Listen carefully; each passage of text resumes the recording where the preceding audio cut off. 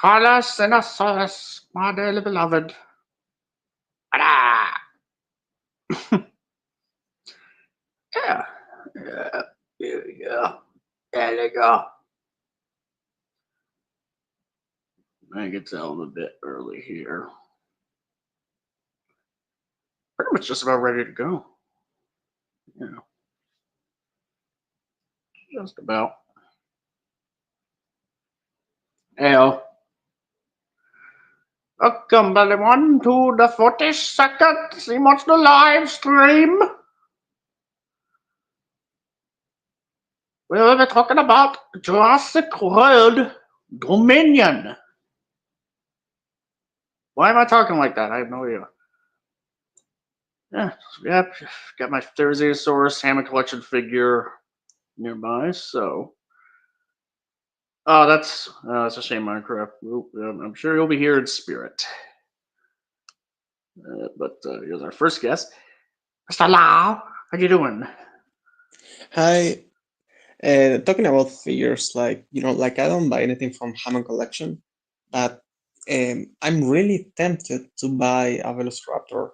Not from the Hammond Collection, but there's like this brand or something like this Chinese company that has them for like 50 euros. Um, Hmm. that and they look really like the ones from the movie. Like Ooh. they're really good. And this same brand is also making Vasatosaurus from King Kong 2005 and stuff like that. Ooh. So I've been thinking of that because like while I don't have anything else that's like dinosaur stuff, I could just put fucking Chainsaw Man on top of the Velociraptor and technically like it's still on character. So yeah. Cool. That's nice. Antonio, good sir. Welcome. Hi Hey Antonio. guys, how are you doing? Pretty good. Pretty good. Um, Been a wild last week at this point, but pretty good. oh yeah, one more thing. I succeeded. I have finally had the yellow and orange belt from judo. You had an orange what? Orange and yellow belt from judo. Oh, Ah, that's nice. oh yeah, Okay, that's right. okay. Congrats, man. Do any of you guys? I know this will be a very dumb thing to ask of you, but do any of you guys know any martial arts? I when I was little, I did a little bit of karate. Or no, sorry, I got it mixed. Kung Fu for like a year and a half, and then I left because like it just wasn't. It didn't feel like my thing.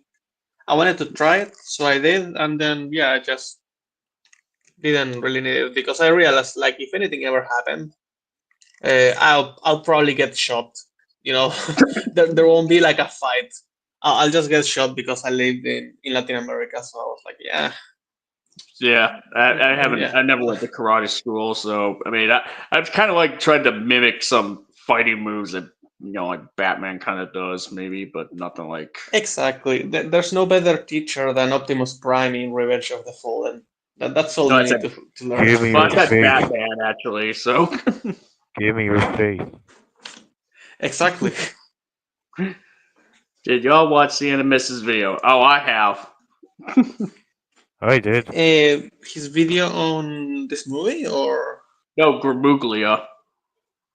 oh, not yet. I didn't know he had made It one. just came I didn't out. see a notification. It dropped a couple hours ago today. So, Ah, Can I okay. just I've been say cleaning. that this Grumulio guy is kind of an idiot?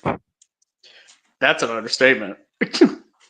I mean, I never had I that high of an think opinion of him before, but I before I that think it stream on Monday. depends But on. wow, I think it depends on the Especially when topic. he talks about There's some things where he's a little bit right about, but also like like when he compares himself to other, like when he's, for example, making a reply to someone else, I've noticed that he normally reacts or replies to videos that are already like really bad.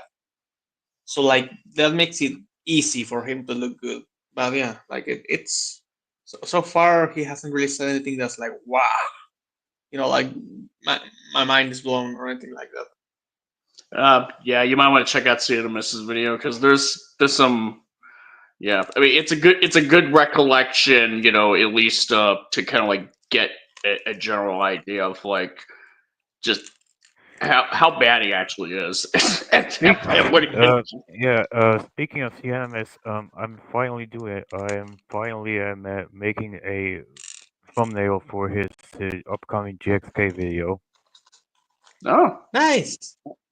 nice. How's it going? Like, have you sketched it out yet, or are you like Um, still like it's in, talking it's about? i- like I said, it's in the sketching phase. I'm not yet done yet. Okay, But all I will say is, if you like Ren and Stimpy, you'll probably like the type of thumbnail I'm making.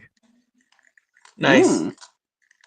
It's not Yeah. really my style, but if you can like do that, it's still like a really nice style to do thumbnails because it's really shocking normally. Like, But are the you going to thing, make it like hyper detailed or like the more simple version of Ren and Stimpy?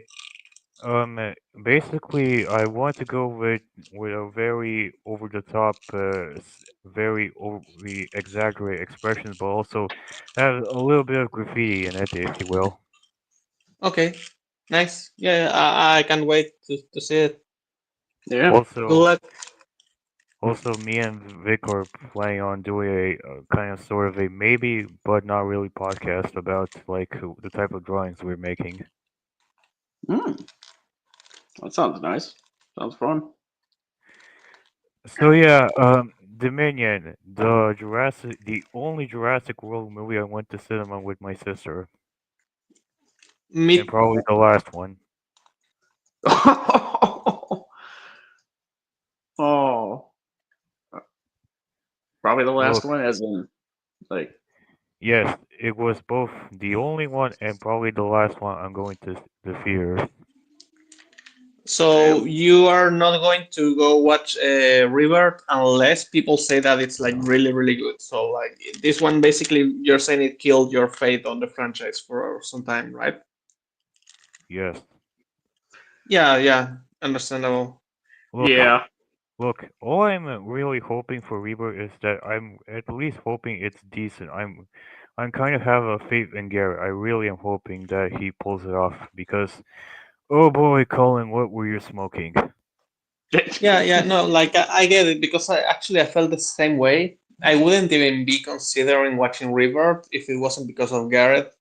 Actually, just because of him is that I know I'm going to watch it, and if I can, I'm actually going to watch it on IMAX. Personally, I don't even want to wait for the reviews. I just think that Garrett always does at least really good stuff, and then it gets Yeah. like better. Like I have never seen anything that's like bad. Even monsters, like I fucking love monsters. Hey, this might be a very dumb thing to ask you guys, but have any of you guys watched a movie called Land of the Lost? Yeah, yeah, with Will Ferrell, right? Did I've you seen that in theaters actually once, and that was the only time I've ever watched it in full. did you all know this was like based on like a TV show back in like 70s or 80s? I yeah, I know heard that. that. Yeah, yeah, yeah. So, was the movie good or bad? Ah, Land of the Lost. Yes. I don't know. See, do you want to go first? Um, I mean, the only time I've seen it was when it was out in theaters back in 2009. Like, I think I remember liking it, but I can't even begin to tell you like whether or not the movie would be. I'm only like the only other times I've ever watched it was just like some clips on YouTube, pretty much. That kind Basically, of any got some scenes chuck. that Grumpy is in it. Yeah, I mean, there's like they got some chuckles from me, from the clips, but other than that, I can't even begin to tell you if the movie itself overall is good. Pretty much, if I unless I give it a rewatch.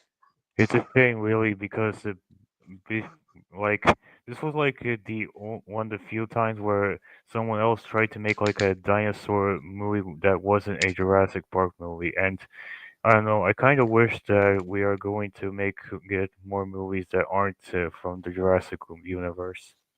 Well, I mean, someone did Well, try to do that with 65, but that movie off, kind but of that happened. one, I think that person actually hated dinosaur movies and was trying to kill them all. He was trying to kill the genre by making I mean, 65. I'm sure it's all you a can. conspiracy. I Huh? mean, look at how how the dinosaurs look in 65, and Oof, yeah, they are not good at all.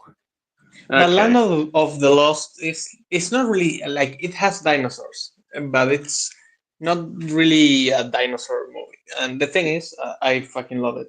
When I was a little kid, I hated the thing because my parents got me like a cheap copy of it, like a pirated version, and so it looked like shit.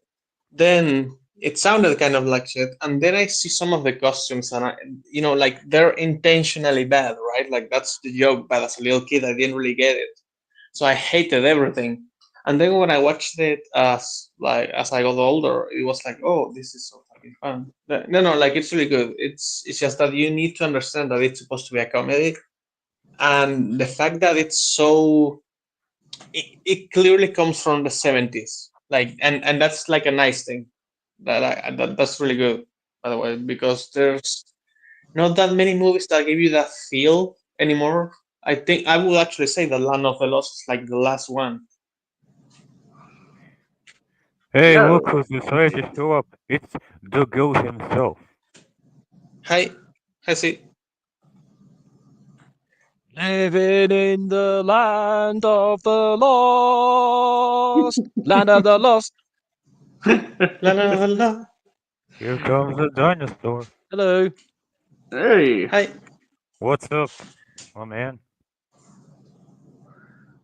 All sorts, really. I was actually trying to watch Dominion before the stream. I thought I've got a fair few hours. There should be plenty of time. No, I'm still bloody watching it. Oh, That is a oh, No. long film. oh, Well, yeah. hey, Cianimous, I did. I finally got the yellow and orange belt from judo. Oh, cool. So can you kill people now? Well, first of all, do you know any martial arts? No, I don't. I don't know. I'm probably in trained to fight Baki or something. Right. Anyway, Jurassic World Dominion. What a Def, time. what a film. So should we like start by saying what we were like expecting before we watched it? Like, do we go like this is since this is like the bad one, like the worst one. It's always like, should This we is like the take our time before we start actually talking about it? Like, this is Yeah. the like can I just say that this to me is the last night of the Jurassic movies. The Transformers The why? Last Night. The last night. I Yeah, for this a moment I heard the Dark Knight and I was like, wait, what does he yeah, mean? this to me is the last night of the Jurassic World movies. Okay. Yeah, I mean, it's definitely understandable how someone could come to that conclusion for sure. So I guess we could start like what we were expecting from this film before we actually saw it before it finally came out. Yeah, I mean, I mean, I guess for those that may not know, like I am pretty much overall a Jurassic fan. I can say that much. Like warts and all. Like I pretty much enjoy all the movies. Obviously, the original is undisputedly the best one of the bunch. Still one of my favorite movies of all time.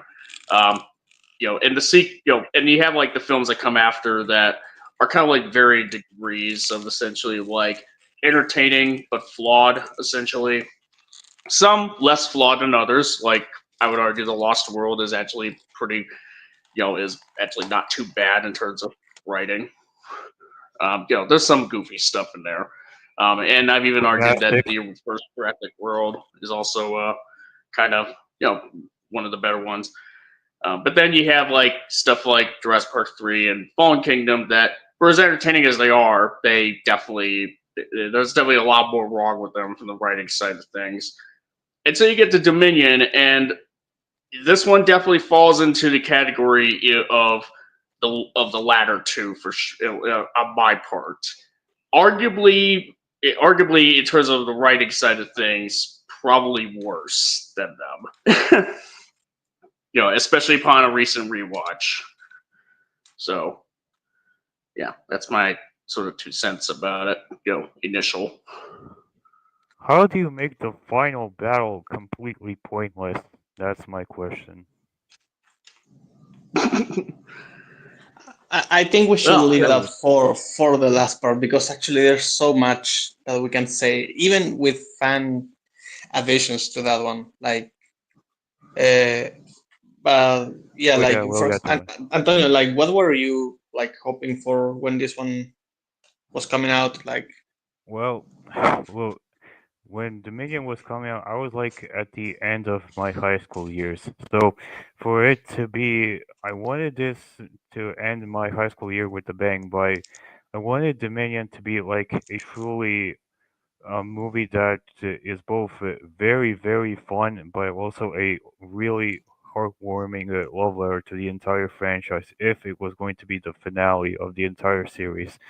I wanted the cast to be respected. I wanted the OG cast to be, respected. I wanted the movie to very much acknowledge other previous movies. I wanted the things to actually be a really good and fun and very heartwarming and enjoyable finale. But instead, what we got was a movie that was filled with bad writing, filled with so many awkward and stupid decisions, and completely pointless and derivative ideas, and a final battle that is so pointless it doesn't even need to be in the movie in the first place, unless you're like a third YouTuber, which I will talk about. So yeah, that's my thoughts on Dominion, and the fan endings were way better in my opinion. yeah, Yeah. So next up, I guess Lau, you can go right ahead next because I guess CMS is still watching the movie. yeah. First of all, I want to ask Animus, in what part are you? In which part? Like, what was the last thing you've seen? So I got up to the bit where, oh, which bit? Oh no, exactly where Dodgson turns off the hyperloop and the main characters have to get out the train and start going through the mines. That's exactly where I stopped. Oh God, you Okay. have like another 40 minutes. I Oh know. dear No, lord! it's an hour. It's an hour. What? Oh Oof. shit! Oh That's what I god! mean. I Ah, started the film. I was like, I've got 3 hours here. I should be able to get through this. The actual runtime of the film is 2 hours 27 minutes, and then oof. obviously I've stopped with breaks and little bits in between. And it's just like it keeps going and going and going. It's just like Jesus Christ, why? My brother, what And are you yeah, drinking? Do you at least have beer to enjoy it? oh, I don't drink. I'm a full sugar person. Okay, then just get some chocolate and instead of sugar, put some cocaine because that's what you'll need after this one. Like it's Honestly, I've seen the film before. I did a review on it on my channel, but it's okay. I was going through But it again to refresh myself. It's very interesting rewatching it. okay. So like I like the first Jurassic World. Like I really like the I have fun. Like it was nice also seeing people in the theaters that weren't like dinosaur fans or anything also like it. Uh, I never watched the movie in between, as I told you like many times. Like I just knew that okay, blue is like here, then there's like a volcano exploding. I didn't really understand the point of it. You know, like in the Lost World, it's like okay, we want to bring the park to the mainland, and here it was like okay, you want to save the dinosaurs? Like that doesn't feel like a movie. You know, like what's the point? Like is Blue going to die and the end? And then when I heard what it was all about and all the fucking mistakes that plague it, I was like, ugh. And then it came on TV, and then I watched some parts of it, and I was like, oh, this is even worse than I thought it would be. So I never really watched the full thing together. Maybe I watched it in full, watching pieces here and there over time. So like here they were bringing back Malcolm, Dr. Grant, and all of that, and I'm sad to say that this is the movie where nostalgia actually did get me because I was like, oh, you know what? I want to see these people again. Just like it will be nice. And so I went. I remember that I didn't completely hate it, but it was kind of boring. Yeah, like there were some scenes that were nice if you didn't realize that they were like set up horribly, like the chase, like the chase.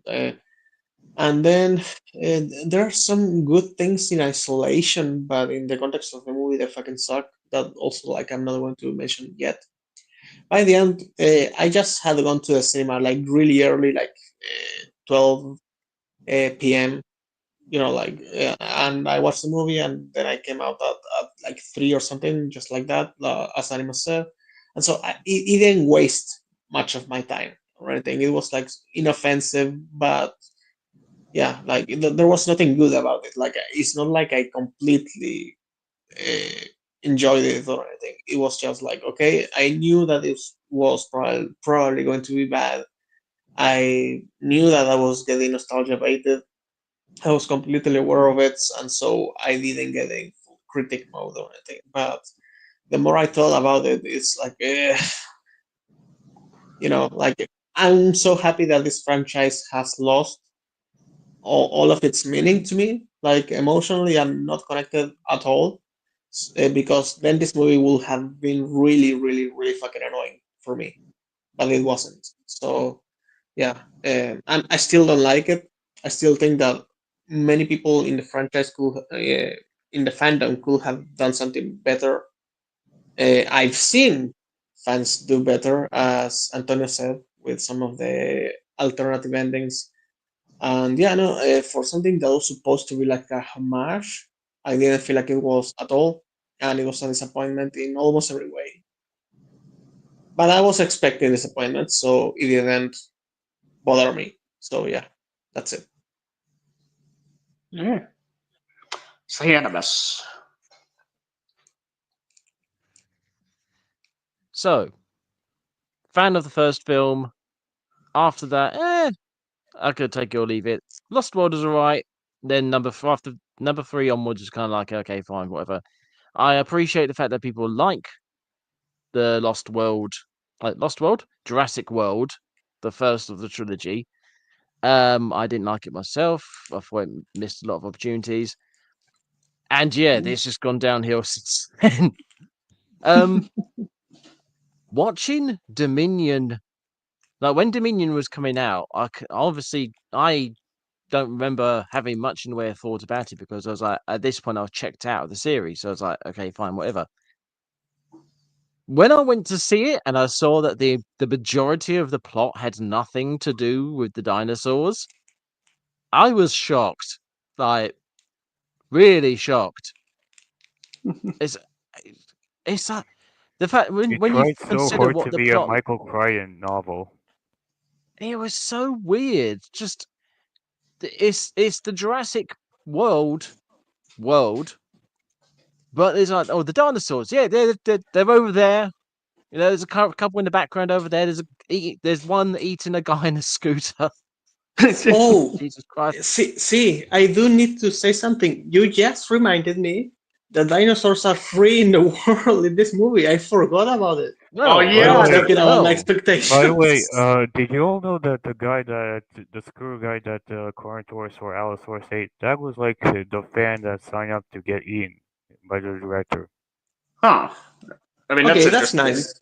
Yeah, that's Yeah, interesting. that's a That's nice pretty thing neat. to do. That's a cool. That's pretty cool. Okay, that makes that very silly part a little bit more entertaining. But yeah, Yeah, there's a reason why people meme on it. It doesn't make any bloody sense. yeah. Like It's the guy noticed. The guy should notice two big carnivores like terrorizing the streets, and he lets them get eaten by one. It's like what? It's, Okay. it's the fact in that Lilo and Stitch when they say, "Is that a weird dog?" Imagine the guy saying, "Is that a weird animatronic?" and then he just gets eaten for real. Maybe that's it. Maybe he thought it was a bird. Hmm. it's yeah. My disappointment with this film is never ending in terms of just all the things they decided to do. The one weird thing I will say is that rewatching it, some of the humor lands, like Dodgson being really weird when the main characters arrive, and he's just like, "Oh yeah, hi, yeah. Do you want to? Do you want to go to? Oh yeah. Do you got a bar? Yeah. And this guy, this black guy here, he's kind of like me, but taller. I've got to go now." And he just walks off, and everyone's just standing around going, "What the hell was that?" And he's deliberately weird, and I kind of liked it. And then other little snippets of humor, like the woman trying to fly into Biosyn, and someone on the other end is like, "Sorry, you're not allowed in. You can't come here." And she's like, "Hey, wait a minute, is that Denise? Hey, Denise, how's it going?" He's like, do you want me to tell them about all the problems?" And then Denise looks round at Dodgson, who's standing right next to her. Is like, I think she means the other Denise. Yeah, the one in accounts. What are your thoughts on the fight between the Lystrosaurus and Oviraptor scene? Which one was that? It was That's the I've one got. where oh, it's the scene where the Oviraptor gets his head ripped off. That's in the extended cut. He was watching the theatrical version. So Oh, sorry. Yeah. Oh, I didn't even know there okay. I was an didn't realize there was an Oviraptor extended in one. the extended. Yeah. In the extended cut, it was also featured the prologue where the Giga and the T-Rex fought. Oh, Oh, okay. yeah, I remember the drama with that one because it's like, oh, they killed the T-Rex again, unlike in the beginning of the movie, and then they had to take it out of the theatrical version. Just Wait, like in so JP3. the 2.5 hour version film that I'm currently watching that just keeps on going and going and going actually has a longer version.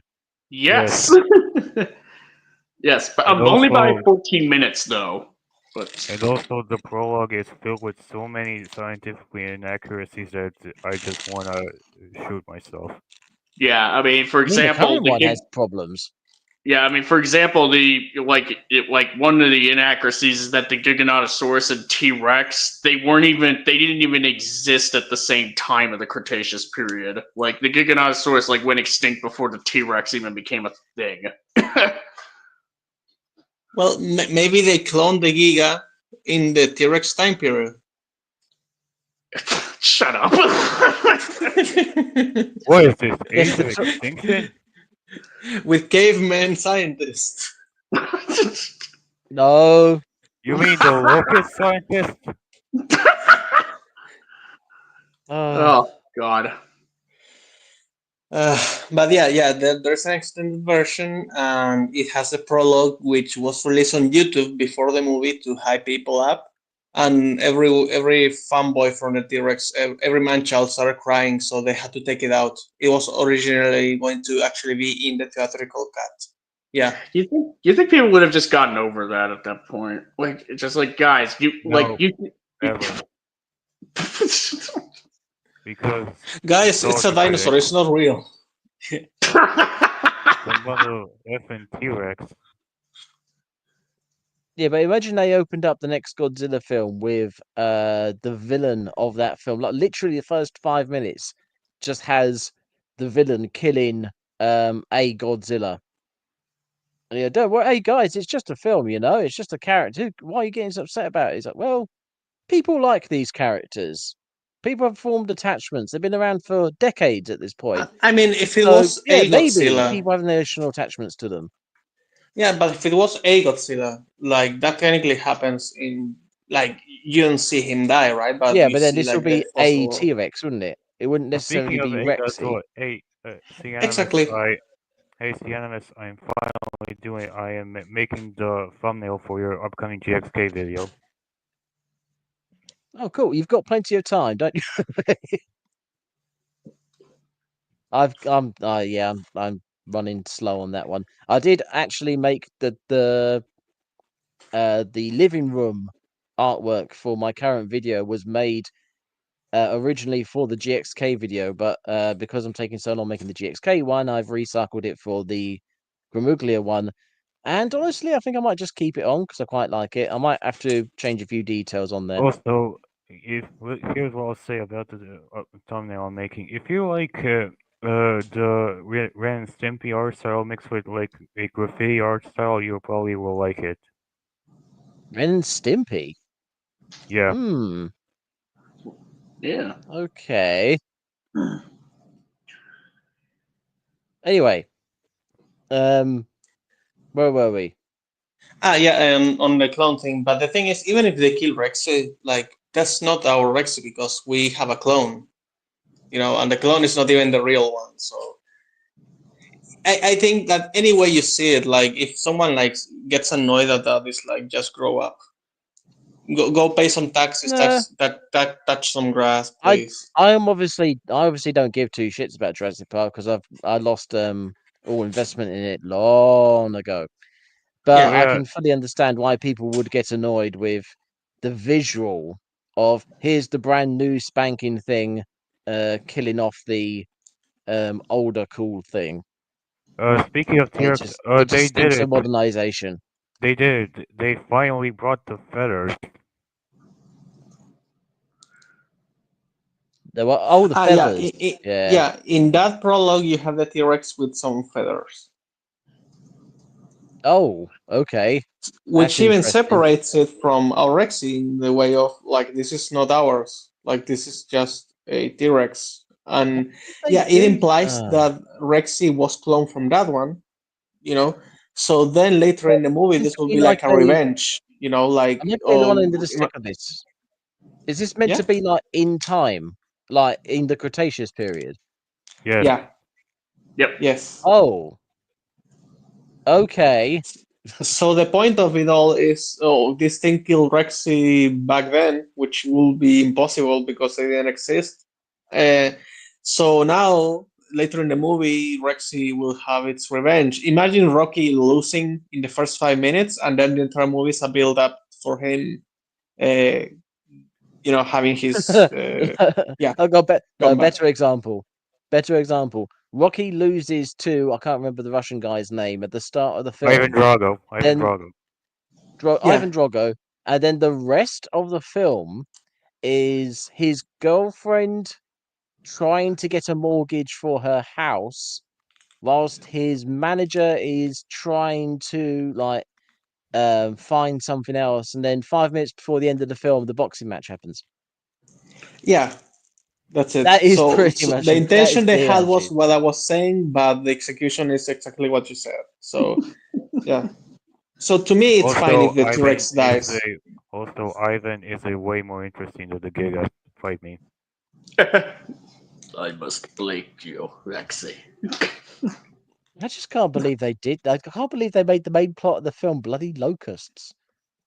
It's like the dinosaurs are just obstructions to the actual plot. Yeah, you would be forgiven Yeah. if you forgot that dinosaurs were actually let out of the last movie by watching Dominion. Like you would be forgiven that is a thing that was happening because the It's like film at barely touches on it. the very start of the film. They have that fake news report thing, and within a few, I think it's within the first minute, I think they say so. Most of the dinosaurs were captured. Oh, okay, but also they covered the planet. What? Yeah. And why do they keep putting them in snow? Dinosaurs wouldn't be in snowy areas. They are partially was it exotherms or endotherms? The one where they need to heat up from the environment. They wouldn't go to Well, cold areas. They Cold-blooded. would fucking well, die. no. You see, Scanner, some dinosaurs have managed to like survive in some cold environments, like the Yeah, like the Pachyrhinosaurus. Antarctica. Or look, there's a documentary called Prehistoric Planet. You'll like it, and you'll see why. Yeah, yeah. So it's actually a thing that they weren't all cold-blooded. Probably a lot of them were closer to a rhinoceros than they were to like a crocodile. Mostly herbivores sometimes. But yeah, yeah, like there was like a lot of variation. But the thing is, yeah, honestly, if they wanted to have an infestation, you don't need a fucking bug. You could just have any little thing that you've seen in the in the rest of the franchise that you didn't think it was like a big issue, like the compies, and say that these little things have like gotten overpopulated and they're going into cities and Absolutely. yeah, And that like would that, actually solve and that's a dinosaur. that would solve another huge problem in that these locusts have not existed before. As in, they haven't been in the previous films. They weren't designed for the island, etc. In universe, like they designed dinosaurs for the island. Nobody designed ancient Cretaceous locusts. So the fact that we've got ancient Cretaceous locusts flying around everywhere, like super-sized, stupidly big ones, and nobody outside of some old scientists are sitting there thinking to themselves, did somebody engineer these? And then if somebody engineered them, who could have? And then basically Diacin should have been shut down years ago. Yeah, like it'd be one thing. That's why I kind of thought like, well, maybe they were using like some kind of like DNA of like an ancient prehistoric sort of species of large locust. But then I remember, wait, how would mosquitoes even drink locust blood? How would the okay, that wouldn't even work. So yeah, actually, like the fact that's that the these point. are I didn't even think of that. Yeah, so I hadn't noticed that before. That's yeah, so the actually even fact that worse. So the fact that these are just regular locusts, but bigger, like present day, modern day locusts, but made larger. No, but they do say again. I've watched the first half of the film, so this is fresh. What's her face does actually say it has Cretaceous DNA in it. You mean Ellie Sattler? Ellie Sattler. Sure, I don't remember her name. The blonde one, Oh, Ellie Sattler. Ellie. Ali Sadler. At least Admiral Holdo. Oh, God. Don't shut up, see. No, No, it's not her fault. She had the one horrible, terrible movie, and with this one, it's actually two. So yeah. Don't remind me of Disney Star Wars. I still stand by saying that this Jurassic World trilogy is still better than the Star Wars sequel trilogy. by By a long margin. But Hmm. there is definitely, though I would not fault anybody for thinking that there are some similarities in terms of practice kind of being made in between these two trilogies, essentially. Yeah, because somehow the Locust returned, even though we don't have their DNA. No, somehow So maybe it was the Dodson Force. somehow Dodson is here. Ah, yeah, Dodson Somehow was the can from the first film is here. Somehow. Yeah. I mean, we kind of talked about it a bit during the Final Wars stream from like almost a year ago. Like we went on a tangent about that, but yeah, just to quickly go over it. So the Barbasol can that Dennis Nedry was given to by Dodson in the original film, he was meant to use that to bring back some embryos to Dodson's company, because obviously Nedry was being underpaid by John Hammond. The can gets lost when Nedry's getting killed by the officers in that film. Like it's drowned. Like the can drowns in mud. The thing was supposed to have like the embryos last for like 36 hours, I believe that's what they said, in cryostasis before they go bad. So you pretty much have that. The can is suddenly back in this film, and it clearly has scorch marks as if it was retrieved after the volcanic eruption in Fallen Kingdom. So this just begs the question, when or how did Dodson even have the time to even find this can? And for that matter, what even compelled him to even go and retrieve it when not only are there no viable embryos to like extract from it because they'd all be dead after how many years, like after decades of languishing on the island, but also what would even compel him to go back there, especially after the volcanic eruption, where the island is just destroyed. simple. Just to watch the last episode of season 5 of Camp Cretaceous, and you'll get why. No, I'm not. No, no, no, no, no. We don't play that. We don't play that around here. Look, it's simple, all right? You just watch. No, Hey, it's It's not not my in the fault. movie. It doesn't count. I'm sorry. That's just my philosophy. Hey, well, it's not my fault. Also, Camp didn't Camp Cretaceous is Cretaceous better. come out later? Well, season 5 of Camp Cretaceous came out the exact same time Dominion came out, so yeah. Oh, okay. Okay, never mind then. so it's the Baby Yoda Force healing episode of Star Wars, then. Maybe. Oh God. that's Also, its sequel series Chaos Theory does a way better job of doing the whole dinosaurs in the mainland much better than Dominion does. I did hear that. Like, so for what I understand, apparently Jurassic World was way better in its animated shows for kids, basically, than it was the fucking movies that costed like millions. But apparently not as much. Like they cost more than a dinosaur. Those Yeah. movies. yeah. So- According to Fallen Kingdom. But yeah, they need to go and make the TV show more important than the movies. Like, it's amazing. Yeah, I mean, the short battle at Big Rock kind of it pretty much gave us like sort of like more or less what we were hoping what a good number of people were hoping Dominion would be, which is to show what happened, show like the ramifications of Fallen Kingdom's events, which is dinosaurs running amok in in the modern present day mainland. And and it pretty much we even call back.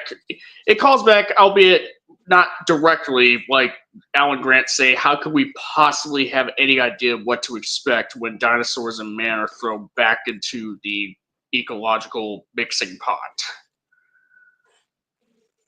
Hmm.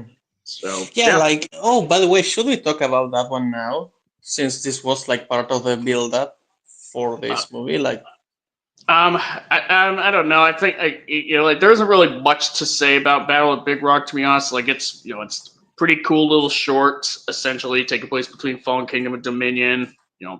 It basically did improve on basically redesign the Allosaurus' god awful design from Fallen Kingdom. So yeah.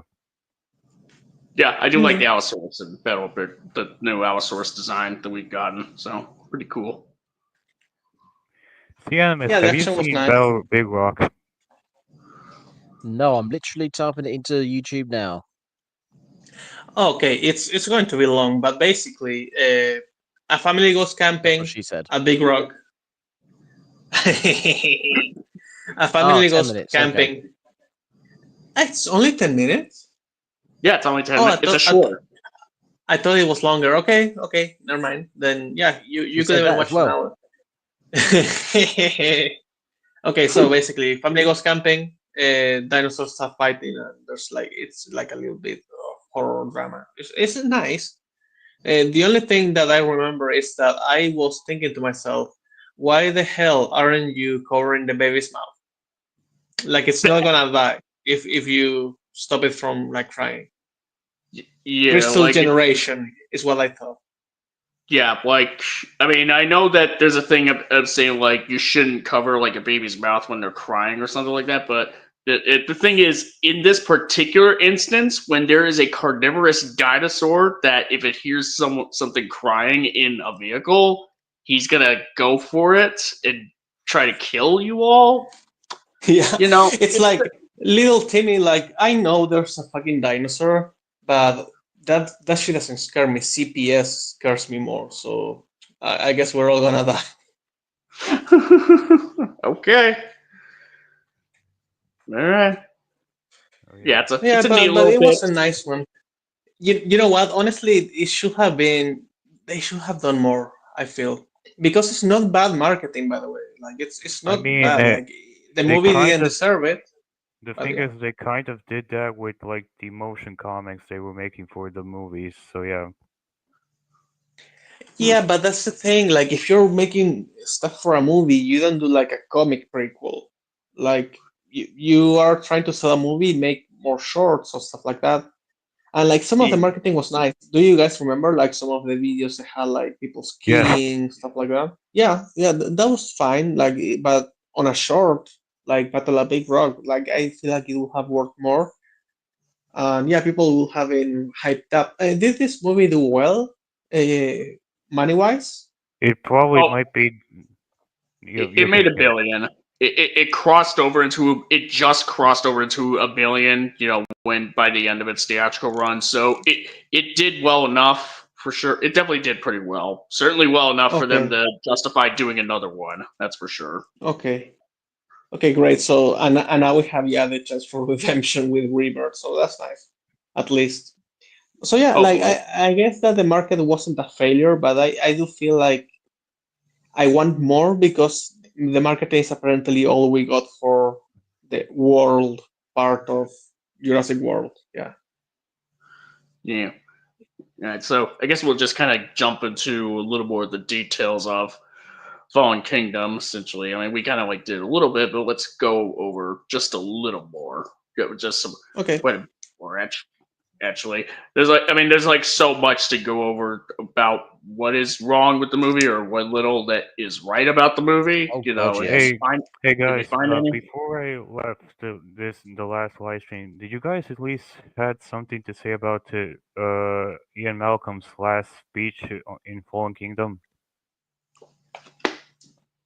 I think we said that it was like just a thing, like he was there to get some money, and the movie used him to get some marketing. That's all there was to it. I think I said that Ian Malcolm was like one of the only characters that Fallen Kingdom didn't mess up in the writing side of things because of how little screen time he had and the fact that he was like kind of consistent with how he was in the last we saw of him since The Lost World. So there is that. Yeah, but Like the events you of the first two movies would definitely inform why he would pretty much essentially be so vocal about letting the dinosaurs die on Nublar back in Fallen Kingdom. Yeah, he was basically doom mongering. That was Yeah. essentially him for his two very short scenes in that film. It's him going, "Oh, genetics, death, world destruction, the nukes." hey, Uh, speaking of and then, speaking funnily, of they did exactly the same thing in this film. hey, speaking of Ian Malcolm, how would he like Ian Malcolm think about like the Titans of the Monsterverse? Would you like hate them or something? He would basically be telling Monarch to just leave him alone. He'd be telling everyone to leave him alone. I'm assuming that's what he would be doing.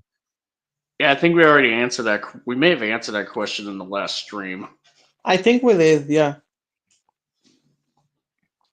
Yeah, I'm getting some deja vu. I'm not gonna lie with some of these questions. Okay. Yeah, it's funny that in this film again, start of the film bit I've watched today, he it has him in the lecture hall talking about how could destroy the world, which is exactly what you were saying in the last film. But they had in little details, and it really makes me wonder whether the people writing this script know anything about anything, because they say the people who played with nuclear power didn't know what was going to happen, but they pressed the button anyway. What? No, they did. That's that. It, ugh.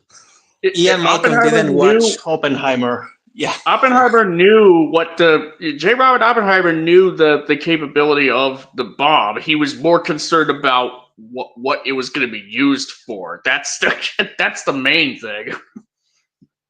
They understood Exactly. how powerful that weapon was going to be. It's just whether or not it was going to be abused, essentially, which could destroy the planet. And you know, understandable reasons. Like you create something that insanely powerful that could just end the world as we know it.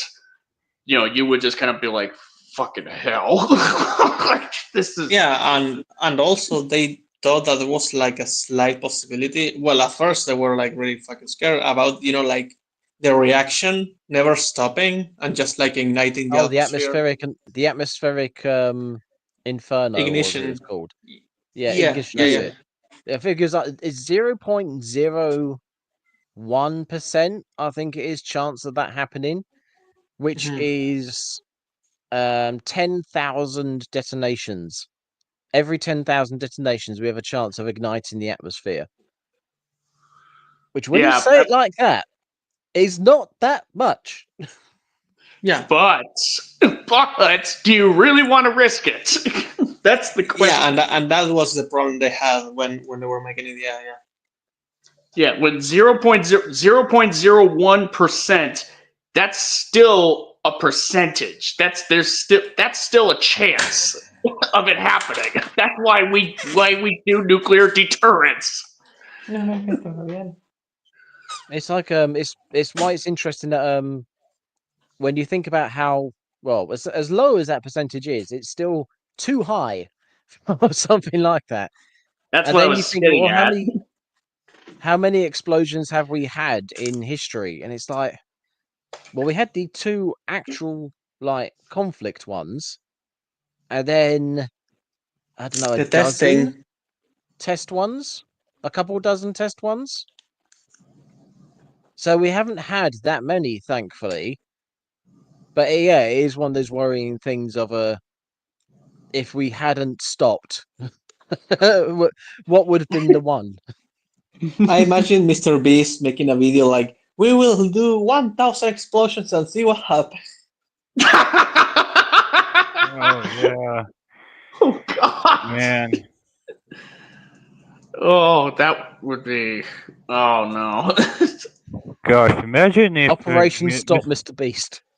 God, imagine if Mr. Beats got like some hands on like a T-Rex and do a challenge on, hey guys, let's see which one of you can survive a T-Rex attack. Let's go. The ultimate game of statues. It's a Squid Game meets Jurassic Park. Oh, Oh You man, could that would be. absolutely see him doing that. Anyway, yes, Yeah, the Dominion ain't great in a lot of ways. yeah. I mean, we haven't really gone over too much about why it's not great just yet. We're trying to get there. so Some of can the we talk? opening stuff is just awful. Like when I can never remember her name. There's that brief moment where the paleontologist vet, or whatever the hell she was called from the last film, Zia. she Yeah. appears. Zia, she appears for like 5 seconds with the most feminist haircut you've ever seen. And as soon as she pops up, I go think it's, oh my god, no, no, no. I thought we were rid of her. She was a terrible character last film. No. And then that's it for the film, as far as I remember. She doesn't appear again. It's like, did she? What was the name of that the Korean actress in the Star Wars film? Kella Marie Tran. Yeah. It's like she got tranned. she because Kelly Marie Tran turns up in The Rise of Skywalker for like 5 minutes after the huge amount 5 of minutes. That's a negativity of her conservative character. estimate. I mean, yeah, a conservative estimate, must be said. But she turns up for like a very, very short amount of time and is almost like announced that she's not going to be in the rest of the film. Just like, don't worry, guys, she's not here. And then the same thing happens with this character. It's like she was an awful character in the second film, and then she appears for literally a minute in the third one, and then that's it. It's like, wow, they did it again. I don't Not that think I'm that's complaining. I mean, I don't think that's necessarily has to do with the fact that Zia was like a controversial character the way Rose was. I think it's just a happenstance. Oh no, it's not. It's not necessarily that she was controversial. It's just the fact people hated her. I Also, did not. Franklin I is thought she here. was an awful character. Well, I What mean, about when I say Franklin? controversial, I mean like it was like kind of like Rose was kind of like high profile enough, as like something that stood out in the Last Jedi that people kind of hated. Whereas Zia was just kind of a Zia definitely Bitch. just flew under the radar compared to Rose. Let's just say more people would talk about Rose Tico as far as like bad characters of that sort compared to Zia, What who was about just like, oh yeah. what about characters like Franklin? He has a little more screen time than Zia, but he at least has like an extra scene. But yeah, he's kind of He he's barely in this film either. At least was he a wasn't screaming for character. 5 minutes. That's me. He was a completely different character. It's very weird. It's like watching him on the screen. It's like, is this the same character, or is it just the same actor, just happening to return for the film as somebody else? Because it really did not feel like the same character. Puberty hit him hard, my guy. Yeah, he kind of seems a bit different. Yeah, he definitely seems a bit different of a character. He's less obnoxious in this film than he was in Fallen Kingdom, but he definitely isn't too consistent. Then you have like Barry, who from the first Jurassic World, who is definitely the most consistent, at least of those returning types, I guess you could say. So there is that. At least he didn't overstay his welcome.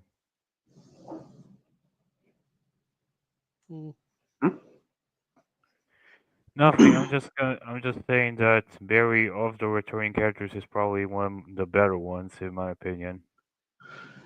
Yeah, I mean, but even that, I would say even then, there's a couple of moments with him. I mean, we'll get to it, but that's just that makes me go, "Why, dude?"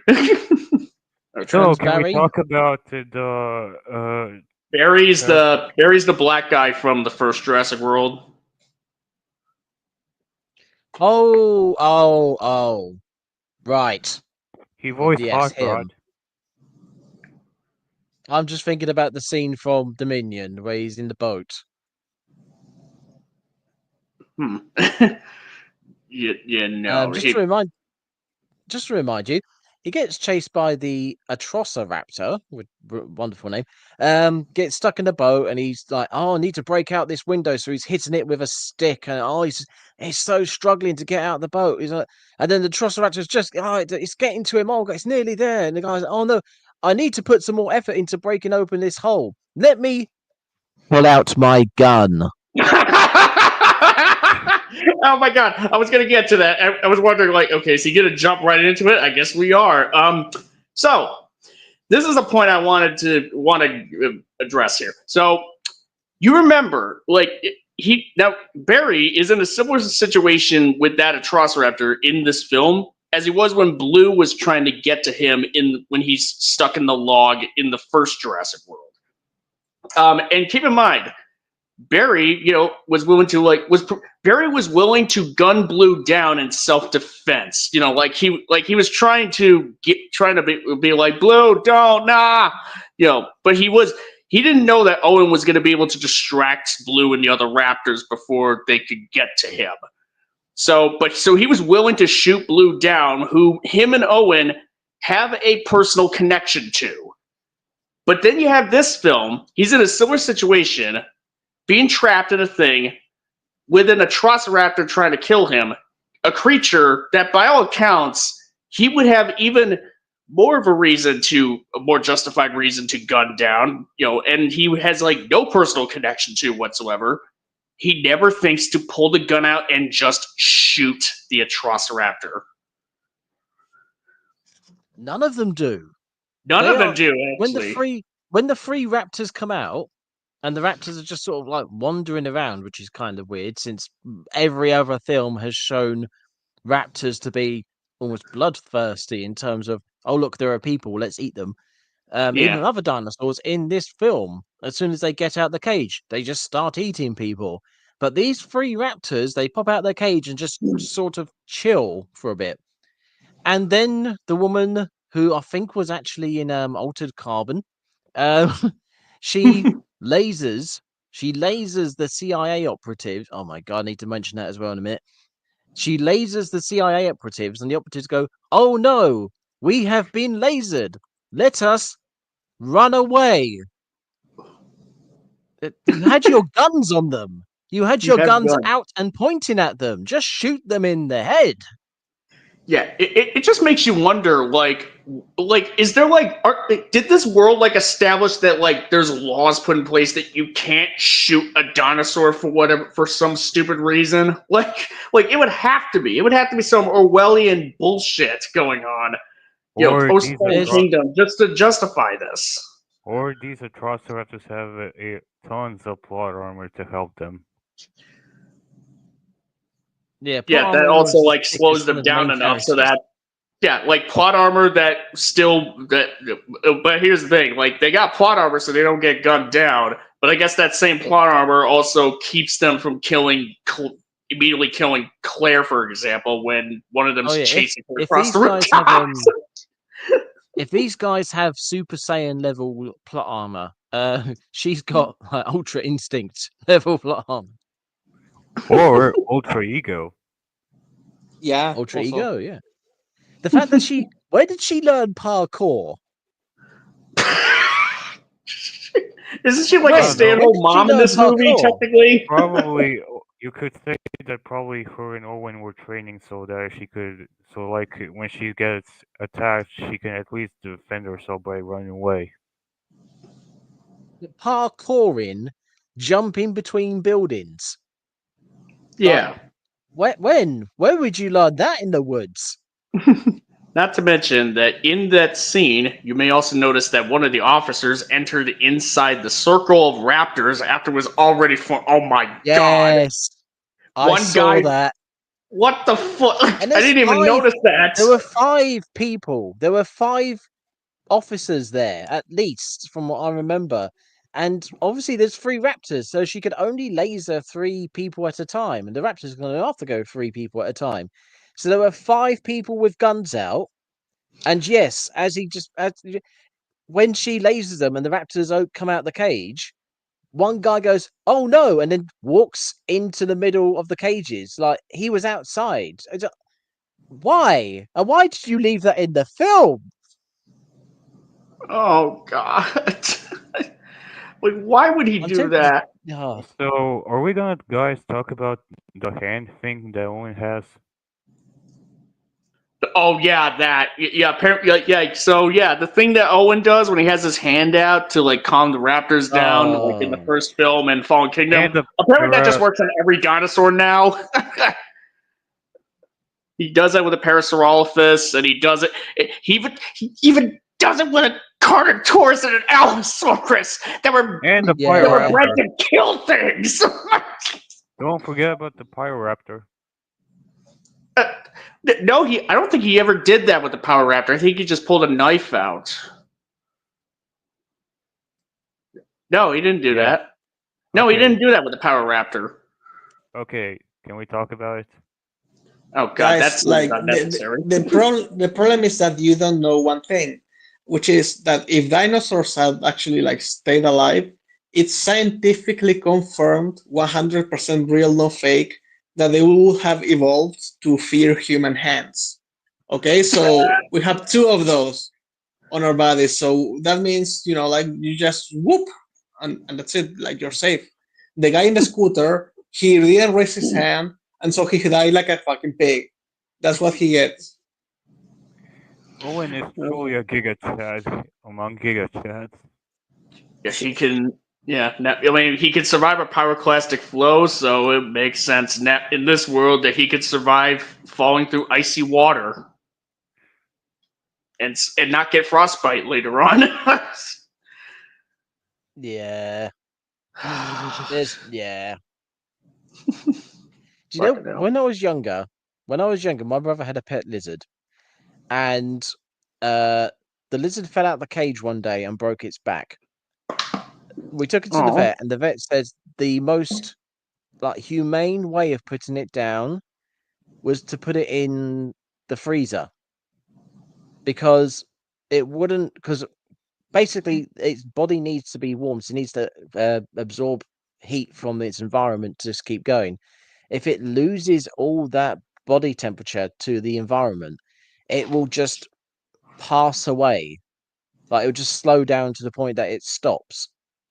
Which is why putting it in the freezer is the best way of like putting it down. Hmm. So then we get this dinosaur leaping headfirst into a frozen lake. I just. Yeah, even with feathers, like this is a bit much. also the Pyroraptor's feathers just wouldn't not work because it was like its feathers were like designed to be like in like a very jungle-like environment, not like in a frozen tundra environment. That's the problem with basically every scene in this film where dinosaurs are in the snow. We're in this isn't even quite an interesting like scientific thing, but we're currently in an interglacial period. So we are in an ice age, just in a high temperature part of the ice age. Dinosaurs were in a very warm period of human history. Human history, bloody hell, planetary history. So the planet's temperature was way higher, which is why they were able to grow so big because they had so much heat in the environment. The reptilians were able to grow bigger because of it. Same reason why insects got bigger because the oxygen content was higher, etc., etc. The environment at the time allowed for dinosaurs to cover the planet. Our world is like mostly not very good for reptiles. Like if you put a reptile out in Britain, um, it will probably survive for half the year. Then the other half of the year it will probably die because the environment is just not suited for it. It's just too cold or wet or damp, whatever. It's just not suited for it. So the idea that you have these dinosaurs who are just like, yeah, we're in Nevada. We're in Nevada. There's a desert. It's bloody hot. Lovely, lovely area for us. No, we're going to go up to the mountains where it's snowy and cold and we're going to freeze to death. Why? Yeah, it's like it'd be one thing if why would this Power Raptor like go up to this like super cold area that is isolated from the rest of the wilderness essentially that's down below the dam. And it's like in this area that you would think that it would be like Biosyn's staff just sort of keeping an eye on things, checking things up. It's like, all right, Gary, here's your shift. Go check out what's going on with the dam. And suddenly this Power Raptor shows up. Um, like it'd be one thing if it appeared in like below the dam where you could tell it's like, all right, there's some greenery. It looks like it's at least the temperatures would be like at least mild, if nothing else. Because which it's like maybe a little chillier than your average dinosaur would probably be used to, but nothing that they wouldn't be able to survive in. But that actually it's like brings up a worrying point is that when they show you the lush, verdant valley in the middle of the like frozen mountains, you think, okay, so this is like a sort of natural like enclosure type thing. It's like you don't need to have electric fences and all that sort of thing. The actual environment keeps the dinosaurs where they are. But then you just pointed out, the dinosaur is up there in the icy section where it really shouldn't be because there's nothing to hunt up there. There are no other animals up there. So why the hell is it there?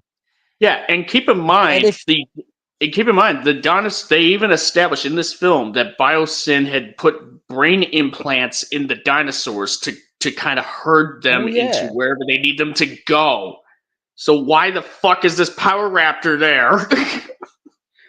It now brings up the question of is there actually physically nothing stopping these dinosaurs from just wandering off, except for the implant in the head, which needs to be like that's a thing that needs to be activated. Yeah, which it's only relevant. Oh, God, it's only relevant when the wildfire happens and they need to move the dinos into the courtyard thing. But and this is like, yeah.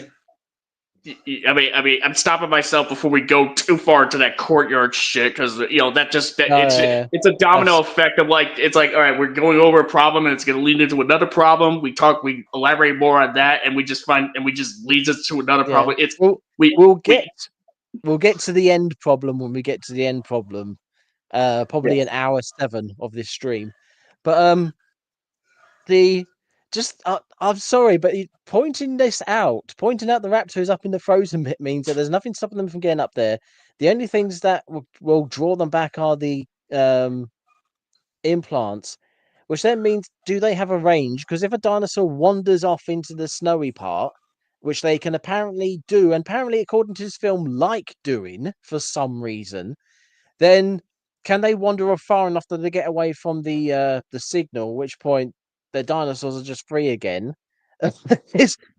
Oh god, that causes so many problems. Hey Yeah, guys, and not only hey, that, but by the end of the movie, when they just by the end of the movie, after everything is sort of resolved, like the Biosyn sanctuary is just kind of left alone, essentially. So now at this point, are the brain implants still going to be a thing? It's just that Biosyn is no longer the one controlling them, or what is going on with that?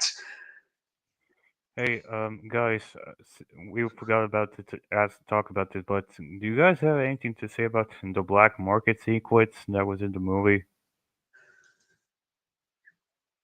We mentioned a little bit about the Atrociraptors a bit, but as far as the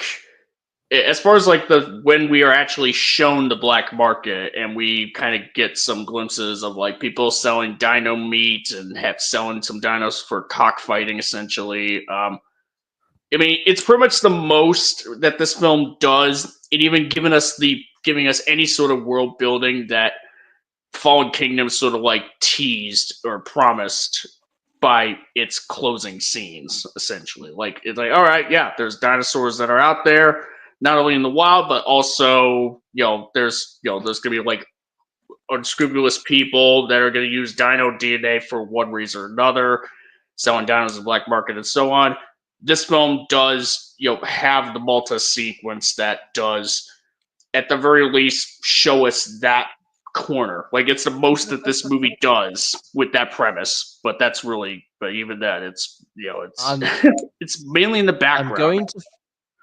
going to focus on the black market bit, but just to plant the seed for after this section. Time for like between films, time for the age of the girl, time for how long her mother was alive. That's gonna be a whole thing. But yeah, the black market stuff. There's stuff that happens in that scene which makes a sort of sense, like people having the cages with the dinosaurs in, and they're exchanging them. They're doing it in this area because this is all the black market dinosaurs, and yeah, we saw dinosaurs being sold off in the previous film. So depending on how many dinosaurs one group of people had or whatever, you could breed them. Did they have the scientists to recreate them using the DNA samples? Maybe, you don't know. These are black market dealers. I wouldn't expect them to, but who knows? But when you get to this scene and you have the pit fighting dinosaurs against each other, yeah, really? You've probably spent like tens of millions at least on these dinosaurs, and you're throwing them into a pit where you bet like hundreds, maybe. Why? That's like buying an Aston Martin and putting it into like a Crash Derby. Why would you do that? It's to see And which then of their dinosaurs fights better, I guess. they're eating them. And these aren't like the silly super rich people that you see who like you see them in like stereotypically bad guy films where, oh yes, we're eating near endangered or extinct animals here because we're so stupidly rich and evil, we're just eating things that are really rare. These are black market dealers and they're eating dinosaurs, which are silly rare and silly expensive. Yeah, No. exactly. Just no. Ugh, So, man. do you guys have anything to say about the Malta sequence? I mean, we've been talking about it. Mainly, I guess like the only thing we could say is like the chase across the streets. Yes. Like particularly Owen being chased by the Velociraptors and Claire and Kayla being chased by one. It's like again, like the raptor. It's like the Raptors. It's like there's crazy amount of plot armor for Claire being able to outrun one, and they like Owen being on a motorcycle, being able to let's at the very least stay just ahead of two of them makes a little bit of sense. But the fact that there's like instances where raptors do get hit by like a car, for an example, and it just doesn't even phase them at all. It's like, I'm sorry, that's like, I know that these are raptors, they could probably take some abuse, but I don't know if they could handle that kind of an abuse. Like, that's a stretch. Yeah, like if you can kill a moose, a raptor should be like pulverized. Oh yeah. There's all sorts of problems with that chasing. Like, obviously we've pointed out the fact that Claire can outrun one. I don't think that needs explaining. So I do want to maybe say, like, I do think that it's believable that you could lose one. You know, like if you get into a house and then you go out the other window. There were so many ways in which they could have like justified it, but yeah, like straight up running away from it, I don't. Yeah, that running one doesn't across make any sense. running across open roofs and then trying to do some parkour to get away from it. You're like, I'm pretty sure that raptor can jump higher than you and further than you on a bad day. Yeah, you're not getting away from it. But then there's No. lots of little details in there as well, like when she jumps onto the balcony and then the raptor jumps over her and then somehow the raptor loses her. Like the raptor's standing in the room going, oh, where's she gone? I'm sure she's around here somewhere. Where in every other instance where they're getting hit by cars and metal poles and all sorts of things, they are immediately back in the chase. But this one just stands around for a bit. But then I can't remember the pilot's name. The pilot Kayla. just so happens to be walking past that very spot at that specific time Oh God, yes. to then help her. I know. And then they get in that van, and then they get there's speed, so they can't keep up with Claire. But then when they get in the van, the raptor can keep up with the van. But then the other two raptors are keeping up with Owen on the bike. So their Yeah. top speeds continuously change Yeah. depending on what they're chasing. Yeah. In the context of the premise of the scene, like the Raptors being able to, like the Raptors only just being able to be at pace with Owen, like save for the obstructions, obviously, that's that's one thing, because Owen, he's an expert with a bike, with a motorcycle. Motorcycles tend to go really fast, so it makes a little bit of sense. Kayla and Claire are in this sort of essentially like a rickety ass van or truck, and the Atrociraptor it's the same thing. Like the Atrociraptor is only just right behind them, as opposed to being able to catch up with them. And I mean, the ultimate this doesn't make any bloody sense moment of that whole chase sequence. Owen rides his bike onto the plane, and then one of the raptors jumps onto the plane as it's taking off. Planes require 100, 150 mile per hour speeds to take off. You telling me a raptor can run at 100 miles an hour? Yeah, at that point it's just like and it's not like Kayla was stalling just to buy Owen time. Like she's trying to take off she even says, I think Claire says, pull over, and she goes, that's not how planes work. Yeah. Oh, it's such a it's a crazy sequence. It's a boatload of insanity. that's just like some people could probably call those nitpicky moments, even though these nitpicky moments would result in the death of the main characters, and therefore, I don't know why. I don't know why, but when Altered Carbon Woman phones up Dodgson to tell him what's going on, and instead of saying the CIA are onto us, they just try to ruin our operation or anything like that. Instead of giving Yeah. them the actual important information, she says, "Oh, the parents are here."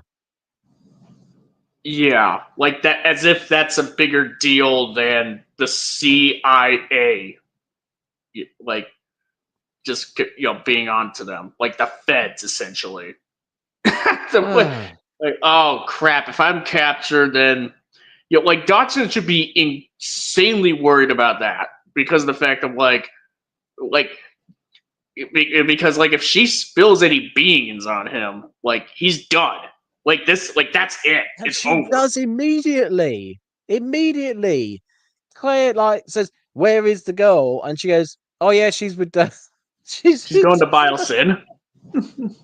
Immediately. Doesn't even need torturing or anything. Just like, "Oh yeah, Bison." Yeah, I mean, she That's gets zapped oh, once. She's all like, "You don't use that on people." It's like, oh yeah, bitch, you that was tried a to weird kill me. line. That was a weird line. Oh god, that's another thing. When Altered Carbon Woman uses the laser on Claire to go, oh look, there you go, the raptor's now going to be after Claire, and Claire goes, oh my god, and then runs out the room and closes the door. My very first thought was, okay, so Claire's just going to run at Altered Carbon Woman because if she's holding on to her, then the raptor's going to have to kill her as well to get to Claire. So maybe the Altered Carbon Woman would have something to counter the laser thing, hopefully, because you'd think they would put something like that in, or at the very least do something to like, well, you took my daughter, so fuck you, I'm going to get you killed. Anything other than running in the other direction. Hey guys, I'm terribly, terribly sorry that I got out because something was happening with my phone. I had to get out of the battery, so I deeply apologize for it. No, it's okay. Yeah, that's all right. Yeah. So, where I'm were you checking to guys with see. the? So, I'm what were you trying to guys check talking? this. Oh, okay. Okay. All right. So let me just check. I mean, while you were talking about the whole thing about that CNMS, I was checking to see how long it would take to fly from Malta to the Dolomites by plane. Turns out it's like an hour and 35 minutes. Like I thought it would be like farther away, but it turns out like, oh, okay. So not too Oh, it's long. all in Europe, so yeah, it's not going to be that far. All right. All right. Well, yeah. I thought it was gonna be. Yeah. I thought it was good. I thought Europe is Dolomites would be smaller than further away. Texas. Yeah. Yeah. So, All can right. we talk about the return of the OG cast? Alan Grant, Ellie Sattler, Ian Malcolm, the trio. Yeah, I guess if there's unless there's anything else to say about the Malta sequence, which No, not really. I don't think so. I think we. I mean, besides, uh, I'm just trying to I think, is guess there anything? I want to say that it doesn't feel like part of Jurassic World almost, or it doesn't feel like it's a movie that fits in the franchise because it's It feels so like more like it would come from like James Bond or something. yeah no Yeah, James Bond, but with dinosaurs, thrown in. yeah Or it's trying or to even emulate that or Mission Impossible. So or Fast and uh, Furious. yeah something Well, like that. yeah, later Fast and Furious. And again, the whole point of that scene is not a James Bond film where he's fighting secret agents or whatever. It's not a Fast and the Furious film where the bad guys are like stealing stuff and the good guys are trying to stop it. No, the actual point of that scene is they're trying to get a girl, and the dinosaurs just happen to be there. Yeah, it's actually kind of more like Taken, but with dinosaurs. Yeah. Except without the camera thing going woo. Oh my god, guys, we didn't talk about the part where they kidnapped the girl. Oh yeah, We Let's. skipped straight to the middle. Ah, That's she okay. rides onto the bridge. Yeah.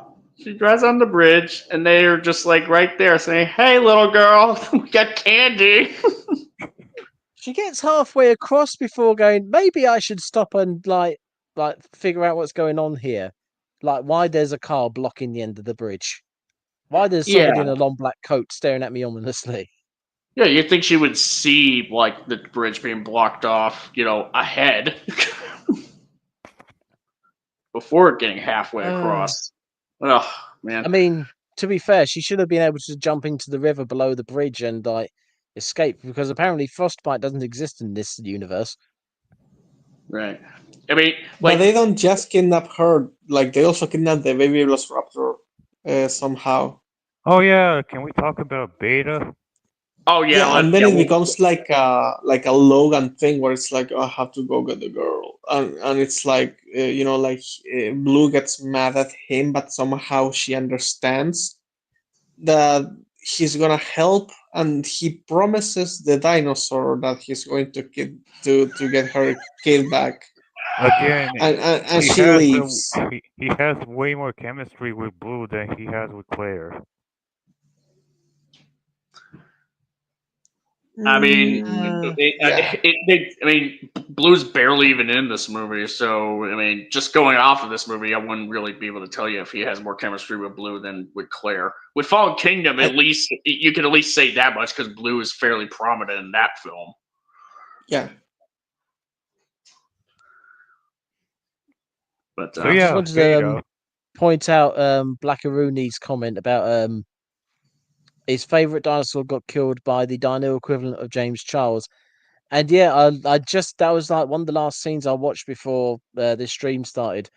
The dinosaur, I don't know the name of the dinosaur, the one with the beak and the claw hands. Oh, fair there's enough. a source. There's a source. Yeah, that whole scene is very odd. Just I for mean, her, it's like everyone, okay, the dinosaur's could- blind for some reason, and then the deer, which are famously skittish, just Yes. stood there and got sideswiped by the thing. Like, Yeah, what's going that's on? probably that's probably the deer getting killed like that when that shouldn't possibly happen considering deer's survival instincts. That's probably like my one major critique of that scene. The Therizinosaurus is only blind in one eye essentially. That's how he was able to see the deer because like if he was blind in both eyes, he wouldn't be able to see at all. But since he didn't see Claire immediately because the side that was facing her was blind, but the other side wasn't. But yeah, I mean, as far as like a sequence goes, like I think it probably just would have been cooler, and I think I've seen like a review even mention this. Like it would have been cooler if the Therizinosaurus was more obscured by fog, so that we'd only see like a vague shape of it approaching Claire, and we get more and more detail as it gets closer and closer to her.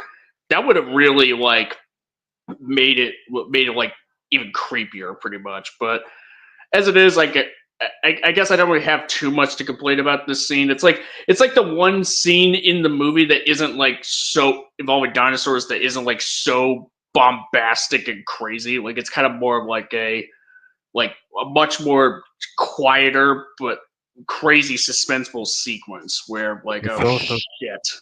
it's also considered the best scene in the entire movie. So yeah. Yeah, and the that's Therizinosaurus not hard. Therizinosaurus I really like as far as it's honestly my favorite dinosaur in this movie, pretty much. Like it's really striking design, I would say. And the fact that it's a herbivore pretty much makes it, it makes it a really nice contrast to like how insanely dangerous it is. Like the fact he's a vegetarian, like he doesn't want to eat you, but he's so territorial, he'll just swat you. He'll just go Freddy Krueger on you. Although it does bring up the point that well, not the point, the fact of how Claire got into that situation of the people who stayed on the plane that crashed survived absolutely fine. Oh Yeah. And then yeah. the person who escaped in the ejector seat nearly dies 3 times. Yeah, because of pteranodons and everything. Speaking of Tyran- pteranodons, can we talk about the Quetzalcoatl sequence? It's so short. It's like it's barely. It's such It a is very short silly. sequence. It's a bit much. I'll be But honest.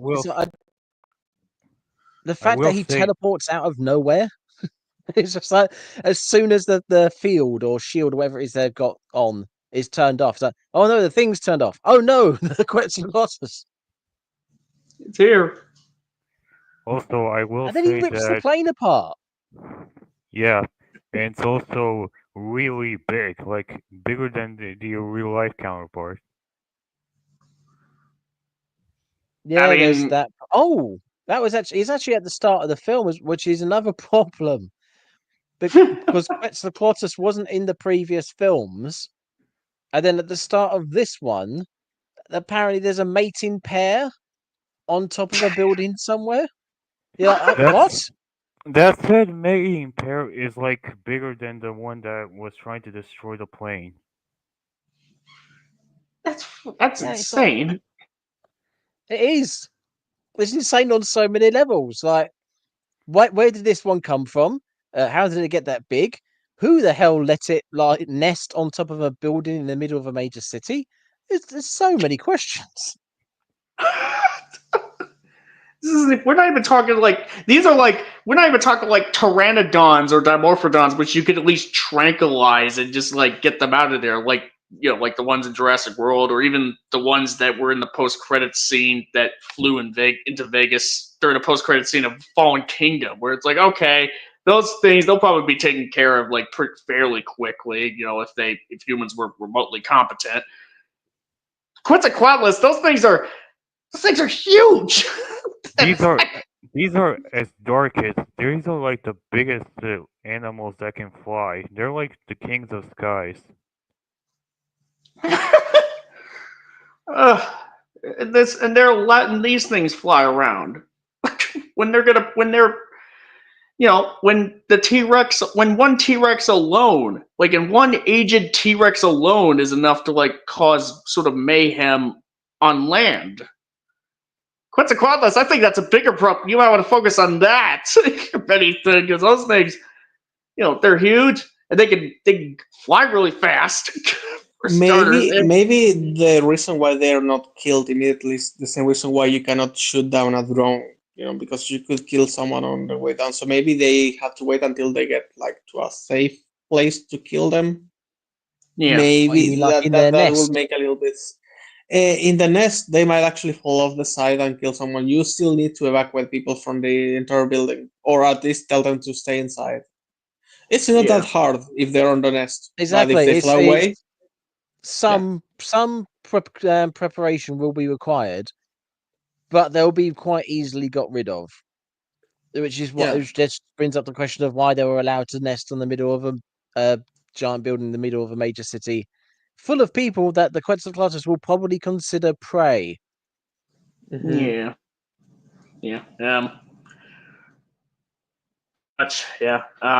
So I guess we kind of got sidetracked a little bit because I think Antonio wants us to talk about the legacy characters a bit. The Han, Luke, and Leia of the Jurassic series, I guess you could say. Yes. Alan Grant, Ellie Sadler, and Ian Malcolm. I guess we'll kind of go over how they were sort of done in this film, I suppose. Just a bit. All right.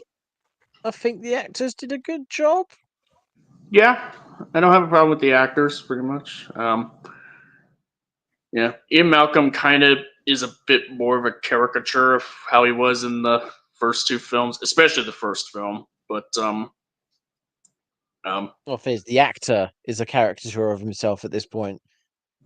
True. I mean, I still love him, but but it is kind of at this point, it is what it is. Also, the Ellie Sattler and the Alan Grant, they basically Ellie's it got divorced. So yeah, they finally got together.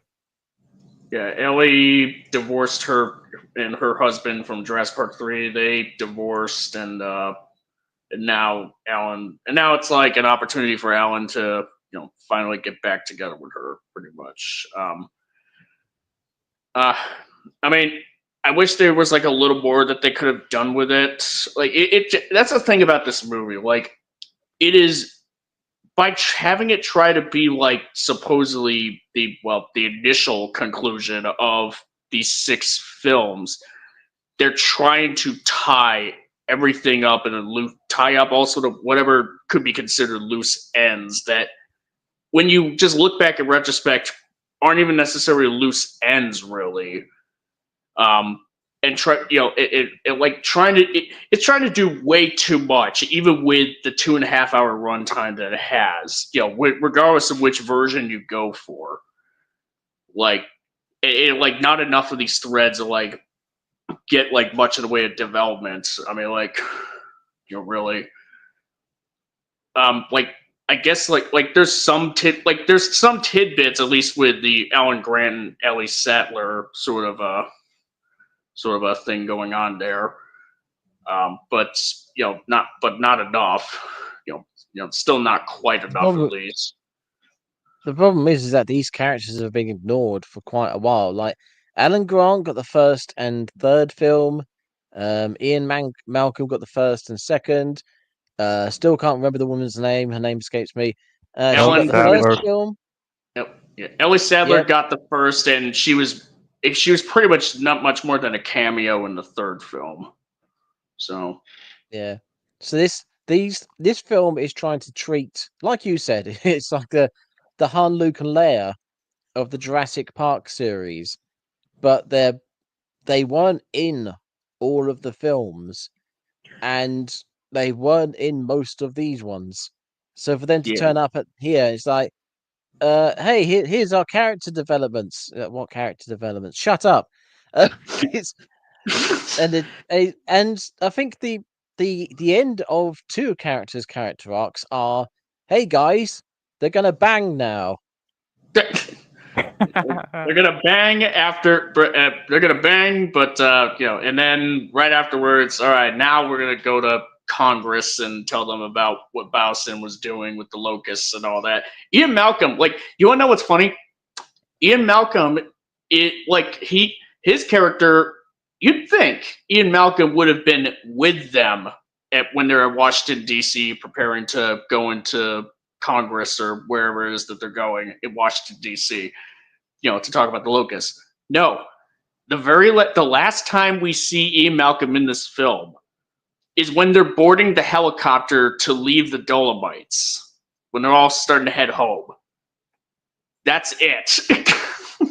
Ian Malcolm's gone after that, which is bizarre. You would think Ian Malcolm would be there, would probably be with Ellie and Alan. He'd probably be just as like important, if not more so, considering that he was pretty much kind of like undercover at Biosyn pretty much the longest. Like he would have like the most insight out of all of them in terms of what's going on, aside from Ramsey, of course.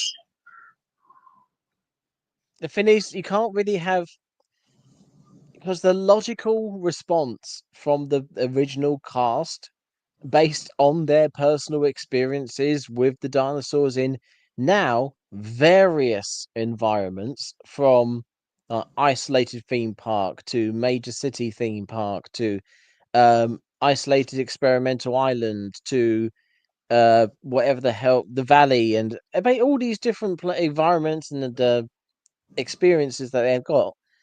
Their advice to anybody at this point is going to be, kill the bastards, kill them all. Leave them be or kill them. That's just. Well, no, you can't leave them be. Before Fallen Kingdom, obviously. There's so many like examples of, if we let them be, shit will go wrong. So yeah, kill them. Kill them. But I mean, I guess I was saying like prior to Fallen Kingdom, like it was just sort of like kill them, or just let them, or just leave them alone on them islands. That doesn't work now either, because in this film they specifically, again, I'm pretty sure somebody said that it was mentioned in the first Jurassic World film, but it was definitely mentioned this time. They say from Isla Sorna. Oh no, the daughter visited Isla Sorna and Nublar. So she was on. They specifically mentioned both islands. So Yeah, you can't. Once they've done that, you can't really have Fallen Kingdom. Doesn't make any sense. Yep. Yeah. So are Yeah. we going Anyway, to? So are we going to talk about the Joker himself? No, what? No. Let's save him for. Let's save him. Hold on a sec. I'm not ready to get into him just yet. Yeah, um. Yeah. I don't really Yeah. So. remember much about him, so we could Yeah. So. talk about the Dilophosaurus first, since it's the first time we get him. That he's also like a comeback from the first. Are you I talking mean, about the? I mean, he technically did come back in Jurassic World, so yeah. That's a Nah, reflection. that was a though. hologram. That's a hologram. That was a though. hologram. Yeah, It's yeah. not even the real thing. But yeah, I guess what the film was, it seemed like the film was trying to go for like some sort of parallel between Blue and Beta and Charlotte and Maisie, considering that they're both mother-daughter pairings that were produced as a result of cloning or virgin births, pretty much. That's what they were trying to go. I mean, it has to. It can't possibly be unintentional. I guess, but yeah. I mean, but I guess if we want to just. Oh yeah, Maisie. So how does the world know that she's a clone? Like, how did that information? I thought that information. You'd think that information would have been kept private, but apparently it's not now. It's all public knowledge that now she's like or something's going on that with is a her. good point. And Unless if they they got hold of like when the events at oh god, what was the name of the guy? Stockwood? Lockwood, Maybe when Lockwood's mansion went to pot, like the government went in there and started going through his files, and oh look, there's a file here that says that she was a clone. yeah, I mean, I suppose, yeah, if there was like an investigation that took place, you probably wanted the government would pretty much would like, or someone would like to know where the fuck did all those dinosaurs come from, like, and they just do some digging and they find out like more and more information. But I guess like that's a question of like why would they let the media know about Maisie essentially? And for that matter, if she is now known, would they like? I guess then they would just have it would be a question of like, do people even know that Maisie is like the one to let the dinosaurs out onto the mainland essentially? Because if that's the case, then you would think that the Han, Luke, and Leia of the Jurassic series would probably have a word or two about that. Just be like, so you let a little kid let out a bunch of dinosaurs, okay? And the world doesn't even seem to care. Oh yeah, and yeah, I'm reading this chat here. It's like, and the world doesn't seem to care about the existence of a human clone.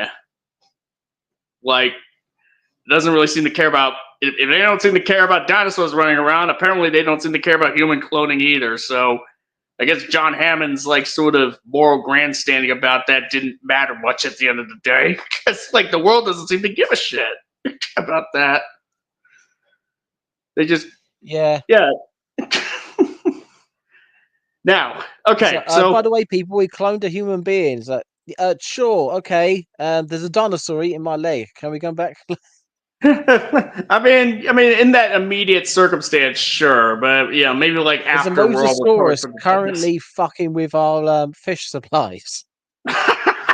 And There are being locusts eating all of our crops. Yeah. being best friends with whales. Yeah, the Mosasaurus is like now swimming with whales, like just kind of fine.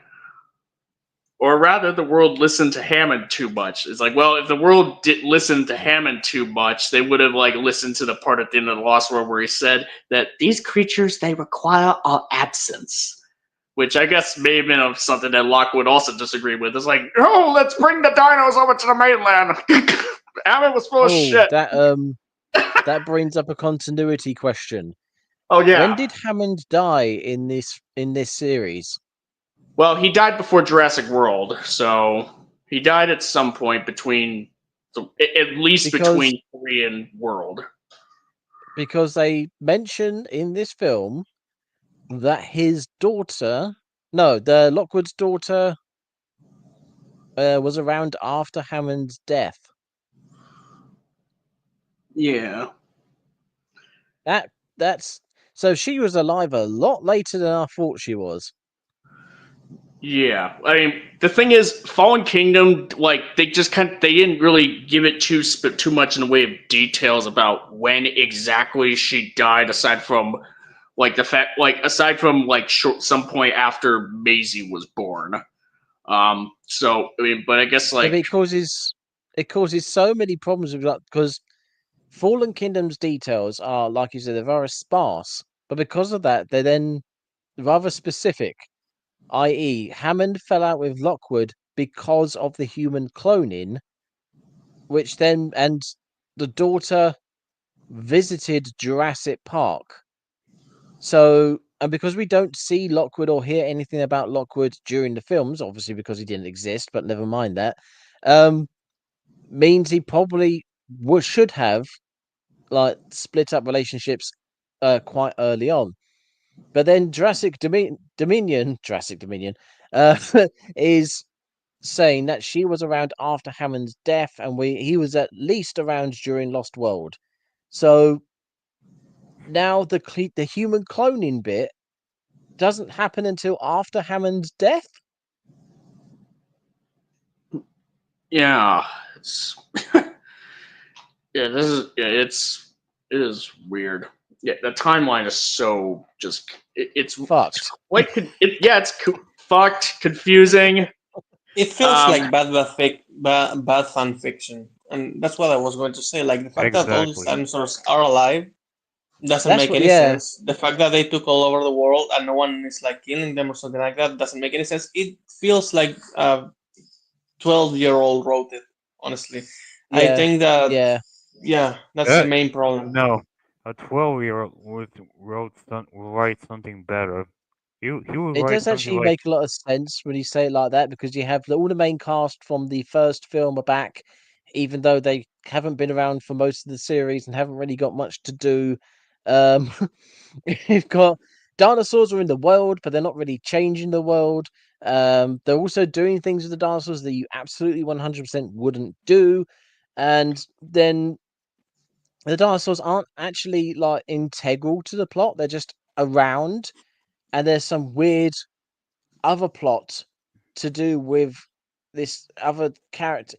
Yeah, it is awful, terrible fan fiction, which was somehow given a budget of what 200, 300 million. remind Yeah, you, and except then you have re- the Joker remind you. too, because someone watched The Dark Knight and they couldn't help Oh themselves. yes, and the big new dinosaur. Here's my OC dinosaur killing the Yeah. old dinosaur because he's so much cooler and bigger and better.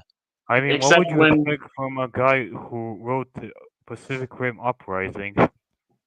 oh, you mean the Oh woman? shit! Yes. Yeah, one of the writers for this film, Emily Carmichael, she was also one of the co-writers for Pacific Rim Uprising. And everyone loved. Wait a minute, what are you talking about? Pacific Rim never had a sequel. What are you talking about? Yeah, Well, yeah. The only sequel is The Black. Yeah. we're probably just gonna have to drop the like. Let's just drop the jokes, okay, for a bit. At this point, I mean, who are we trying to kid here? um, Ourselves. It yeah, hurts too much. yeah. But Speaking of Joker, hold on, I'm still not ready to get into that yet. There's a lot. There's quite a bit. I'm gonna grab a drink Oh, quick. Back in a second. Okay. I want to bring up Headphones. but Henry yeah, Wu for a second. Henry. Yeah, Henry. Yeah. So Mr. yeah. Wu. Now, one could argue that perhaps Henry Wu in the first two films, he like even though he was a villain, like he wasn't like mustache twirling, but he was like not like super obviously like I created mutant dinos. But he is ultimately like someone working with bad guys, obviously bad people like Hoskins and Eli Mills, from Fallen Kingdom. And And also, then, he's not kidnapped or anything. Like he's doing it on his own. yeah, Like it's it's his choice. it's really weird. Like he went from working with Hoskins, who by extension is working with InGen, to working with Eli Mills, who is like a separate party entirely, like not working with any company. And to now he's working with InGen's competitor, Biosyn, working for Dodson. Don't you think maybe does anyone else here think that maybe they should have just like found a way like to just build up to Biosyn at some point, like have it where Eli Mills and Armand Zola cosplaying as Donald Trump in Fallen Kingdom should have just been like subsidiaries for Biosyn to kind of like that, so that way when they're like working with people in the black market, it would just like it would at least like flow naturally into Dominion with Biosyn and Dodson, being like intact, relevant much in the third film. They Like should it will, have, yeah. But the thing is, and I'm not saying that it's not worth doing things and just not only that, but just to improve also, the quality.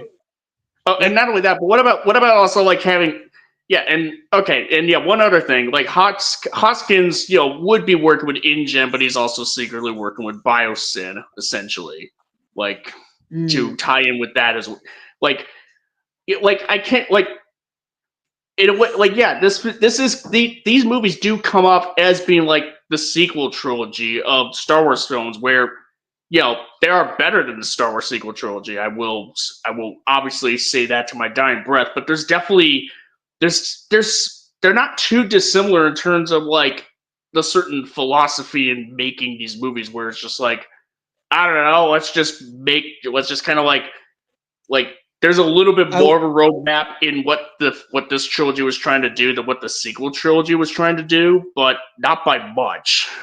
I would still compare it to GVK and GXK in the sense that like GVK, what's the biggest flaw with GVK? The Titans are supposed to go all over the place, even if they're just like chilling, and suddenly we only have two, apparently. The dinosaurs should be all over the world, and we never really see anything important here in this third movie. Like we see more locusts than anything, and everything we see for real it's like one little scene at the beginning with Anapatosaurus in the snow, and then everything else is in the black market, which is artificial because they're brought to that place in specific. Yeah, there's still just more of just the backdrop more than like the main focus, really. Yeah. But And yeah, then you and have these villains brought out of nowhere, like Scar King, which make literally no sense. And you have the retcons for everything else, like yeah, oh, we found a spray with the DNA, even though it was literally burnt. Yeah, yeah. and the DNA is not even viable, so why would Dodson even like come back for it? Like the DNA spoiled. Like the embryos, they're dead.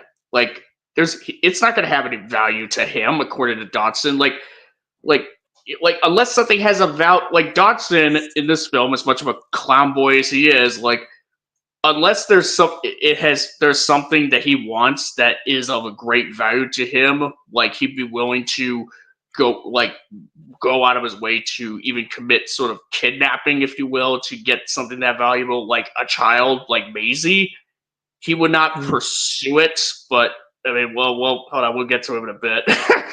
um, he would not go for a Barbasol can with expired embryos that's been laying around in an island, especially one that got destroyed by a volcano, like for a couple decades. The volcano eruption, Yeah. obviously, being a more recent event, but still, um, he just wouldn't do it. The Barbasol can was there literally just because, hey, remember Jurassic Park? I remember Jurassic Park. Remember Wayne Knight?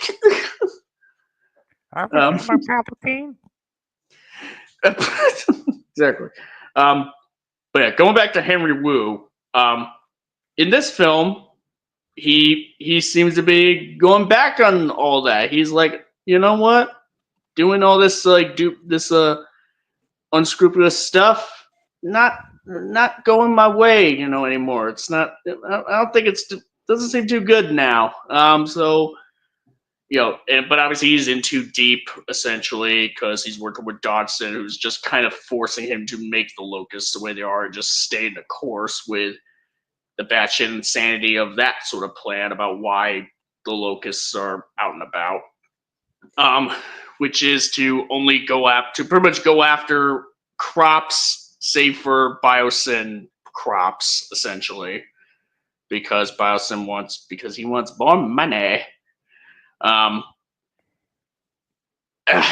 So yeah, Dr. Wu kind of going on essentially like a redemption. It comes out of nowhere, essentially, especially when you look back on the first two films. This is just like whatever development he had going on that made him go from when we last saw him to where he is now. It's off screen, and so it doesn't really feel earned at all. It's really. not only off screen. Like I would say that personally, I think that the only reason why he's like depressed is because he can get his life back. Because after the first park, okay, like he's not really the one blamed necessarily. Maybe it was Hammond, and he gets to go back to whatever he was doing before that. And then the second park happens, and he's again there, and yeah, like he probably was like charged with stuff because this time a bunch of people died, and then he goes on and starts making hybrids and all of this. So it's like probably the guy is like going to jail soon. So I think that he doesn't even really care about like morality or anything like that. He only cares that he went into deep, as you said, and that this time there will be consequences. So that's why he's literally hiding like a hobo with Diocene. Yeah, but now he doesn't seem to live. Yeah, but now the film wants us to be like, oh, hey, you know what, Dr. Wu, poor dude, yeah, he's okay. He's trying to be a good guy now because now like the world's about to starve to death. It's like, what? Okay, this is like a bit out of nowhere. Like, yeah, I'm the only one who was slightly annoyed by because Wu is basically the I was gonna say the criminal genius. I suppose he kind of is in a way, in terms of like he's the one who actually makes the dinosaurs in the original film. He's the one who works out how to do this, that, and whether. He's the one in Jurassic World who says, yes, I was the one who made them like you wanted me to make them, except for the ones where we accidentally made them like we didn't want them to make them, but never mind, ignore that one. And then in the second film, he's saying, here, we've made one dinosaur, we're going to make it and improve it. And then in the third film, they go, oh, yeah, well, I wasn't actually that clever. It was your mum who was the really clever one. And now, because I can't work out what she did, we need you so I can just basically copy her work. Wait, I thought you were supposed to be like the super genius geneticist. Why is there suddenly another super genius geneticist who's come out of nowhere?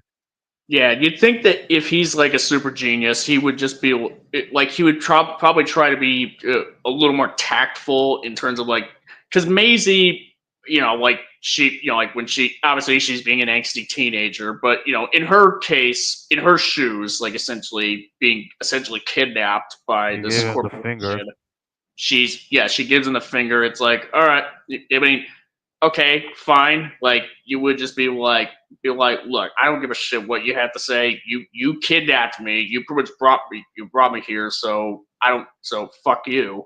But Wu should just be like, okay, all right, listen. I mean,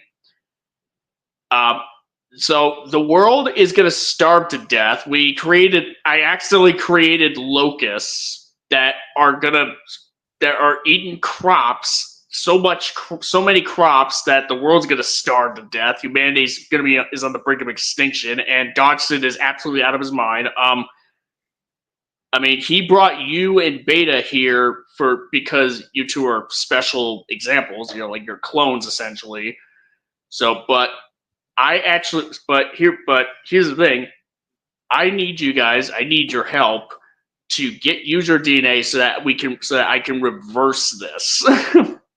The locust thing, as opposed to just kind of being subtle about it, like just going on about like, oh, your mother's like amazing, but like maybe don't start with that.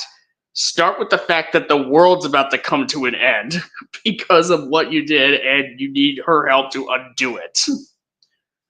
Because as it is, I mean, even with as it is, like the fact that Maisie lets her escapes she lets herself and Beta escape, despite knowing the fact that there are locusts that are bringing about the end of days for humanity, essentially, and she's the key to fixing that. I was just So thinking about that in terms of like he's explained to her like we need you to like stop the locusts from killing life on Earth, essentially at this point. Uh, and then she's like, nah, fuck you, and then runs off. And I was just thinking, yeah, well, maybe she's going to join up with the main cast, and they're going to go to the airport and go to the government or whatever, and then maybe she's got that in mind. And then it clicked that, oh wait, no, she didn't know that at the time. She was just fucking off and letting the world die. yeah, exactly. Like, what was she expecting to do by making that like after that? Where did she think she was going? It's like Barbosa says. It's like, I'm curious. After killing me, what was it that you intended to do next? Also, can I just why did those wrist things need to open every single door? I mean, every door. The cage door on the Beta's cage, the isolation sanitizing room doors between into the locust room. Every single door needs them.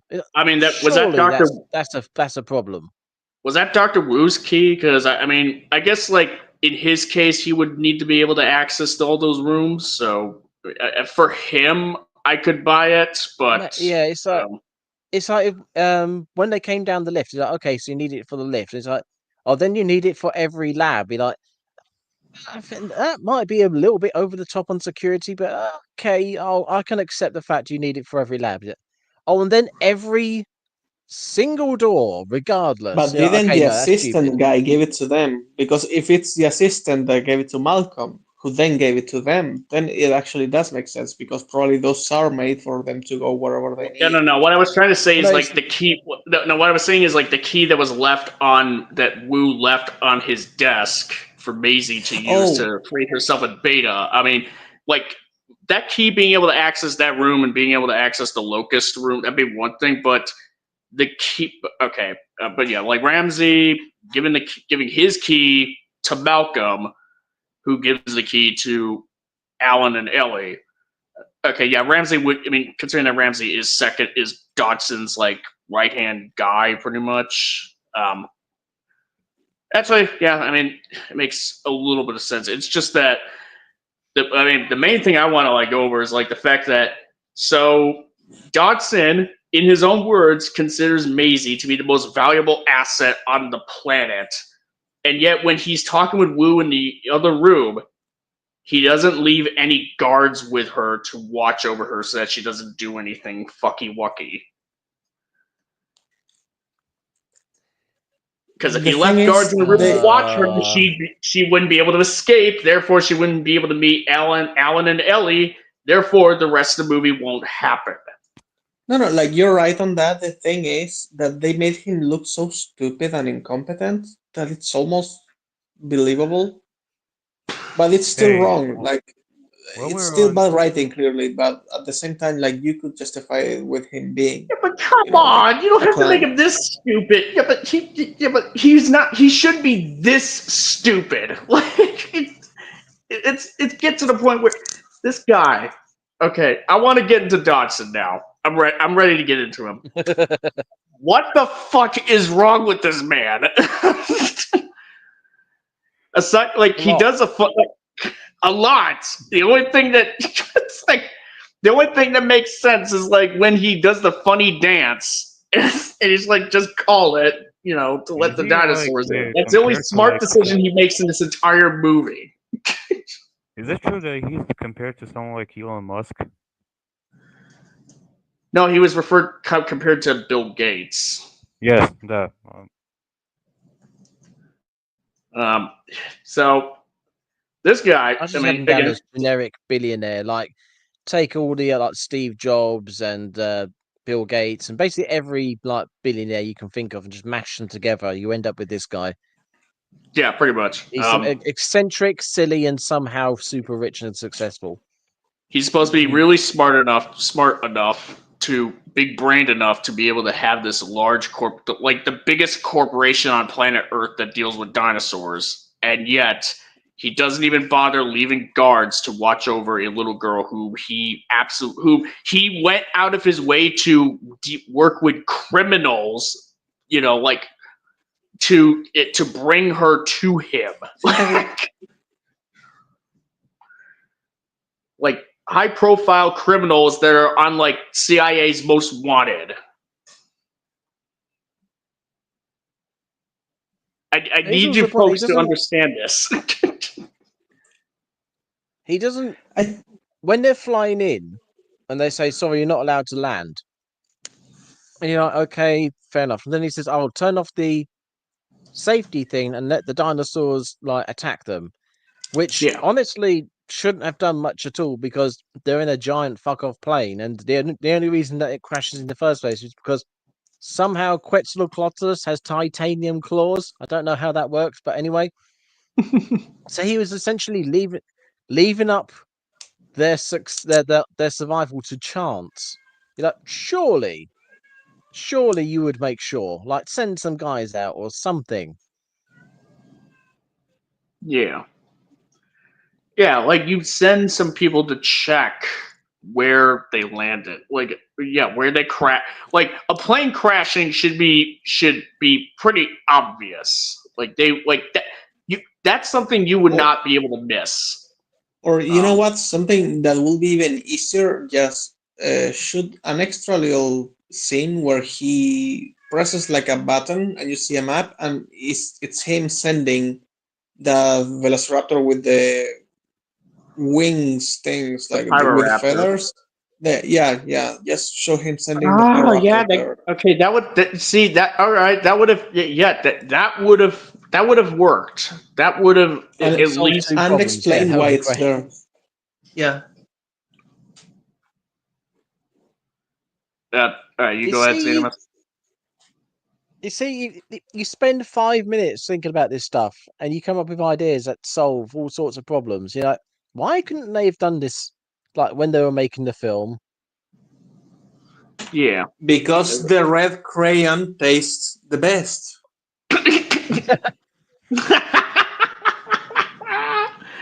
Oh God.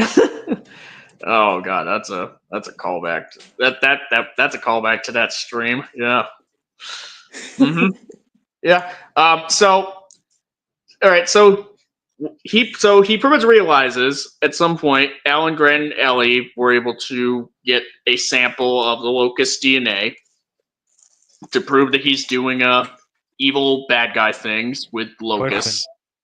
Now hold on. I got it. So yeah, there's more stupid. He even tries to kill the people, by stopping their hyperloop and have them be killed by Dimetrodons in the amber mines. Okay.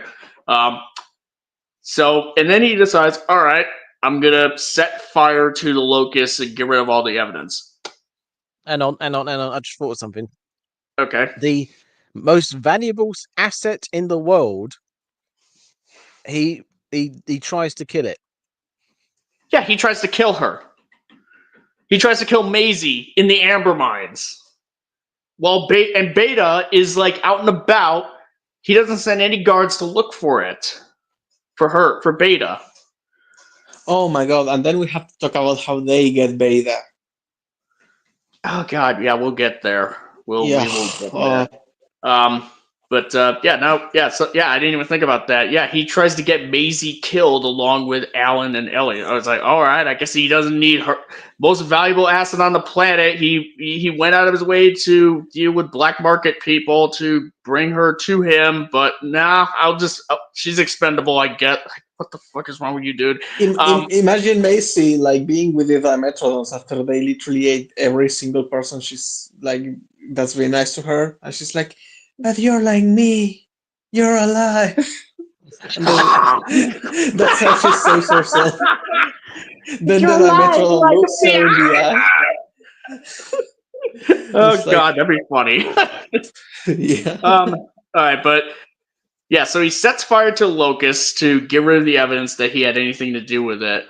So the locusts, while they're on fire, because obviously they'd be in a frenzy, they're able to burst through the goddamn building, and then they start flying around. I mean, okay, and never mind the fact that the locusts are for some reason durable enough, just durable enough to be able to fly around while still on fire before they start falling down and dying and starting a wildfire and all that. You're and telling apparently me that this room. You're telling me that this room isn't secure enough.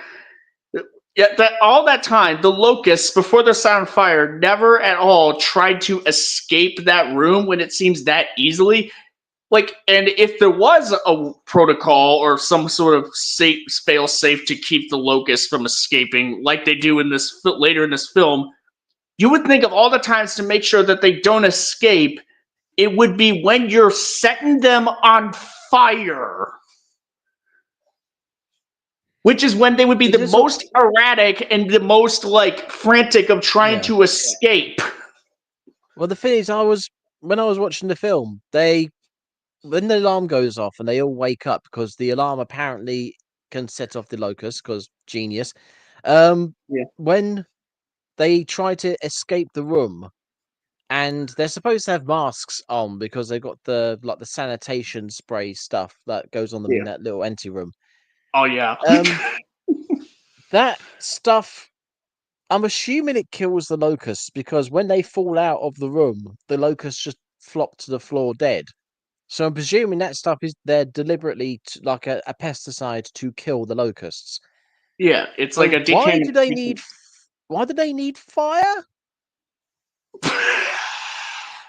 Because it would make the climax more epic, according to the writers. I don't understand. Jesus. I guess that we need a reason to have the dinosaurs evacuate into the courtyard. What the?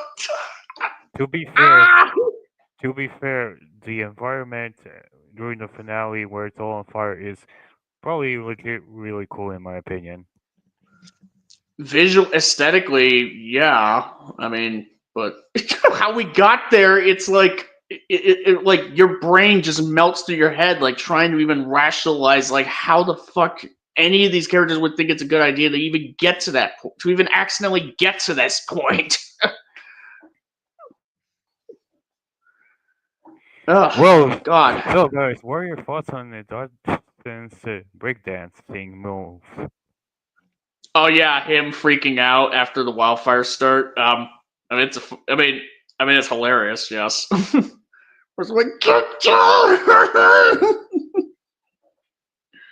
It's like the one meme that came out of this movie, unlike, the certain other character we'll talk about. I mean, I like the meme. Yes, I do. It's very funny. Yes, but I just started because we were sitting there talking. I was, I might as well just have the film playing on my screen whilst we're chatting, just to whilst we're going on. It just got to the bit where Owen and the pilot turn up at oh god, I can't remember Ginger's name now. Claire, thank you. They turn up at Claire's ejector seat in the middle of the dinosaur enclosure. Well, not enclosure. There's nothing enclosing them, but you know what I mean. yeah. The distance between those 2 points is kind of insane, especially in the environment that they are in. Oh, And yes. not only, no, they get from the dam down the dam into the jungle area where the dancers are, then through what looks like half of the area to then get to where she was. Somehow they get there absolutely fine and within a very short space of time. But then she probably does the same thing. I haven't got to the bit where she gets back into the film yet, but they're just wandering around the dinosaur infested jungle and they're getting around fine, quickly, like no danger. There's apparently so little going on in their journey that the film doesn't even bother to follow them. What? Yeah. Just think about all the other Jurassic Park films. You end up in the jungle and it's dangerous and it's it's nerve wracking because there's all these things around and anything could happen at any time. It's a real endeavor watching them going through these places.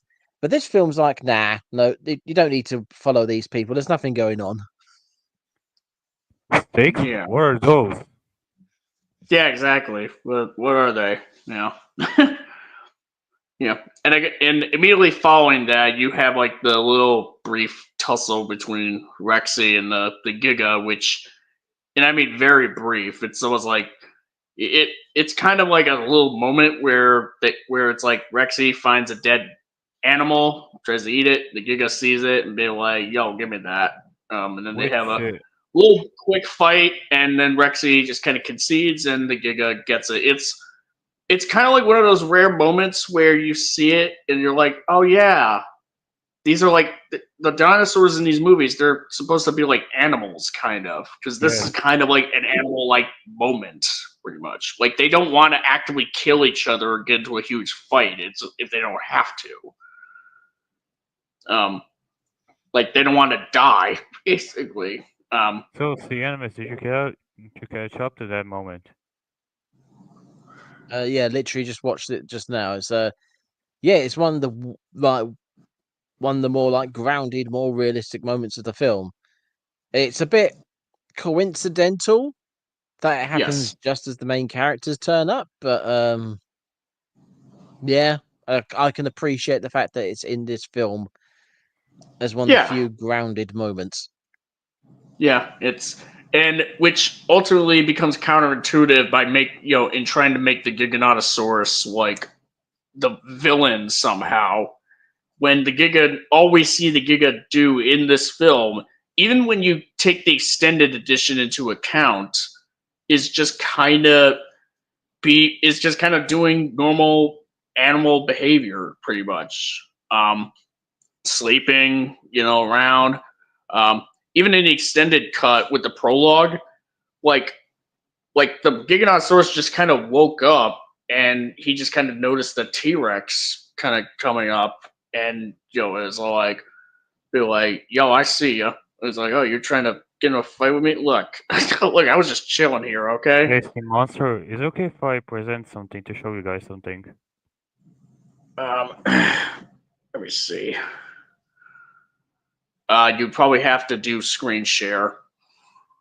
Oh, well, here it goes. Share screen. Okay. So, here it goes. All right.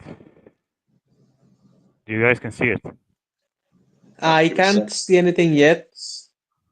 Here, I'm pulling it up. Up. Okay, now I can. Up. Okay. Screenception. Oh, Matrix. Okay, here it goes. So, do you guys see it? Yeah. Okay. In my opinion, I wish the Giga was something like this. I want him to be like as big as like the Dino Crisis Giga, because if we're going like the biggest carnivore the whole world has ever seen, I wanted the Giga to be like something like this, where it was like this big, colossal, probably the biggest carnivore that our cast had to face. So it would have added some sense of stakes, and also it would have shown why we are supposed to fear the Giga, if you get what I'm trying to say. But even if it was big, like it still doesn't make it like a villain. Like actually, it's like super chill. Cinemus was sent to the Shadow Realm. Yeah, I'm not sure But what happened there. you guys at least get my point, what I'm trying to say. No, I get you. Yeah, yeah.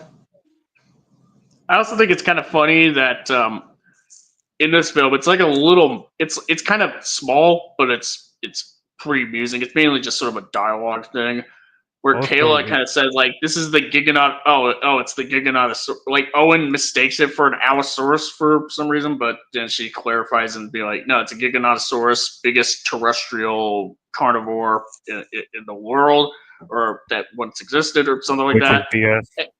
Yeah, which is, I mean, well, terrestrial, as in like a dinosaur land animal, essentially. But then Alan later on, who's supposed to be the biggest dino expert out of the whole cast, is all like, Giganotosaurus, the biggest carnivore the world has ever seen. It's like, huh? do you not know that there's a mosasaurus swimming around?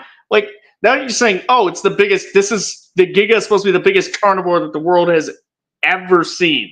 Like, granted, if he was talking about something like the Arc Giga or the Dino Crisis Giga, then yeah, he would be right. But the thing is, the Giga in this movie is about as big as the average, or at least slightly bigger. yeah, he's not that much bigger, really. Like he's got a longer tail, pretty much, arguably than And looks most. like a mutated iguana. Yeah.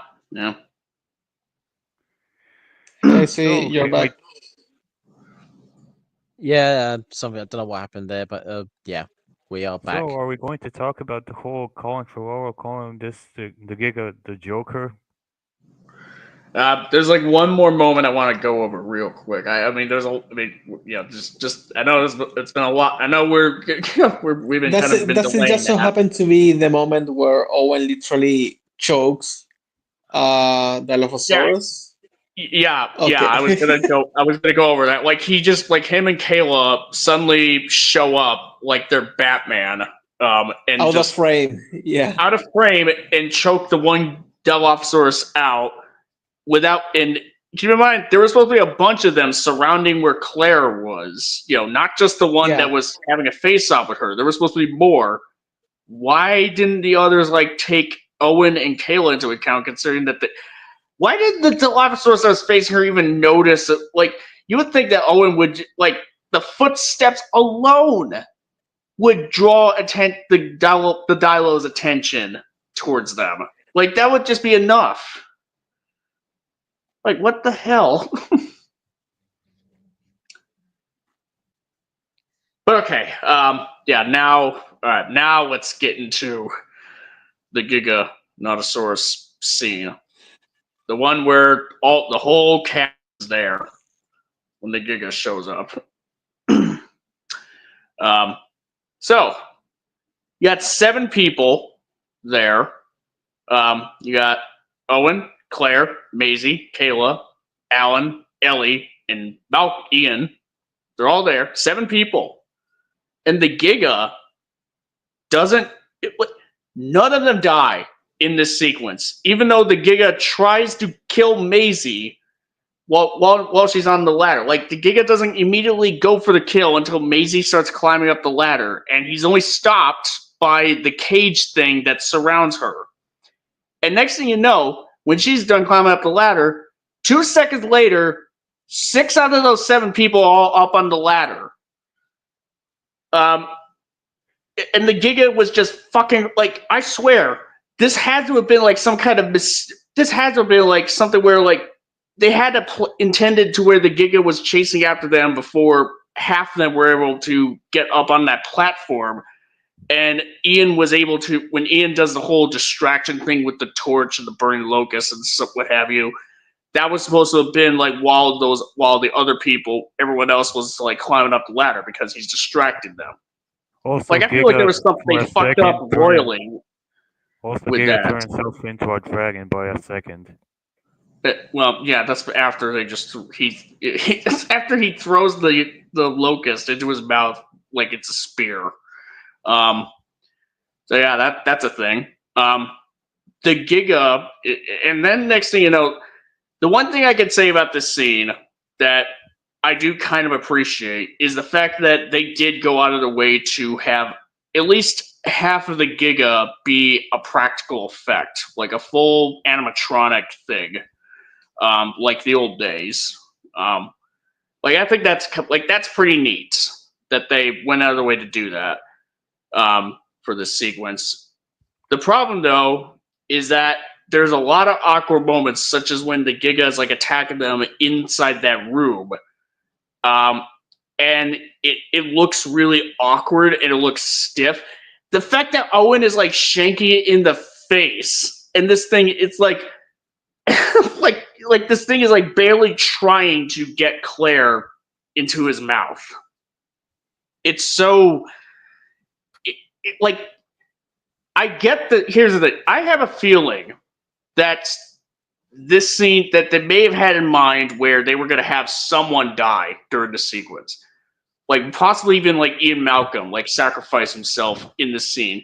But I have a feeling that because they were kind of aware that of all the controversies surrounding the Star Wars sequel trilogy, where they just kept killing legacy characters off, with each film, that they overcorrected to the point where it becomes absolutely unbelievable that no one dies in this movie. Also, Like they ripped off the Dino Crisis boss fight with Giga with the T-Rex.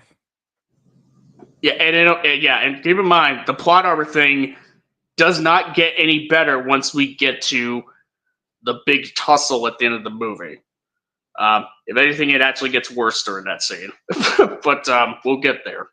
So, CMS, do you have anything to say about this? I barely remember it, honestly. I think I'm getting towards that as I'm watching it now. I've just seen Malcolm like half crash the car on the edge of a cliff, and I think they're about to roll down it. But yeah, you're coming right up to that Giga scene. Up to it. I've also seen them like miraculously meeting up at a mine, like on the outside of a mine shaft. Yeah, That scene is kind of funny. I don't know if they explained that bit in the film because I've got it on mute at the minute, but yeah, just them turning up at the same place. Yeah, Owen turning up to save Claire, like by choking a dinosaur. And now Ian Malcolm's crashed the car. They've rolled down a hill and then bumped into the other characters. What is going on? Why is all these coincidences happening? And then, in amongst all these coincidences, I'm assuming the Giganotosaurus is going to turn up at that place as well. The writing, but yeah, I haven't got to it yet. Do you know what? Let's just fast forward. Oh, okay. Yeah. He's literally just turned up now, right? Oh, it should be funny then. Yes. So I do apologize again. I have not seen this. I saw this film once in the cinema, thought it was rubbish, and then didn't bother watching it again. So this you is did a whole video me on remembering it. Most of the film. Yeah, you did a video on it back in the day, so so there is that. Yeah. To at the very least catalog it. So yeah, here's the live reaction. How on earth they were standing in front of the Giganotus, they run behind the car, and then the Giganotus is like, "Oh, where are they gone?" It's so awkward. He should be able to see them because there's like lights there, like ambient lighting. It's not like the Giga. He can, he's also staring right at them. He's not even like he's now round the same side of the car as them. He's staring at them, and he's not chasing them. He's just sort of like wandering. Yeah, like what is going on? Yeah, he's just chilling, and that's the thing. Like they're trying to make it the villain, and it's actually like everyone said this, by the way, when the movie came out, and I think that we all know it's true. It's just a little animal trying to, like walk around. Then he gets curious, probably, and that's why he's trying to like get to them. But I don't think he's trying to kill them just because like evil. I think it's just like little things, like I'll try to get one with my mouth. It's kind of like a shark, Sharks don't really want to bite people to death. It's just like they don't know what you are. They want to touch you, and the only way they can do that is with their teeth. But it's so incredibly awkward because he is still putting an effort to try to kill them later on in the sequence. Like at that point. If this was something like the JP3 Spinal, they would have been dead like in 5 or 1 minute. Yeah. Oh yeah, the Spino wouldn't fuck around. I've just watched that now.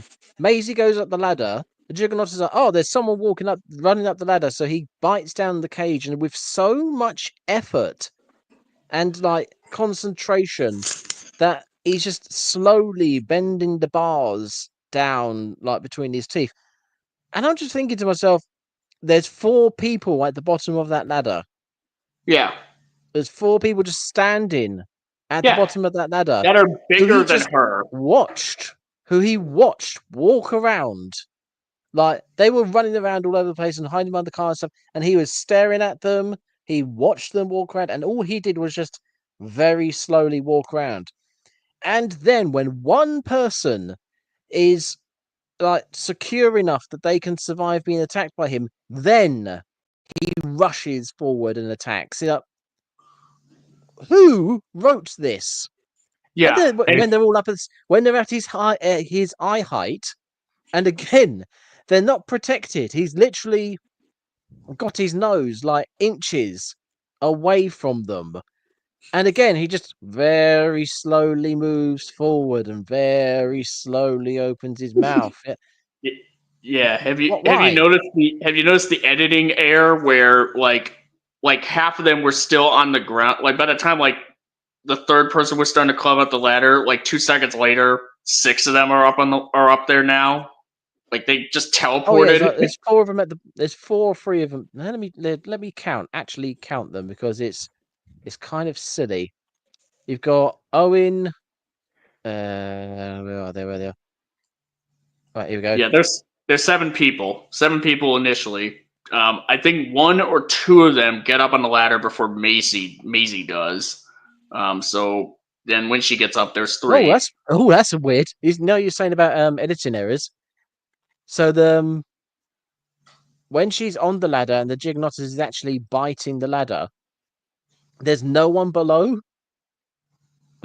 There's no one below her. There you go. There's 4. There are 4 people below her. Owen. Also, see, Animus, have you seen the scene where the Giganotosaurus starts breathing fire?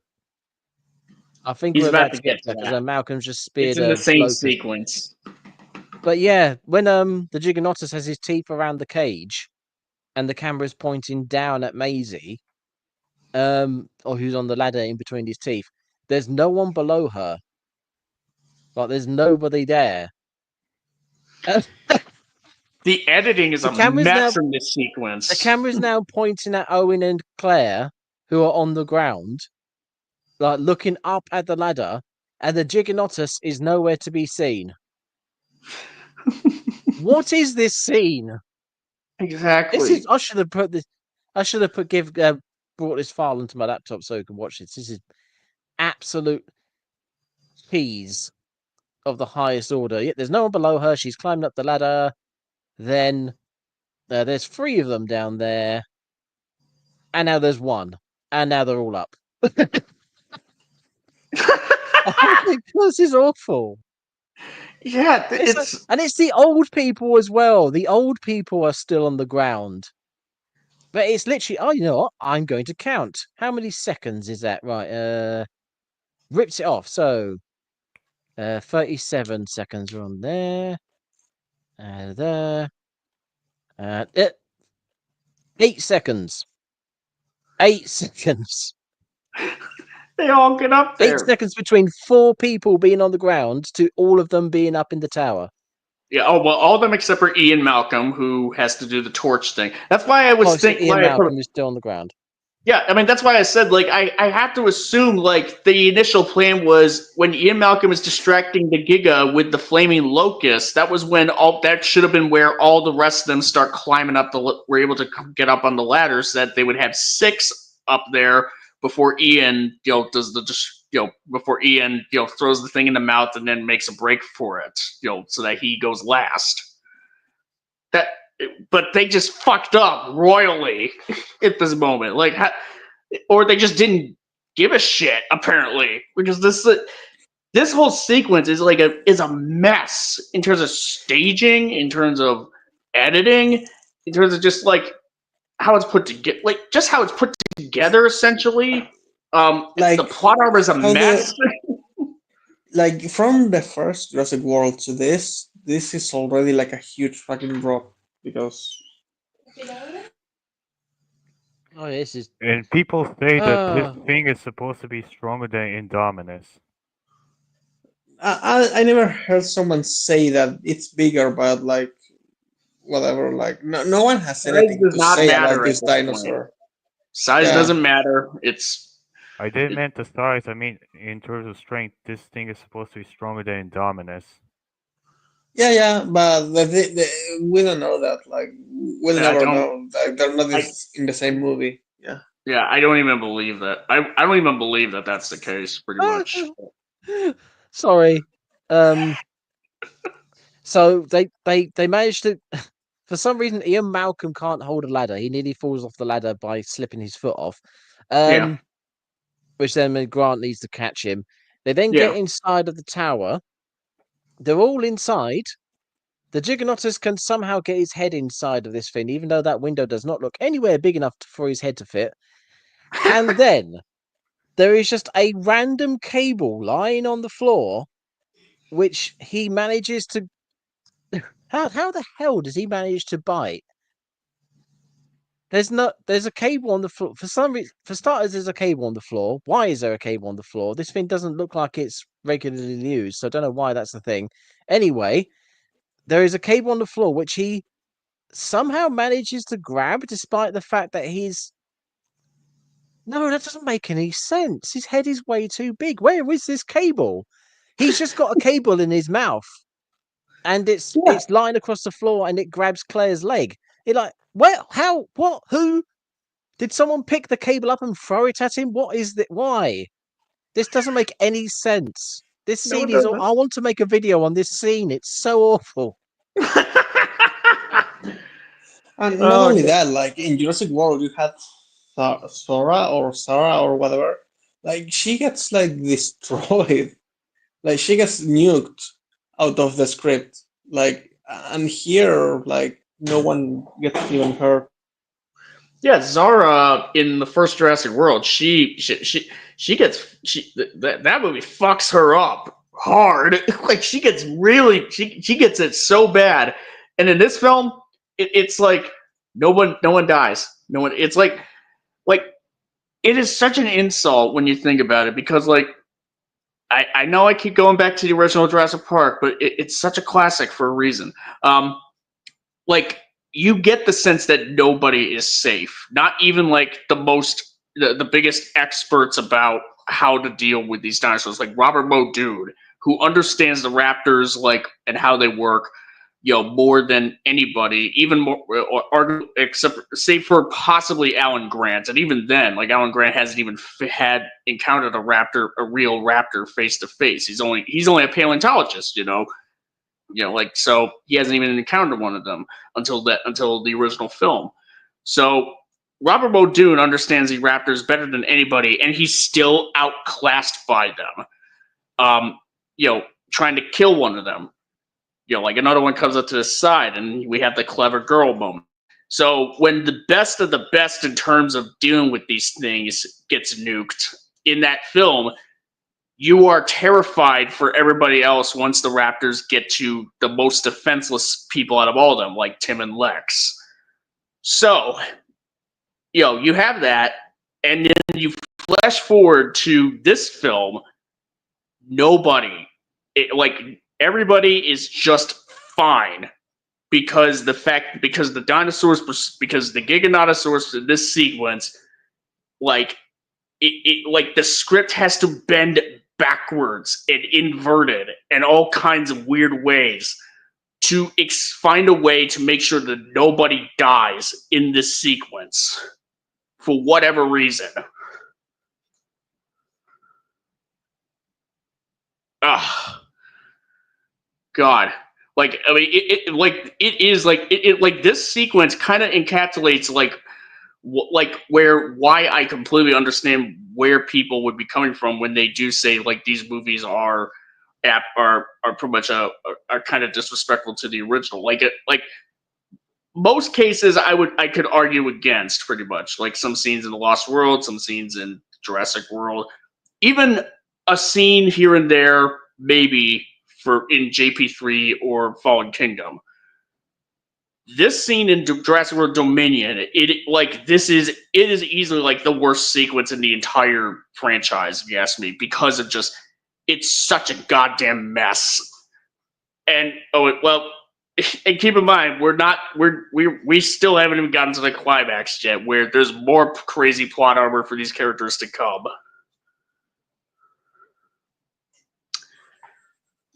But yeah, Yeah, I don't know if there's not anybody else has much to add. anything. Yeah. No, basically we went bit by bit with it. Um, I guess we could also talk about just like the wasted potential, because like I think that the thing that makes this movie so boring is that nothing really happens. Like a Exactly. lot of things happen, Yeah. but nothing really happens, and I think that someone should have died. I think we did need a villain dinosaur in this one more than anything else. But also they kind of fucked that up because like you had the Indominus in the first one, which is like good. I mean, again, she's broken. There's things that don't make any sense, but to make her a threat, yeah, no, like they succeeded. And then they have the Raptor thing, which is like rushed in on the second half, and then they have the Giga, which is rushed in on the third, on the last third of the movie. So it's like they just keep getting worse at it. Like Jurassic World was not like this best Oscar-winning thing, and they keep somehow making it worse than that one. Yeah, it's yeah. I mean, I'm kind of at a loss for words during this sequence. I mean, it's just like there's so much. Like even when in my first watch through this movie, where I definitely enjoyed it a lot more than I pretty much do Do you guys now. want to know how bad this scene is? I mean, we've gone over it quite a bit actually, but yeah, go right ahead. Do you guys know the log scene from the King Kong movie? The log scene from the King. Which version of King Kong exactly? Well, I was thinking of the 2005 version. All right, go on. Yes, Okay. in that version, almost everyone, yes, even including Mr. Hayes, died in that scene. And literally, you could believe that almost everyone was going to die in that scene. And it really showed how both terrifying Kong was as a both a being and as a character. But with Giga, you don't get those types of moments. You don't get those types of dreads where you want the main characters to stop this thing or just to get away from it. Yeah, Yeah, but even on the log scene, you could at least say that it serves the greater purpose of having the pits in the back pit. Here, it doesn't matter. Like someone could have died, or everyone lives, and I don't think that it really changes anything. Like at this point of the movie, I'm so like out of it that nothing else matters. Nothing else matters. So yeah. yeah. It's Also, like the Vic is state of the here. world. Yeah, hey Vic. Hey, what's up? Hi, Vic. No, not much. We've gone over quite a bit of Jurassic World Dominion at this point. So yeah, the thing about Dominion is that like like the end of Fallen Kingdom had like this huge sort of paradigm shift where dinosaurs are now out and about in the mainland across the world essentially. Welcome to Jurassic World. Um, and then Dominion, it's like it starts. There's still dinosaurs out and about, and being contained essentially. And then at the end of the film, it's nothing's really changed except I guess now things in the world are starting to get more used to them, I guess. Which is funny when you think about how apparently the synopsis for Jurassic World Rebirth is that most of the world has turned out to be inhospitable for dinosaurs now. So now the ones that are left are like on isolated islands at this point. It's like, okay, that's it. That kind of undermines the final moments of this movie. Sure, all right. Undermine it as much as you want, because honestly, this movie fucking sucks. So to me, it's like sacrifice it. Actually, throw it into a volcano. Throw it into its Yeah. own volcano from the second movie. Yeah, honestly, it's for the best at this point. So I guess we'll get to the part where they try to capture Beta. I guess. Fun fact. Did you guys know that this was originally going to be the Pyroraptor scene, and in which the Alan and Owen were going to try to do the hand pose and try to stop it? I was wondering if I've heard that. I think I've heard that from somewhere. It was Yeah. Gaming Beaver. Gaming Beaver said that. Oh yeah, actually, yeah. I have watched that video. Yeah, I know. Yeah, okay, yeah. All right, yeah. I've seen that video, so yeah, I'm pretty much aware of that. So yeah, that was supposed to be the Pyroraptor scene. That was yeah, but yeah. Um, there's like one moment before they encounter Beta where Alan just kind of goes like, we thought that the Raptors like kill you from the sides and all that, gut you alive essentially, but no, they just go. Turns out they just go for the throat, and I'm just like, guys, you didn't have to do that. You could have just had it.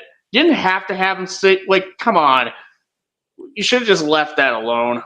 Like that moment in the original Jurassic Park where he talks about how how the way Raptor kills you is like all kinds of gruesome as opposed to just going for your throat, which is less gruesome. It's like come on, folks, just knock it off. But yeah, they do the hand pose thing to Beta, even though Beta has never really had that sort of training, But yeah, it turns out not only Owen can do this with just about any dinosaurs, including Beta, but now if anybody could just do that, do the hand pose thing to a dinosaur, then they'll just not attack it immediately, so that they can subdue her. It's like, okay, Maisie probably has the most connection with Beta aside from Beta having the connection with her mother, but it's like this still shouldn't work. The whole thing of eyes on me, that shouldn't work with Beta because Beta hadn't been raised or trained to do that like her mother Blue did when Owen raised her. Like this shouldn't again. I'm back. This is yet another instance of the first Jurassic World just being warts. Say what you will about it, warts and all, but the sequels really undermine quite a bit of that movie. I'm literally just watching that scene now. Yeah, it's very weird.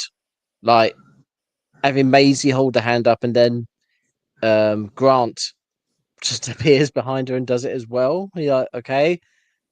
But then it doesn't really work either because Blue does attack. So it's like it works for 5 seconds and then doesn't. It's yeah. I think the point was that they were trying to distract Beta so that she would focus on one, so that Owen could sedate her, pretty much. But it's still, even again, it's still, like I said, it still shouldn't work because Beta wasn't raised to be like that, because her mother Blue was raised to be like that. Beta was just born in the wild. Yeah, there's also a bit of a Blue was shown to be kind of inquisitive before, especially like he met up with Maisie earlier in the film. Like she walked up to him and fed him something. So yeah, you really didn't need this. You could have just had it like Beta going up to Maisie. Like Maisie's, oh come here, Beta, and lure him in and then shooting him, which might actually like cause trust issues later. But at least you could have that kind of a payoff, maybe. right. Yeah. Oh yeah. I mean, to backtrack a bit before we move on to the climax of the movie. So the so there's pretty much like the scene where we first meet Blue and Beta, where they're out in the wild and Beta like hunts a fox, pretty much, or hunts a rabbit, which gets killed by Fox, and then Beta kills the fox. The theatrical version, that scene happens, and then they cut to Owen, and he kind of goes like, "Oh, what was that? That's a little weird." All right, Blue doing her thing, I guess. The extended cut, Beta does the hunting thing, and next thing you know, a couple of hunters, like with a sniper rifle and all that, start shooting at Blue, and oh god, there's like some really shoddy like effects there where the camera's like facing towards Blue as if it's from the perspective of the hunters, and she's like running towards them, and then she jumps at them, And then that's when you have the cutaway to Owen just be like, "Oh, I think it's like, oh, Blue's doing something." It's like he's not hearing the rifle shots being fired. Okay, that's weird, and that's the extended cut, the version of the movie that people say is better than the theatrical version. Ugh, but yeah. Wait, so what's that's- the matter with it? Again? Like why? Like Owen knows that that Blue is pretty much like out and about, just kind of doing her own thing. He's not. He's minding his own business. She's minding hers. Essentially, the extended cut has it to where there's like a couple hunters like shooting at Blue, and there's no like, and there's like no acknowledgement of like any snipers, getting firing shots at Blue, like just killing them. Oh, so he doesn't hear the gunshots going off, which he should. That's because in the gunshots are extended cut. loud. Yeah, that's the extended cut, by the way. The theatrical version doesn't even have the snipers, pretty much. So that's a little that's awkward.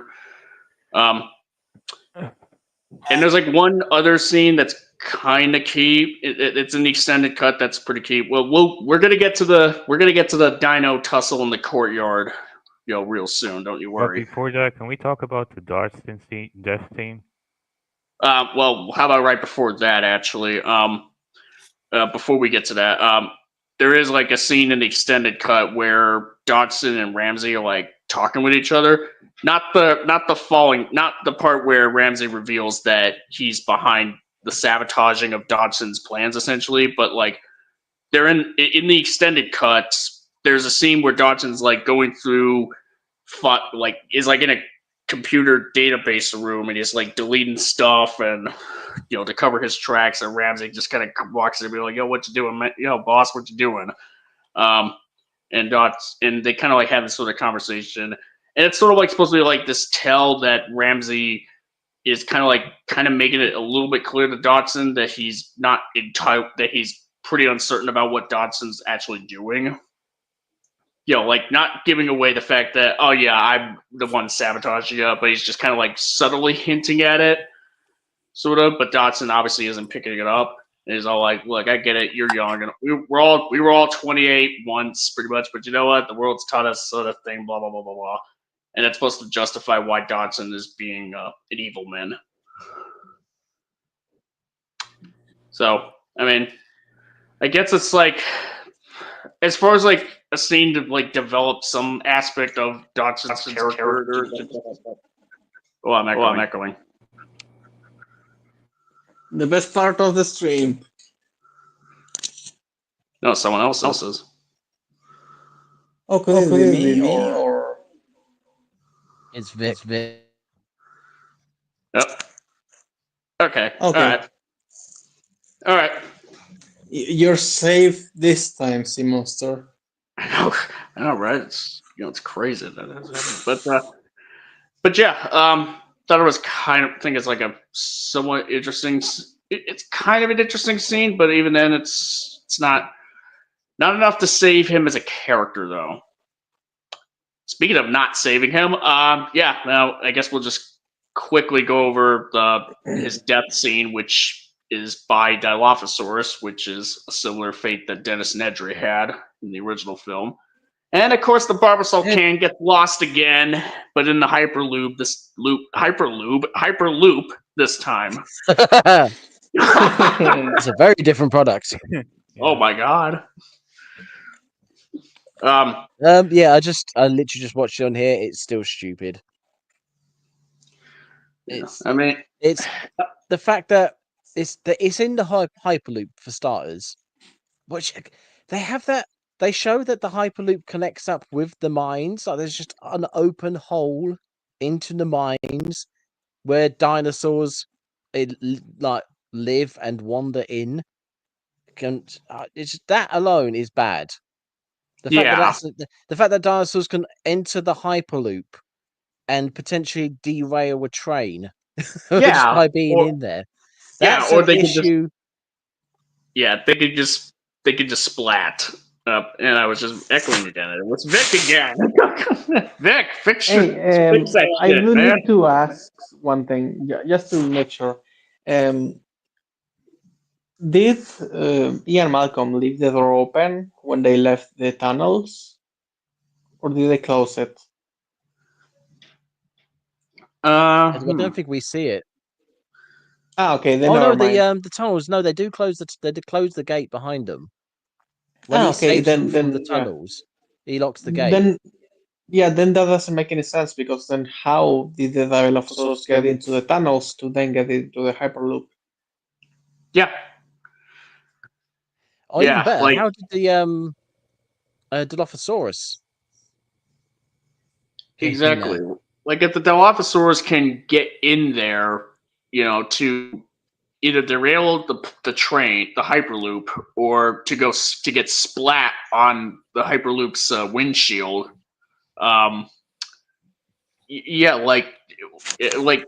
what's stopping any other dinosaur from doing the same thing? It's just so yeah. Thing It's is, it's the so weird. Dodgson's death causes so many more problems because again, if the Hyperloop is designed with such knowledge, like oh yeah, these things actually connect up with mines.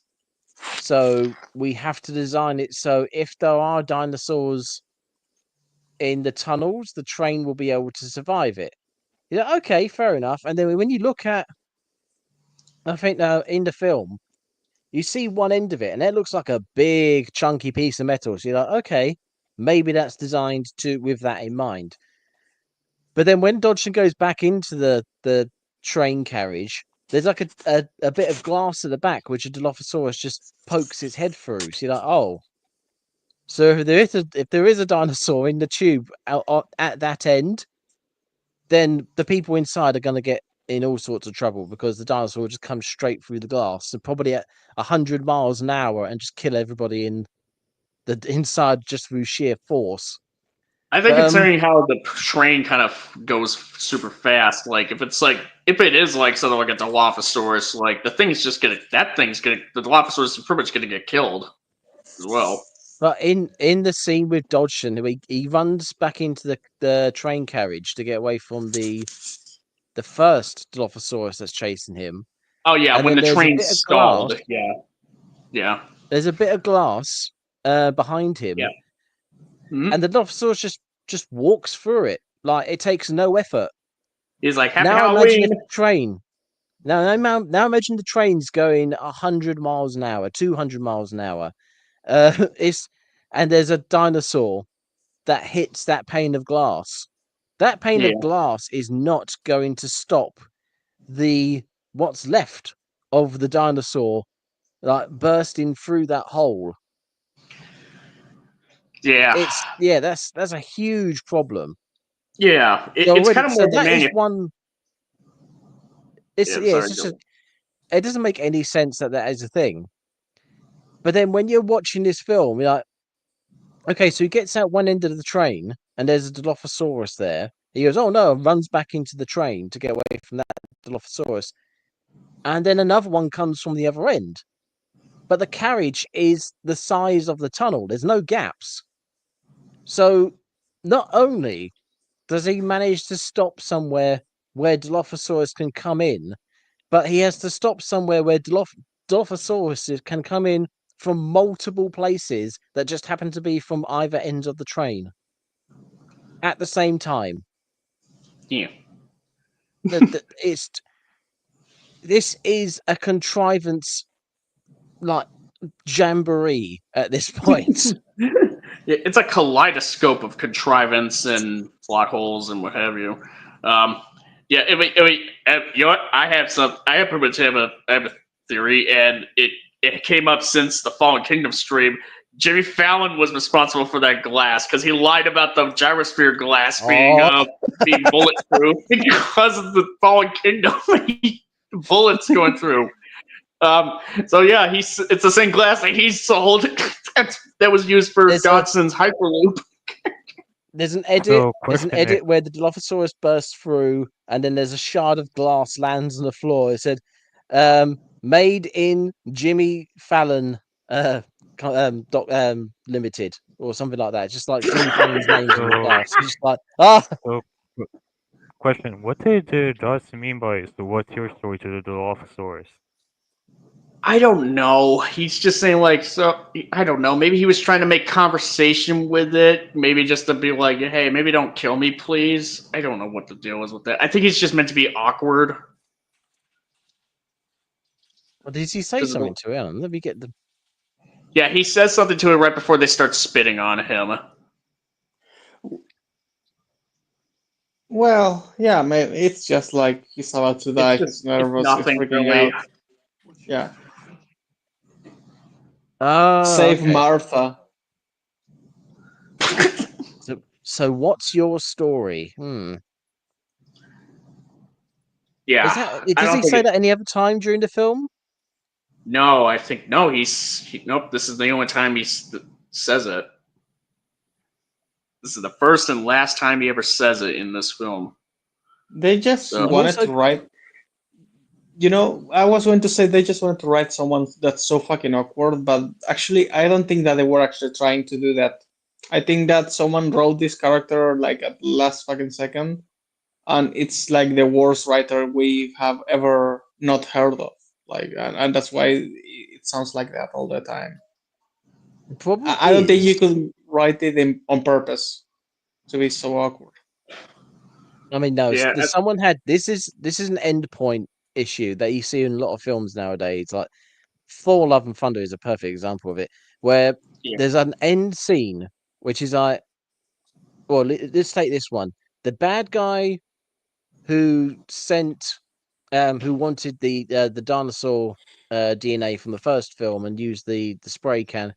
That spray can, he's going to die holding it, as it's sort of a symbolic of his like espionage, like bad guy, like the it's just a him as a character essentially. He is the spray can as far as anyone's concerned. That is everything that embodies him.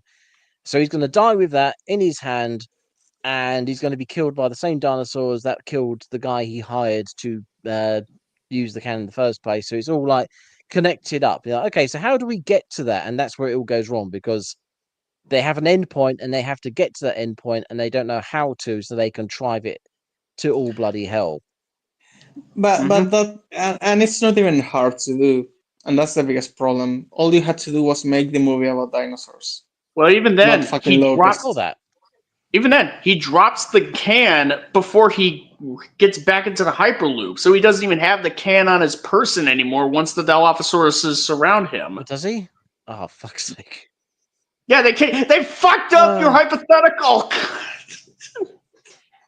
You know what can't really, really, really gets me though? I mean, there's a lot of, I was going to say the problem with this, but there are a lot of problems with this. So it's not just one problem, but a big one, which they kind of caused now, and you can't really ignore. Owen literally just grabs a Dilophosaurus and like stops it from attacking somebody. Like literally just puts his hands on its mouth, and apparently that completely disables it. Well, no. Also, actually, he got taste. He got taste too. On top of that. Owen grabs him by the throat to stop the spit from coming out. Stop the venom from being shot out at Claire, and then Caleb zaps him in the back of the head. Yeah, but it's literally he just grabs it and is like, okay, so he's closed its mouth, so now it can't spit, which is like its main form of attack apparently. And then when you look at the size of these things, they're bigger than dogs, but they're not huge, great big things. No. And it's just at which point you're thinking to yourself, how much of a threat are these things exactly? It's it suddenly go from like the first film where the fat guy gets spat in the face and like half blinded and poisoned, and that's really where he becomes like in danger, to like characters being able to literally manhandle these things to get rid of them.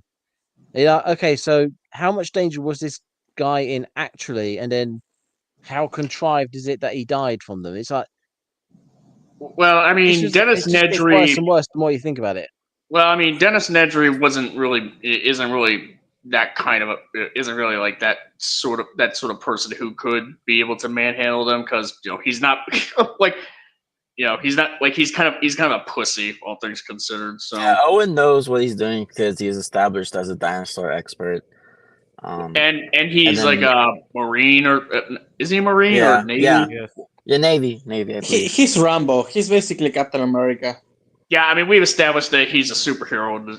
He's been a superhero. He survived a pyroclastic flow. Okay, I'm pretty sure he's enough of a badass where Dilophosaurus isn't going to mean anything to him. But a computer nerd like Dennis Nedry, he managed to stop 2 Carnotaurus and Allosaurus.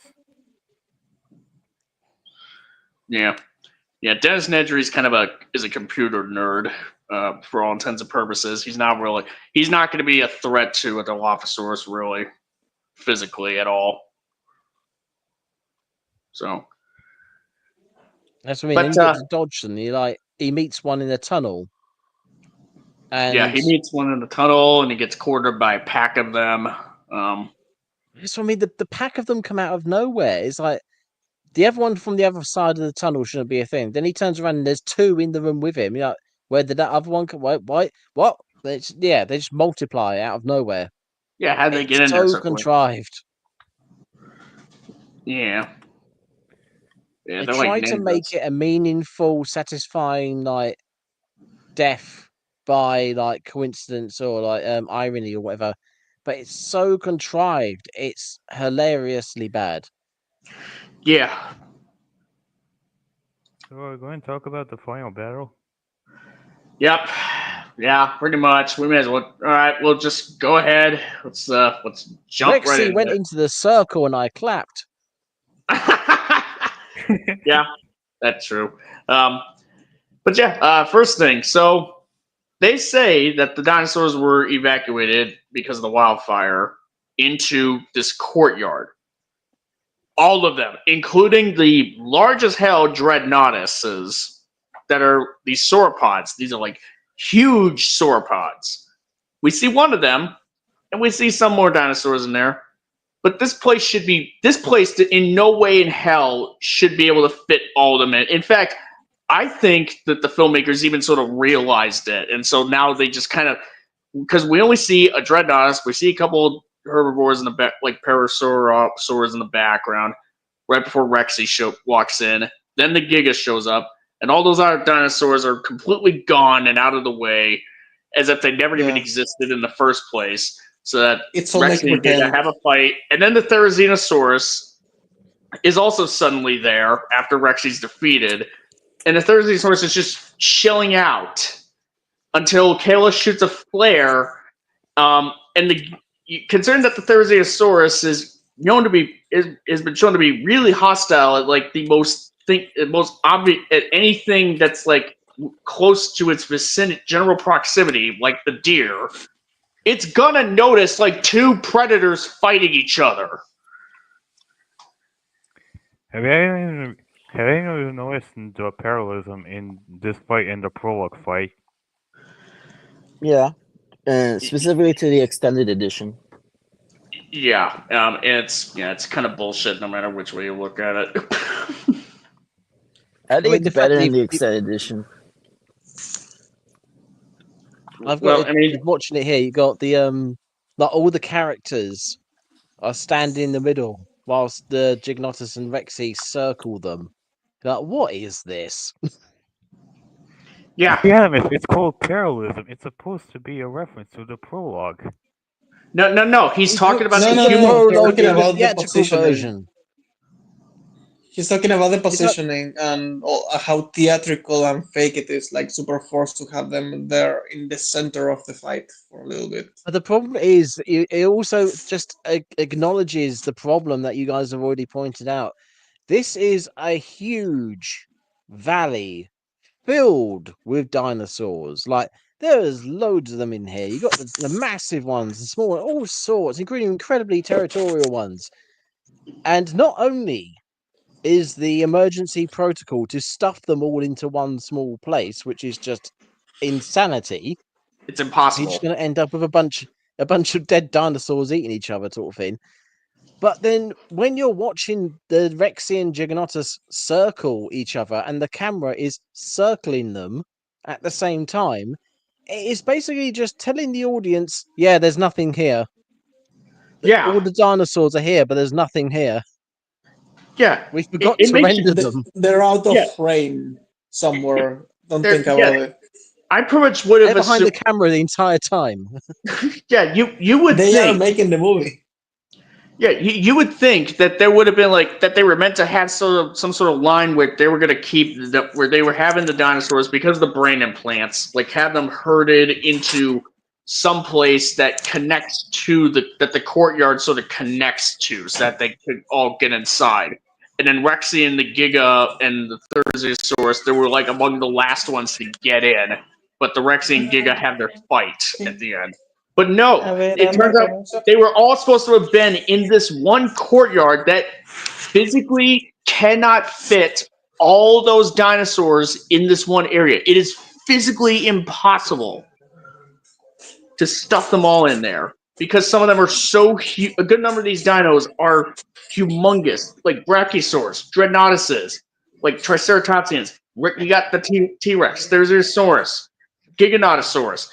Like, all those alone is going to make this packed as hell, and that's not even taking into account all the other ones, like the smaller ones in scale. Like it's insane. And or the multiples. It does beg the question: how the hell did they get any of these super large dinosaurs into this valley in the first place? They made a door that was big enough for them, I guess. I don't even know. Well, that's actually a good question. Now it's like, yeah, we're talking about them fitting inside of this courtyard, but actually getting them into this very isolated valley in the first place. Like, Yeah. what did they bring them on?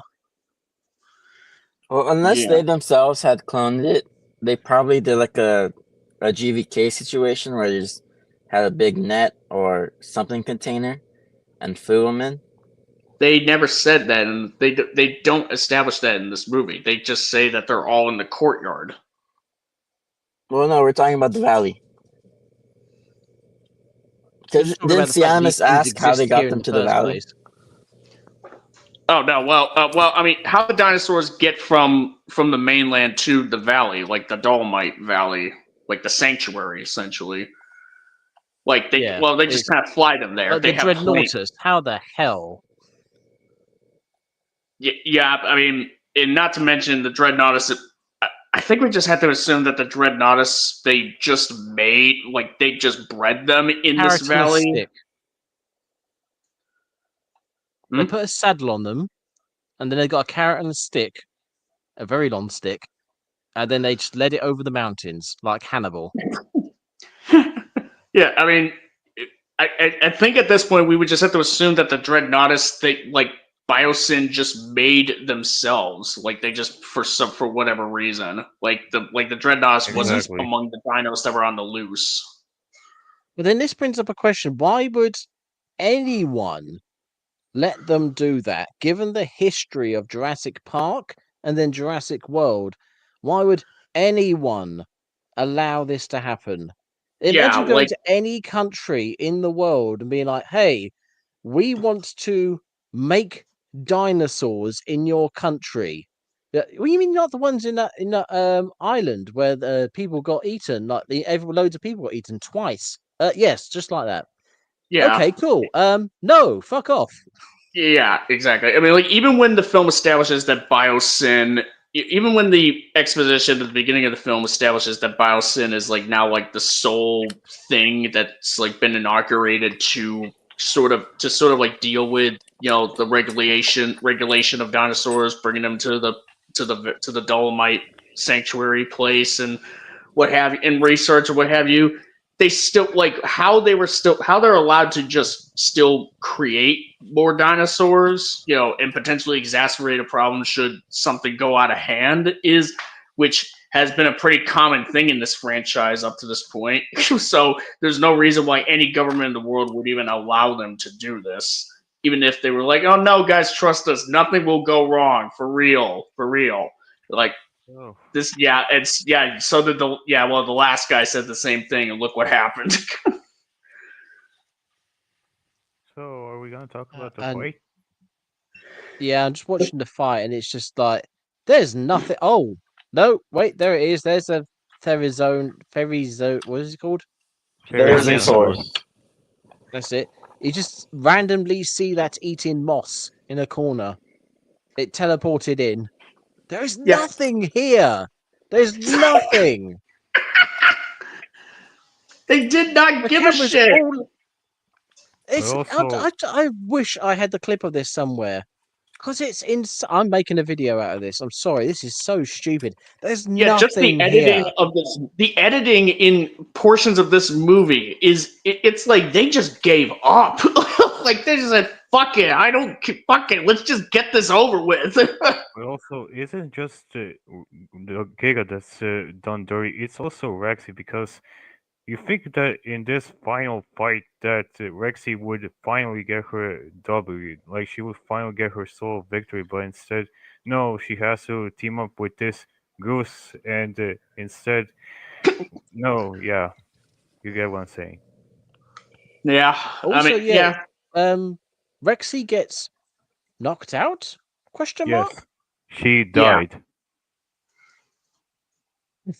She gets like she looks dead, and she gets thrown against the wall. The thing is, there's one part you don't see. It's in the extended cut where this girl that has like she has to speak sign language goes with a heave and restarts her heart with electricity.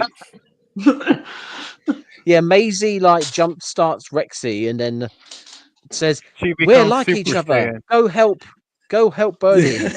You're alive You're like like me. Go me. kill this other thing that's alive like me. She Not basically gonna gets lie, a that sounds kind of centipede. cool. She basically gets a centipede and becomes a Super Saiyan at the end of the fight. Yeah. Oh, it's Yeah, so Rexy bad. just gets her second wind out of nowhere. Like, Fourth wind, like Rexy should be almost dying at this point. It's like you have Queen Elizabeth fighting fucking like I don't know Rambo, and then you hear a thunder, and Queen Elizabeth's eyes like that, and she's like, "You're gonna die," and then she kicks his ass. Like it doesn't make any sense. yeah, Rexy is a granny, literally. It's not Yeah, an exaggeration. like the Giga the Giga had just been characterized up to this point. Up to the point where they're like on the platform or what have you.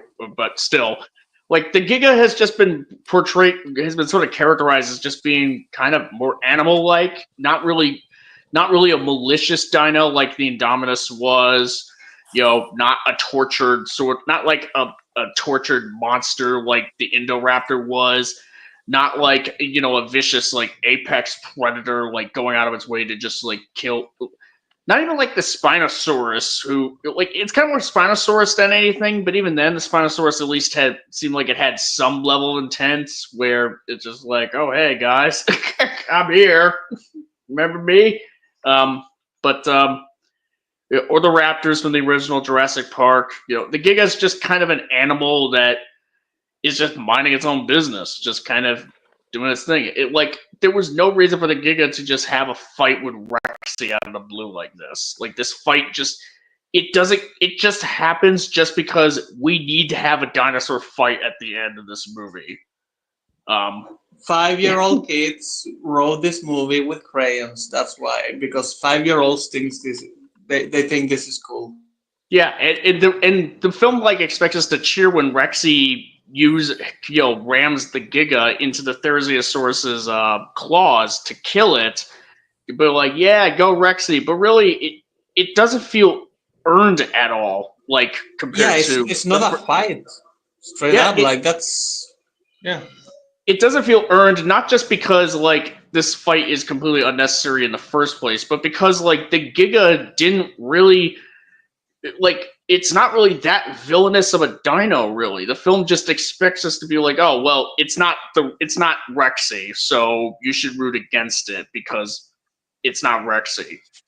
Even Which, though, to be fair, again, with all the man children in the audience, in the fandom, like but you know what's funny? I'm sure it was enough. Yeah, here's the thing. Colin Trevorrow is a co-writer for this film, but he also co-wrote the first Jurassic World. And he the film with the Indominus Rex, who was objectively the bigger menace than the Giganotosaurus. They understood that in the first Jurassic World to give us a crowd-pleasing moment with Rexy. Jurassic That's the World thing. 1. Maybe he understood it, but like we don't know. Like how many writers changed between this one and the first one? That's what we need to check. Like Well, how many were added? Trevorrow was consistently a writer for all three of these movies, at least. So maybe it was some of the other writers, because I mean, Grant, there were other writers involved with the first Jurassic World, but as well, but and one other one aside from Colin for Fallen Kingdom. So yeah, I'm not sure. I'm not sure who to blame for this one. I don't know. Yeah, it could be many things. Like even like one of his friends had the idea and he didn't have the heart to tell him, yeah, no, that sucks. Like stuff like that can happen actually. Like Yeah, maybe. So, yeah, are we or gonna maybe talk even about- someone else gave him the idea in the first one, and he was always a mediocre writer. That could also possibly be true.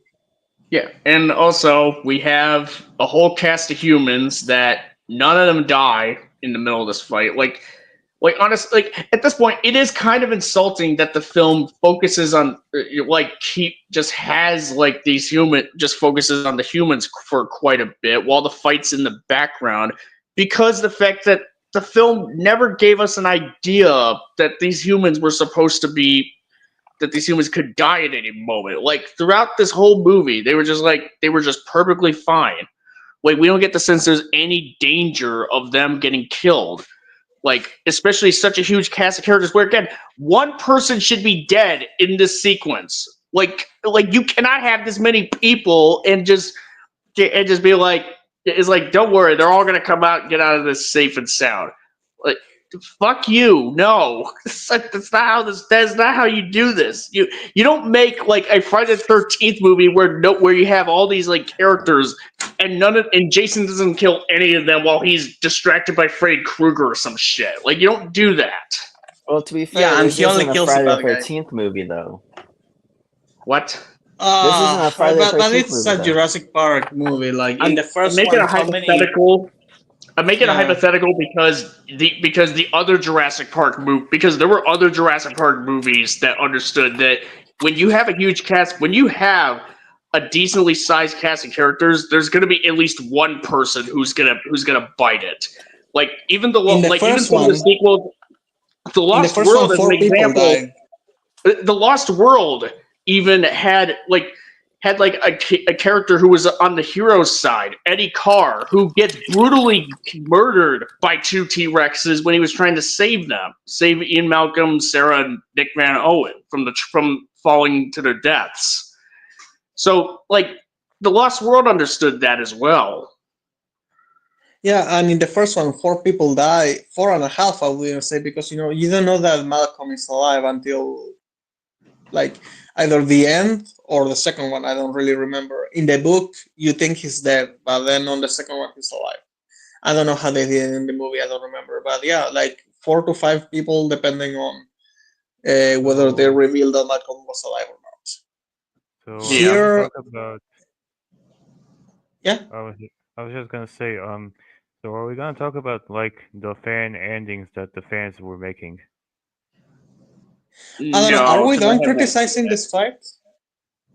Are we done Yeah. with the fight? Like, no one else has anything else to say, or yeah, actually, I get it, because what's there to say? Like, it's lame, it's lazy, and yeah, it is insulting how they like what you said. Like, they expect you to fucking cheer, and you can feel it through the screen. How they're like, you like this shit, right? And it's like, no. It's like, I yeah, I felt like it. Rexy. It's like, yeah, I love T-Rex. I like Rexy, but this sequence does not feel earned compared to what we got before. Yeah. Yeah. So how would you guys feel if Spinosaurus was in the movie? Actually, that's what I wanted to say. I knew that they were like trying to do homages to every fucking thing, right? So I really expected at some point that we will get like, the T-Rex and the big one, the crocodile one, and then you will hear the Spinosaurus roar like in the distance, and then I will have been kind of excited, just because it's like the old Spinosaurus. But Yeah, but no, even it then, never like, happened. yeah, but even then, like, if even then, like, you have to still have to earn if you're having the whether it's the Spinosaurus having a Spinosaurus be the main villain as opposed to the Giga, or if the Spinosaurus is teaming up with the T Rex against the Giga, you still have to earn the whole thing of making Rexy defeating whatever villain Yeah, no, dinosaur that's no, there satisfying. that's true. What I'm saying is that I at least will have had fun for 2 minutes, and then whenever I want, I can just watch it on YouTube. Because that's the only purpose for stuff like that in a movie this bad. You just watch it on YouTube and you're like, oh, how did that fight go? And then you go watch it, and then you're like, oh, okay, and then you forget about it for another 10 years, and then you watch it on YouTube again. It's just like that. But at least you will have a nice seeing the updated effects on the Spinosaurus. To You me, see, I was hoping for that to me, at if the least. spine, to me, if the Spinosaurus were to show up and team up with the T-Rex to fight the Giga, I would have been like the Omni viewer, where it would have not saved the movie. It would have been a bad movie with a really iconic climax to me. I'm not even sure. See, again, it's like it doesn't solve the issue with you have to fix the whole thing with making Giganotosaurus, like a more Yeah, credible villain. You have to put in the work to make that work.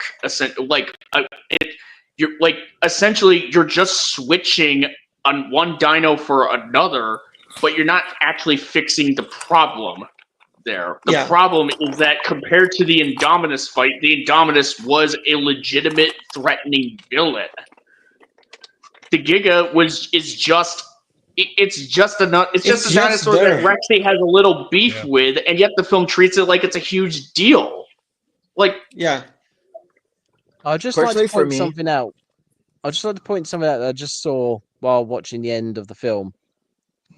There are 3 Tyrannosauruses in this valley. Yeah, that's yeah, what I was trying to talk about. You see, even if they didn't get the Spinosaurus, I probably would have much rather preferred if they had like all these 2 T-Rexes teaming up with the Rexy to take down the Giga, because at least thematically it would have been something to say like, oh, it's the spirits of T-Rexes fighting to take down this dinosaur who was like terrorizing them for years. You know what? Like, yeah, having 3, it's like, yeah, kill Rexy.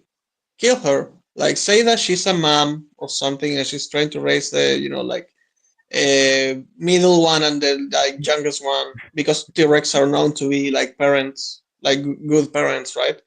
And say that the Giganotosaurus like killed one of the kids, right? And she's too weak to stop it. There, there have it. And then she dies in the fight, but maybe the youngest one like manages to kill it, and it's like, oh, the legacy continues, or some stupid shit like that, which will still be done, but yeah, at least you have like that thing, right? Yeah, you yeah, can have and the even if you pass want to the buck still type thing. Yeah, and even if you still want to keep the Therizinosaurus being a key part of that, then you can still have that as well, even with this little change with the Rexy family thing. And even if they Yeah. did that, they should have made the Giga like much bigger so that the fight would have been more comparable. I Not mean, it will necessarily, add but something. Yeah, it will add a little bit of thing if something if you had like the youngest stars or. But yeah, in this hypothetical. yeah, Yeah. I'm trying to Yeah, think it of just it. seems like very. It's just an odd thing. It's just yeah. The whole film is like this, but the further it Oh gets to the end, the yeah, sillier it gets. To the point where you have all the dinosaurs are in this compound, but they're not. Um, Giganotus and Tyrannosaurus are like rivals, even though we've literally just seen like one conflict between them in the film. And it's them fighting for dominance of this area, even though Tyrannosaurus has a family apparently, which could probably have massively turned the tide, not only in this fight, but in the dominance war in the valley. And it's Yeah. just like, and then it's so much. They keep adding details and making it worse, and you're like, why? Why would you do this? You know Yeah. what? You're right when you say that odd is like the word that defines almost everything in this thing. It's just an odd thing. I don't even think it's like a fucking movie. You know when I said that Alien Romulus was like Alien the Ride, if it was like shown on cinemas? Well, this isn't even that because it's so fucking bad. It's not even like fan service. It thinks it's fan service, but it's not. So I It would have can, been you fan know what? service It's seeing an insult Giganotosaurus with the that this made 1 billion. Spinosaurus. Yeah. For example, that as I said, like at least people will have like seen that design again. You know, like that is a very 2000s design for the Spinosaurus. We now know that it doesn't look at all like that in real Well, life. currently we don't think it looks like that. Yeah. Maybe it flew. You know, like it's always But they've changing. already explained that the dinosaurs in this film don't look like dinosaurs in real life because genetic muckery, blah, blah, blah. So you could literally just have the Spinosaurus come back. Spinosaurus dies in this film, and everybody who didn't like it in the third Jurassic Park film will go, yay, finally. Yeah. And Speaking of meanwhile, Blue Spinosaurus, is sitting on the cabin waiting for her kid, like patiently, while all of this is going on. hey, speaking of the Spinosaurus Ciamis, have you seen those fan endings that the fans were making? No, like I said, my interest in the Jurassic series died out long ago, so I haven't really looked up much about it. There's one that's really nice. To be fair, like it's like an animation 2D that someone basically like sketched out, and it's nice. It is really way better than what we got in the movie. But as T said, like it wouldn't really change. Like it wouldn't make it better. It will just make it like one cool thing that you search in YouTube, and then like who gives a fuck about the movie, right? Because Yeah. I guess one last thing, because I can't really, honestly, there's like only aside from the one thing I want to bring up, like I can't really think of anything else really to say that we could go over with the film. I guess it's kind of like the last, like the last speech from Charlotte Lockwood about how we need to coexist with dinosaurs, we'll learn to live with them or something like that. Like at the end, right before the montage of dinosaurs, hanging out with modern animals, pretty much like parasaurs running with horses, mosasaurs hanging out with humpback whales. um, yeah, I mean it's a speech. It's one of the speeches of all time. Kind of. And again, I find it pretty funny that again, according to the synopsis of Rebirth, or at least the premise of it, like this whole thing of coexisting with dinosaurs in the mainland or around the world is going to be undone in the next movie, anyways. So it's kind of funny to think about. But Even the basic prep, just the idea. I think it was it might have been Vic actually from last stream, whenever it was. We were saying when the dinosaurs released, and it's like, oh, there's like one of this dinosaur and one of that dinosaur. And in this film, they have to specifically explain why Blue has a virgin birth. And it's to do with like monitor DNA and whatnot. monitor lizard, which is kind of funny because they in the previous film they mixed her DNA, they mixed her blood with Tyrannosaurus blood. So who God knows what kind of fuckery that would end up with her. But that's not addressed anymore. They forgot about that, like a lot of things. Anyway, the rest of the dinosaurs, they have to specifically say that with Blue because the rest. So it's assumed that the rest of the dinosaurs do not have that, which then begs the question of how do they all breed so much that they are apparently world spanning. This is a world spanning issue now yeah. because they shouldn't. There needs to be more of them to breed and make more of them, but there aren't. There's only like a handful. So Yeah. how did this happen? Yeah, especially over the course of 4 years. Like, you would think that they probably would need to be rounded up or stopped from even getting to this point within 4 years between the events of Fallen Kingdom and Dominion. Again, that Quetzalcoatlus is like that wasn't in any of the previous films, which means it would have been made by Biosing. And if that imagine like when the direwolf turned up recently, everybody knew where that came from. Because it's like, yeah, this is a significant thing. If a mammoth randomly turned up in the wild, somebody would say, where the fuck did that come from? And then there would be investigations and we'd eventually find out. So the fact that the Quetzalcoatlus turns up in Jurassic World and nobody questions where it came from, and then the same with the locusts, it's like, I think actually later in the film, towards the end of the film, as everything's going to shit, Dodgson actually looks at his phone and there's a couple of news stories about the locusts and there's I think one of them says, where did they come from? You're only asking this now? Surely this would have been a thing from the start. Yeah. Yeah, that should be day one of these locusts being let out and doing their thing.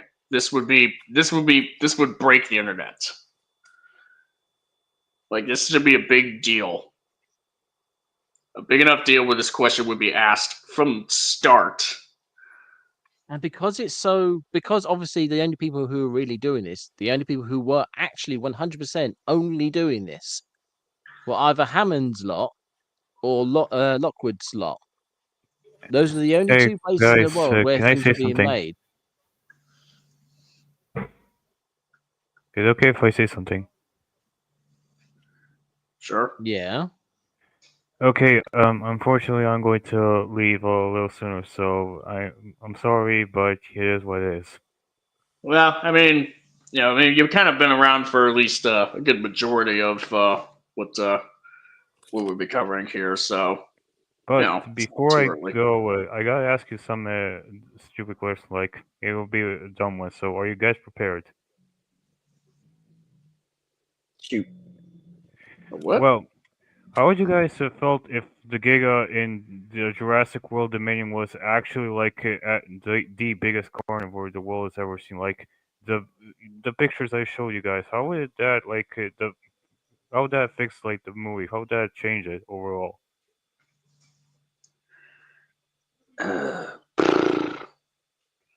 Nothing at all, to be fair, like honestly. Not really. I wouldn't care. Yeah, Yeah. I will still not feel anything about the movie.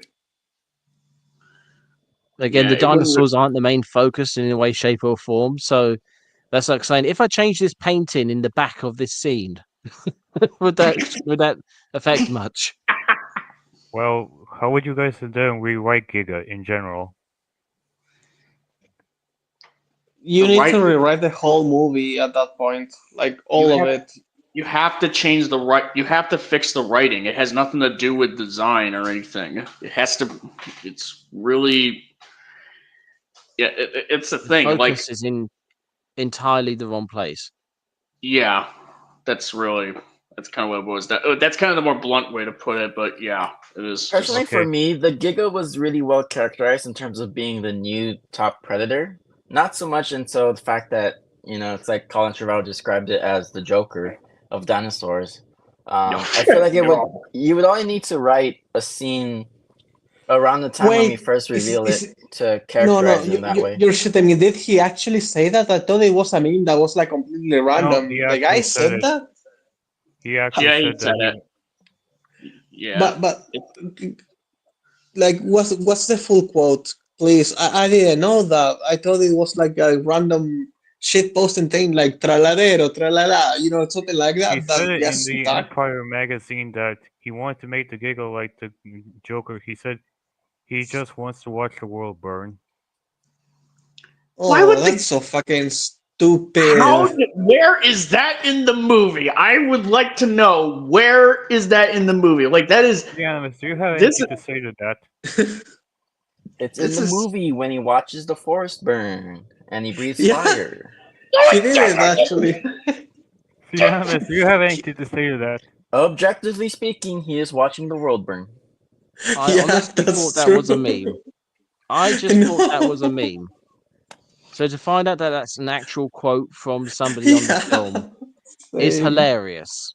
It really shows that they do not understand what the Joker is. What Joker was he referring to? Heath Ledger. Heath Ledger. Romero. Probably Romero. Like he's thinking of Ledger, but he actually means Romero.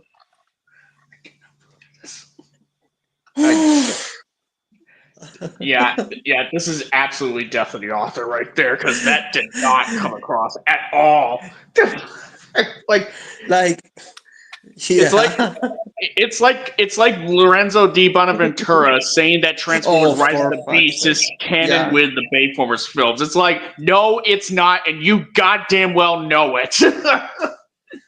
I think he actually really doesn't know it.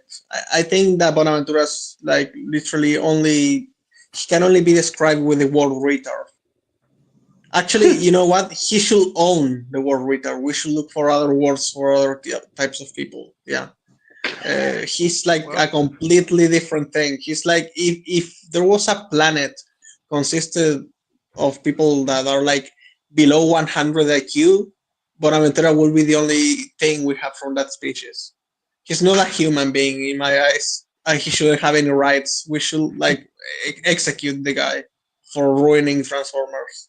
Fuck him. Sorry. Back to Jurassic World. Anyway. Well, Yeah. I'm going to leave, guys. I hope you guys have a wonderful day. Peace out. Alright, you take care, man. Yeah. Have a nice day. And- Bye. Pray to fingers crossed that that Rebirth is at the very least decent. It's literally impossible for it to be worse than what we got with this one. Bye, gotta be. everyone. Don't better. jinx it. Bye.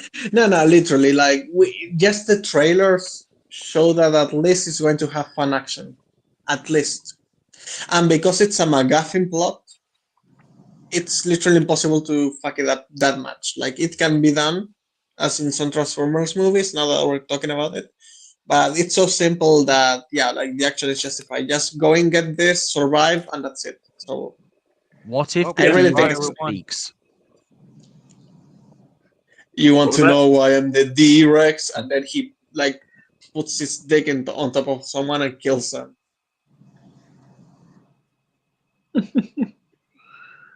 I'm actually gonna have to head out too, but if I may speak my piece, personally for me, when I first watched it in the theaters, I left a little underwhelmed because I felt like there was something missing there.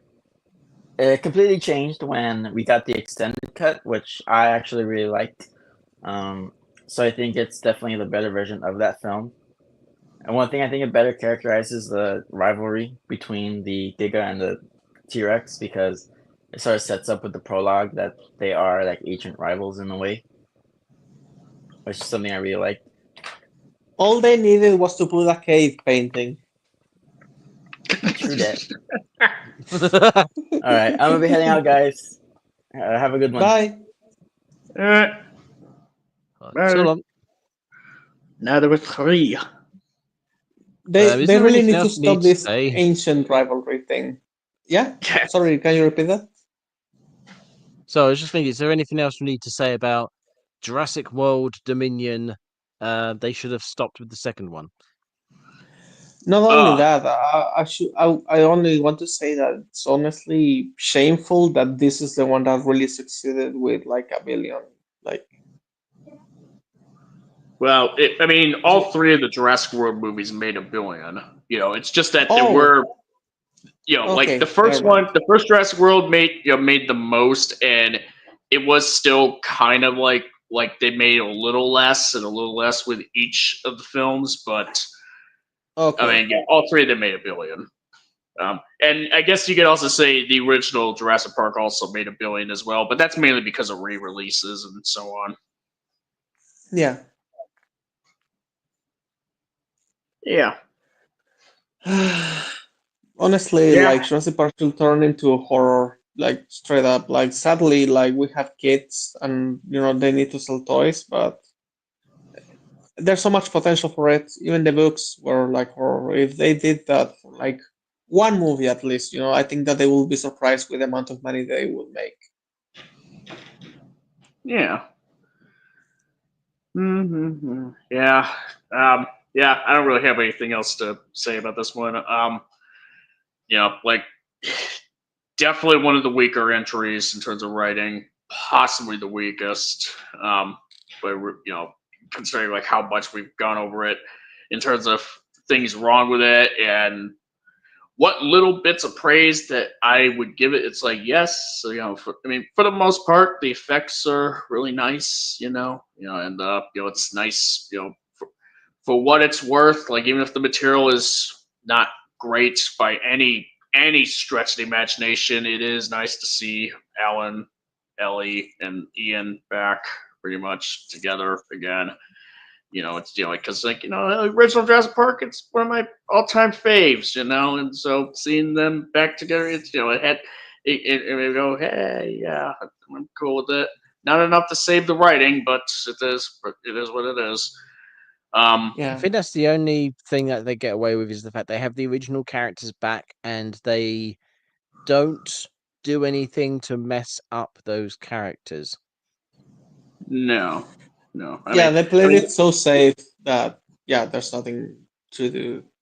Yeah, there's a couple awkward bits with them. With Ian or Alan in terms of characterization. Like Alan kind of comes off as like just like there's some bits where Alan just seems like he's worried that he's being a bit like a third wheel at first. When they first meet up with Ian at the sanctuary, pretty much at the Biosyn place. But other than that, yeah, they're not horrifically assassinated as characters, thankfully. So, which is more than we could say about what the Star Wars sequels did with Han or Luke, or even Leia to an extent. Kind of sad But comparison to make in that regard. Yeah. Yeah.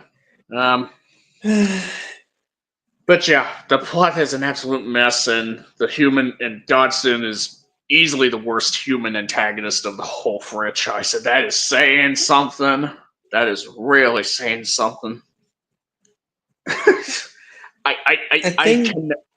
I cannot. I think that there may still be like some bits of ineptitude and incompetence that he displays in this film that we have not even gone over. Like I'm sure there's so much more. Yeah. But I like to think we at least gone over like the at least like enough to get across that like yeah, he sucks as a villain. All right, folks. The actor is clearly trying for sure. Like he's not bad. The actor does good, but the character sucks.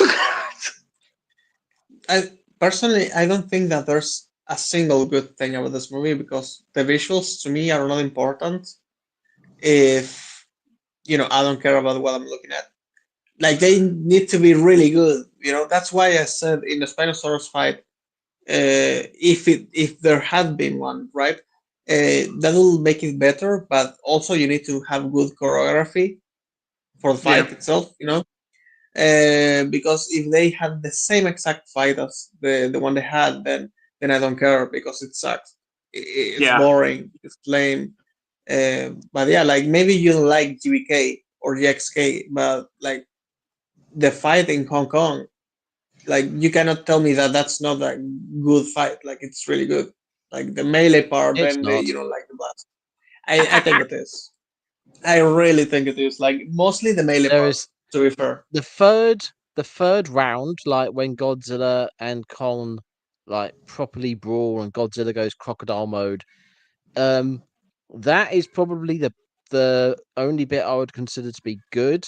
The other parts, no. There's just as much as you might go, oh, that looks really cool or anything like that. There's so many problems, and so many inconsistencies. And why the hell would they do that sort of thing? And then, yeah, but when you actually sit there and look at it and acknowledge what's happening, yeah, you can't enjoy it.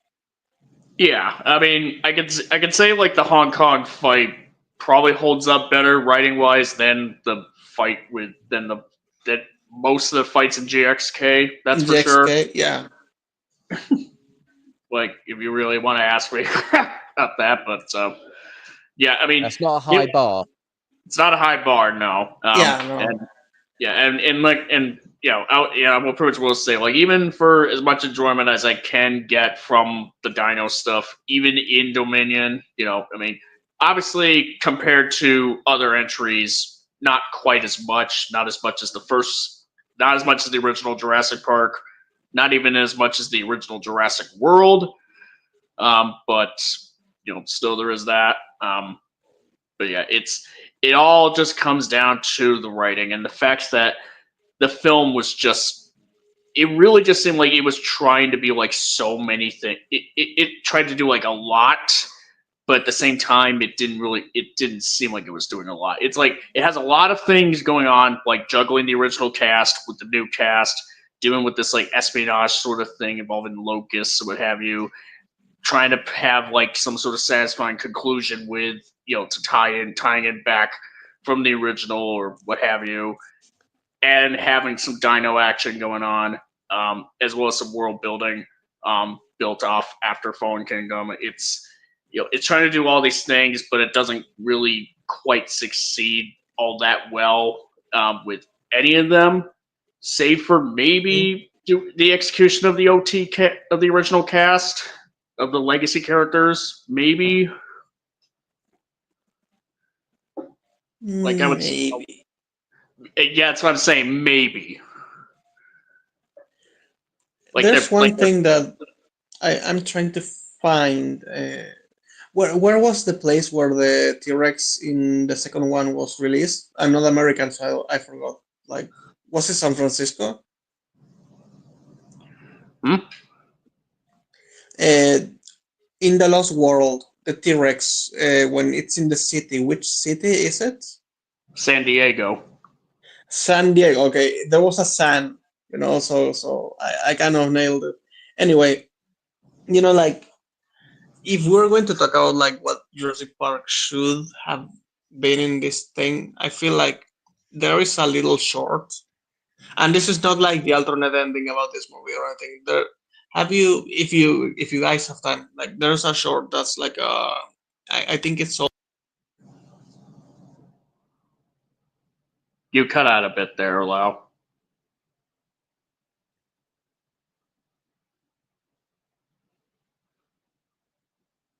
Is it there? I think he died. Goats got him. The goats, they're back. Oh no! Can you hear me now? Okay, yeah, we can hear you. So No, what can't happens hear is you. that when I go into YouTube, apparently my mic gets taken down. So what I was going to say is that for anyone, by the way, that's like watching or that's going to watch later, if we're going to like have any like shilling, basically, all I want to say is that there's this little short from Jurassic Park, which is analog horror is found footage, and it's like 10 minutes at maximum, and it's really nice about the escape in San Diego with the Tyrannosaur, and it's like dude, even the fans can do better than this movie. So like, I think that this will be forgotten. This movie, I don't think will last at all in people's minds. I think everyone more or less forgot about it already, except for the last 3 minutes, which are like the montage, the montage that they have like with the dinosaurs in the real world and all of that. And some people on Twitter, like you always find a fandom for something. So yeah, but Jurassic Park 3 is way better than this. I hope that never again we get anything like this. Yeah, fans should do a little bit more. And I think that after Rebirth, if they don't keep Gareth Edwards doing stuff, I still won't watch anything. The only reason why I'm going to watch the next one is because of Gareth. Nothing else matters to me. Like at this point with this franchise, it's basically dead.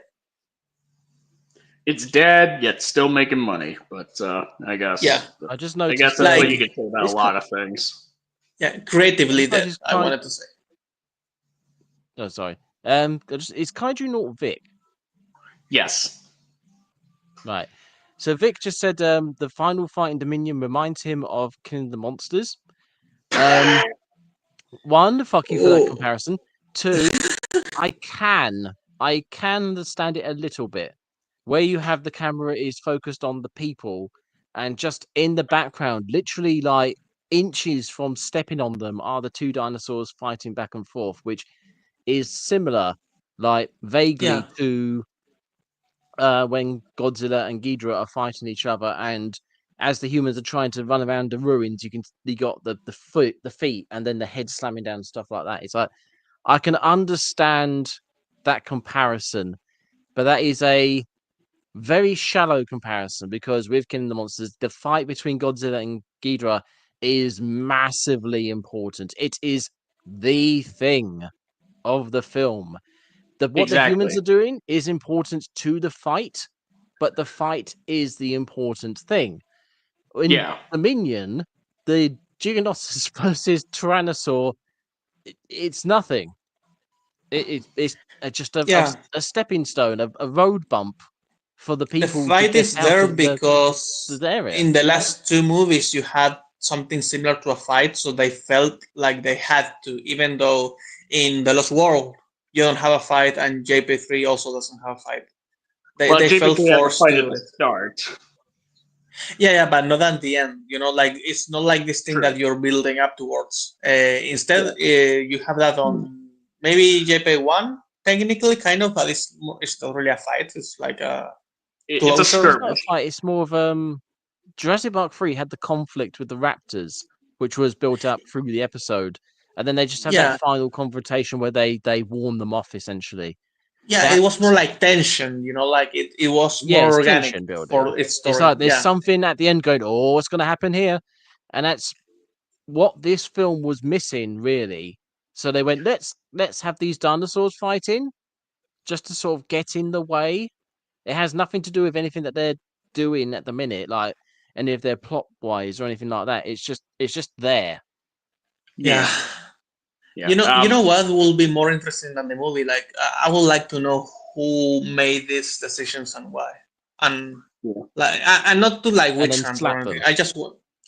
Okay, yeah, maybe a little bit, right? But I want to know if it's like one of those cases where people say, "Oh, old white guy in a suit," like making a list of things that they think are hip and cool, and like then the millennial writers are like, "Yes, boss," and then they make this trash. Like, I want to know if that was what happened or what exactly happened. Like, I really want to know how we Yeah. got to this point. Yeah. One last thing to say, in terms of like why King of the Monsters did the fights better than Dominion did. Not only that, but also not only do we have more not only does King of the Monsters focus more on the monsters than Dominion's final fight does on the dinos, but also unlike in Dominion, there are key human characters who have died during Godzilla and Ghidorah's fights, like Vivian Graham gets killed by Ghidorah during the Antarctica fight, and Emma Russell dies during the final battle. So, And there are other And whereas Godzilla no one dies in himself Dominion. stuff technically, like that. yeah. There are stakes. Stakes, yeah. And also there is choreography in the fights. Like Yeah. they do moves. Like when Ghidorah flies just a little bit, just so he can ram into Godzilla into the ground, and like there's a lot of stuff like that. Yeah, there's Yeah, you choreography understand and what's going on. there's choreography Yeah. and there's nice juicy stakes. Yeah. And you don't just watch one of the combatants just falls over and the battle's finished apparently, but then it's not. It's what? Yeah. Yeah. And when he falls from the stratosphere. So again, stakes. Well, I mean, he probably should have died from that, but that's I digress. Yeah. Okay, Alice. Now, one last thing before we close out is if we had to rank the Jurassic Park films, at least the 6 that are out, not counting Rebirth, obviously, what would it be? Ooh. Like the original films would just be 1, 2, 3, in that order. It's like the first one's the best, the third one's the worst, including the Jurassic World films. Yeah, that's where it kind of gets a little complicated. I will have to make two lists. One for like objectively, you know, like I feel like the quality is good, but then which ones I enjoy the most. Because, for Yeah. example, I feel like The Lost World is like on quality, it's basically like right below the first one. But I like Jurassic World more. Like I enjoy watching it more. Don't know why. Maybe there's something wrong with me. That's It's that's fair. definitely like Lost World, Jurassic Park 3, Fallen Kingdom, and Dominion in that order. That's definitely like in stone. It's just where Jurassic World goes. That's my conundrum. Does it go Yeah. after? Does it go below Lost World or above it? That's my only question. All right. If you're not sure, I will say always give it a rewatch. You know, just so you can like, because also like The Lost World is never like a bad movie to watch. You know, like it's really fun. I watched it So I mean, like this year. The Lost World is just overshadowed by the predecessor. The Like Jurassic Yeah, Park was just that good of a film. yeah. That's all there's with it. Like, and Yeah. also like some of the characters, like the gymnastics thing. You know, it's such a weird thing compared to the rest of the movie that's so good that it sticks out. But this is just a moment. You know, like the rest of the raptor scene is really good still. Like it's not bad because of that one thing that lasts like 10 seconds. You know, so yeah. Yeah. As far as for what I would rank, obviously the original Jurassic Park. You know, if I were to do both objective and subjective, the original Jurassic Park is just at the top. You know, no matter what, really. So no, I'm not really breaking any mold on that or breaking from any packs there. As far as like the other films, objectively, I definitely would lean into The Lost World being the best written sequel. You know, with Jurassic World 1 being, you know, not a whole heck of a lot far behind. In terms of entertainment, I'd say, yeah, the first Jurassic World as well. You know, is still very enjoyable film overall. Um, and then as far as like the other three go, on a personal level, I'm kind of more annoyed by Jurassic Park. I find Jurassic Park 3's, you know, like some of the characters, like to be kind of obnoxious in GP3. You know, not quite as obnoxious as some of the ones in Fallen Kingdom, but really it's not by a whole heck of a lot. I think it's just because like it's some like they're throughout JP3 that they're kind of annoying. You know, where it's like it's only one section in Fallen Kingdom where they're like obnoxious. You know, particularly when they're on the island, of course. And I kind of like the Indoraptor as far as like design. There's some things in Fallen Kingdom, warts and all, that, you know, like some of the spectacle that I do enjoy quite a bit. And that, you know, Dominion is pretty much, yeah, upon a recent rewatch, it might be at the bottom, pretty much, if not really close to it, if you ask me.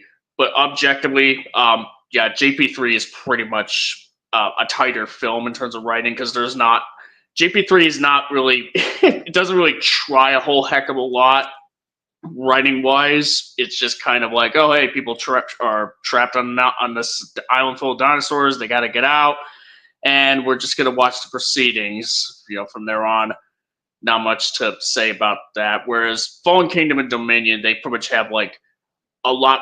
They kind of have like a little more. Like Fallen Kingdom has a little more ambition, pretty much, in terms of what it was trying to do. It's just the execution isn't quite there. And Dominion, you can say there's ambition there on that front, but the execution is somehow even worse than what we've seen, than how Fallen Kingdom tried to do, what it tried to do.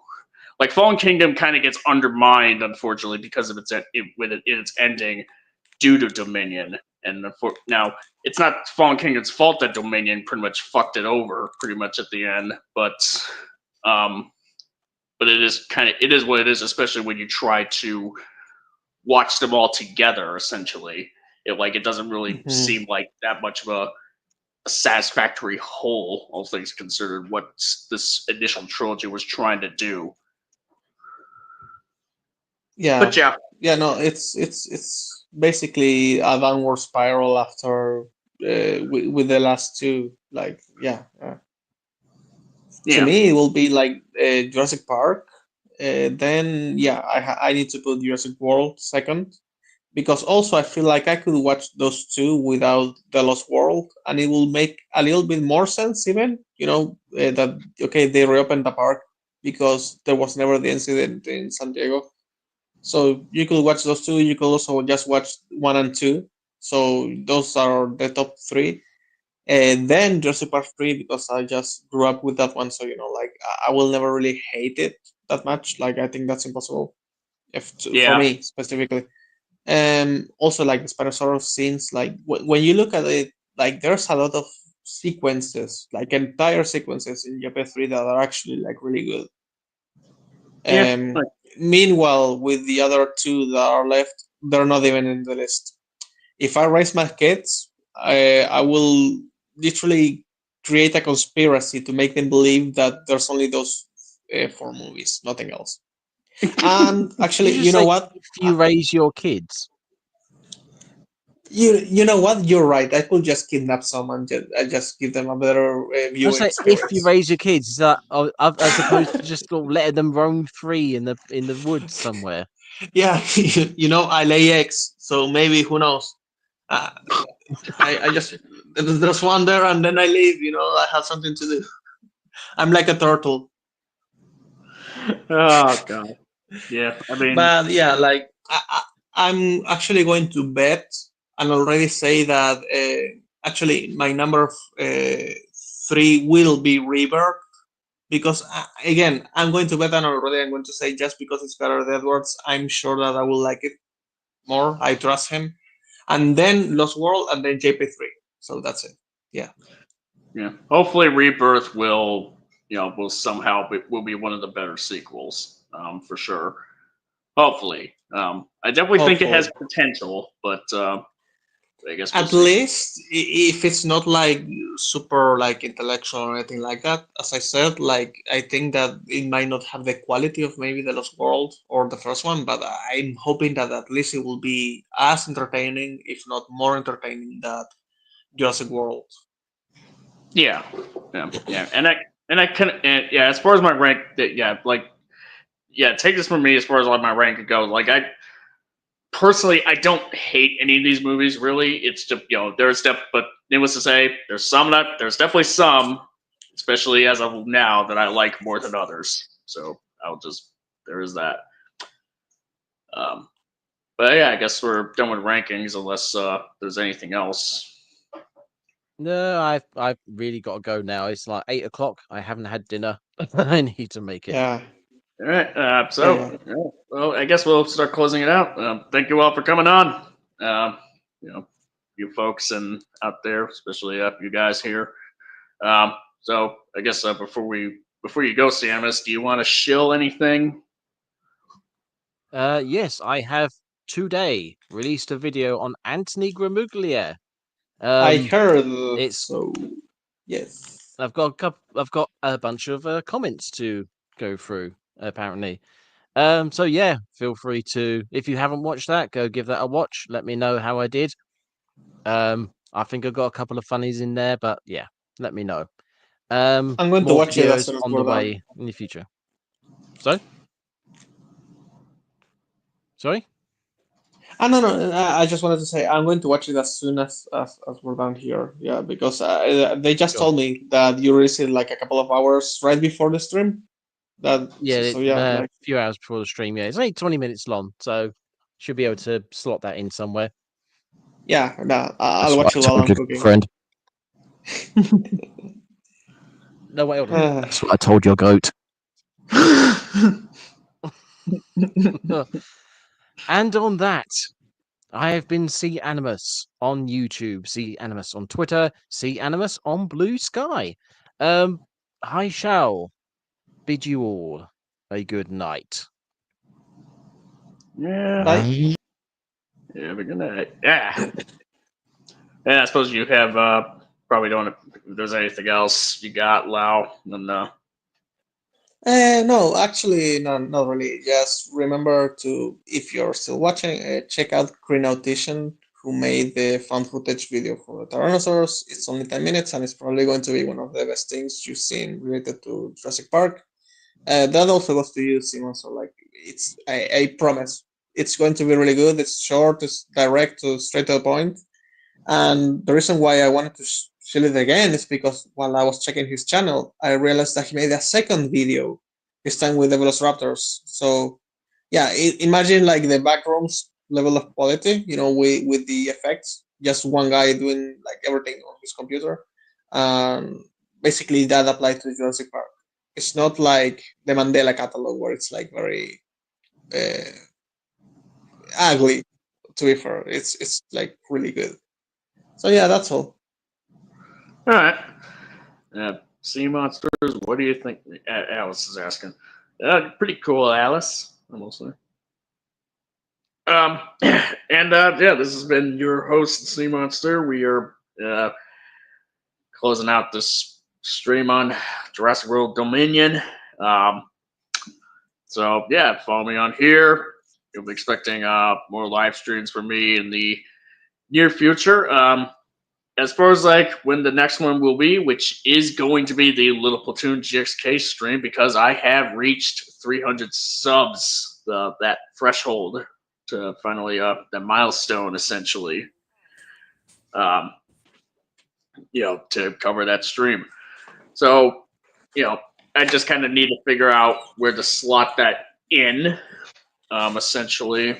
The notice for when it will come, it's probably going to be, the notice is going to be shorter than these past couple streams, pretty much, because I am going to be I can't I am wait. going to be a little busy as usual, a little busier than usual, in the coming weeks. So I have to so unfortunately, I probably would be giving folks less time to prepare for those streams, unfortunately, because of that. So yeah, but that being said, keep an eye out for when that stream comes up. I will hopefully be able to fit it in next Saturday. I'm not sure. I can't make any promises, but it is gonna happen. It's definitely gonna happen very soon, that stream. As far as what I have else planned, I'm currently working on my Nosferatu essay video. Hopefully that will be done by October or even just by the end of the year. Hopefully I won't be too busy, with other things, so I can focus on it. But yeah, how life is. But yeah, just follow me on here. Follow me on Twitter, CMonster, KCI, for any updates, on my end. But yeah, stay tuned for the next live stream, whenever it may be. Till then, I will see you all later. Take care, folks. Bye. Bye.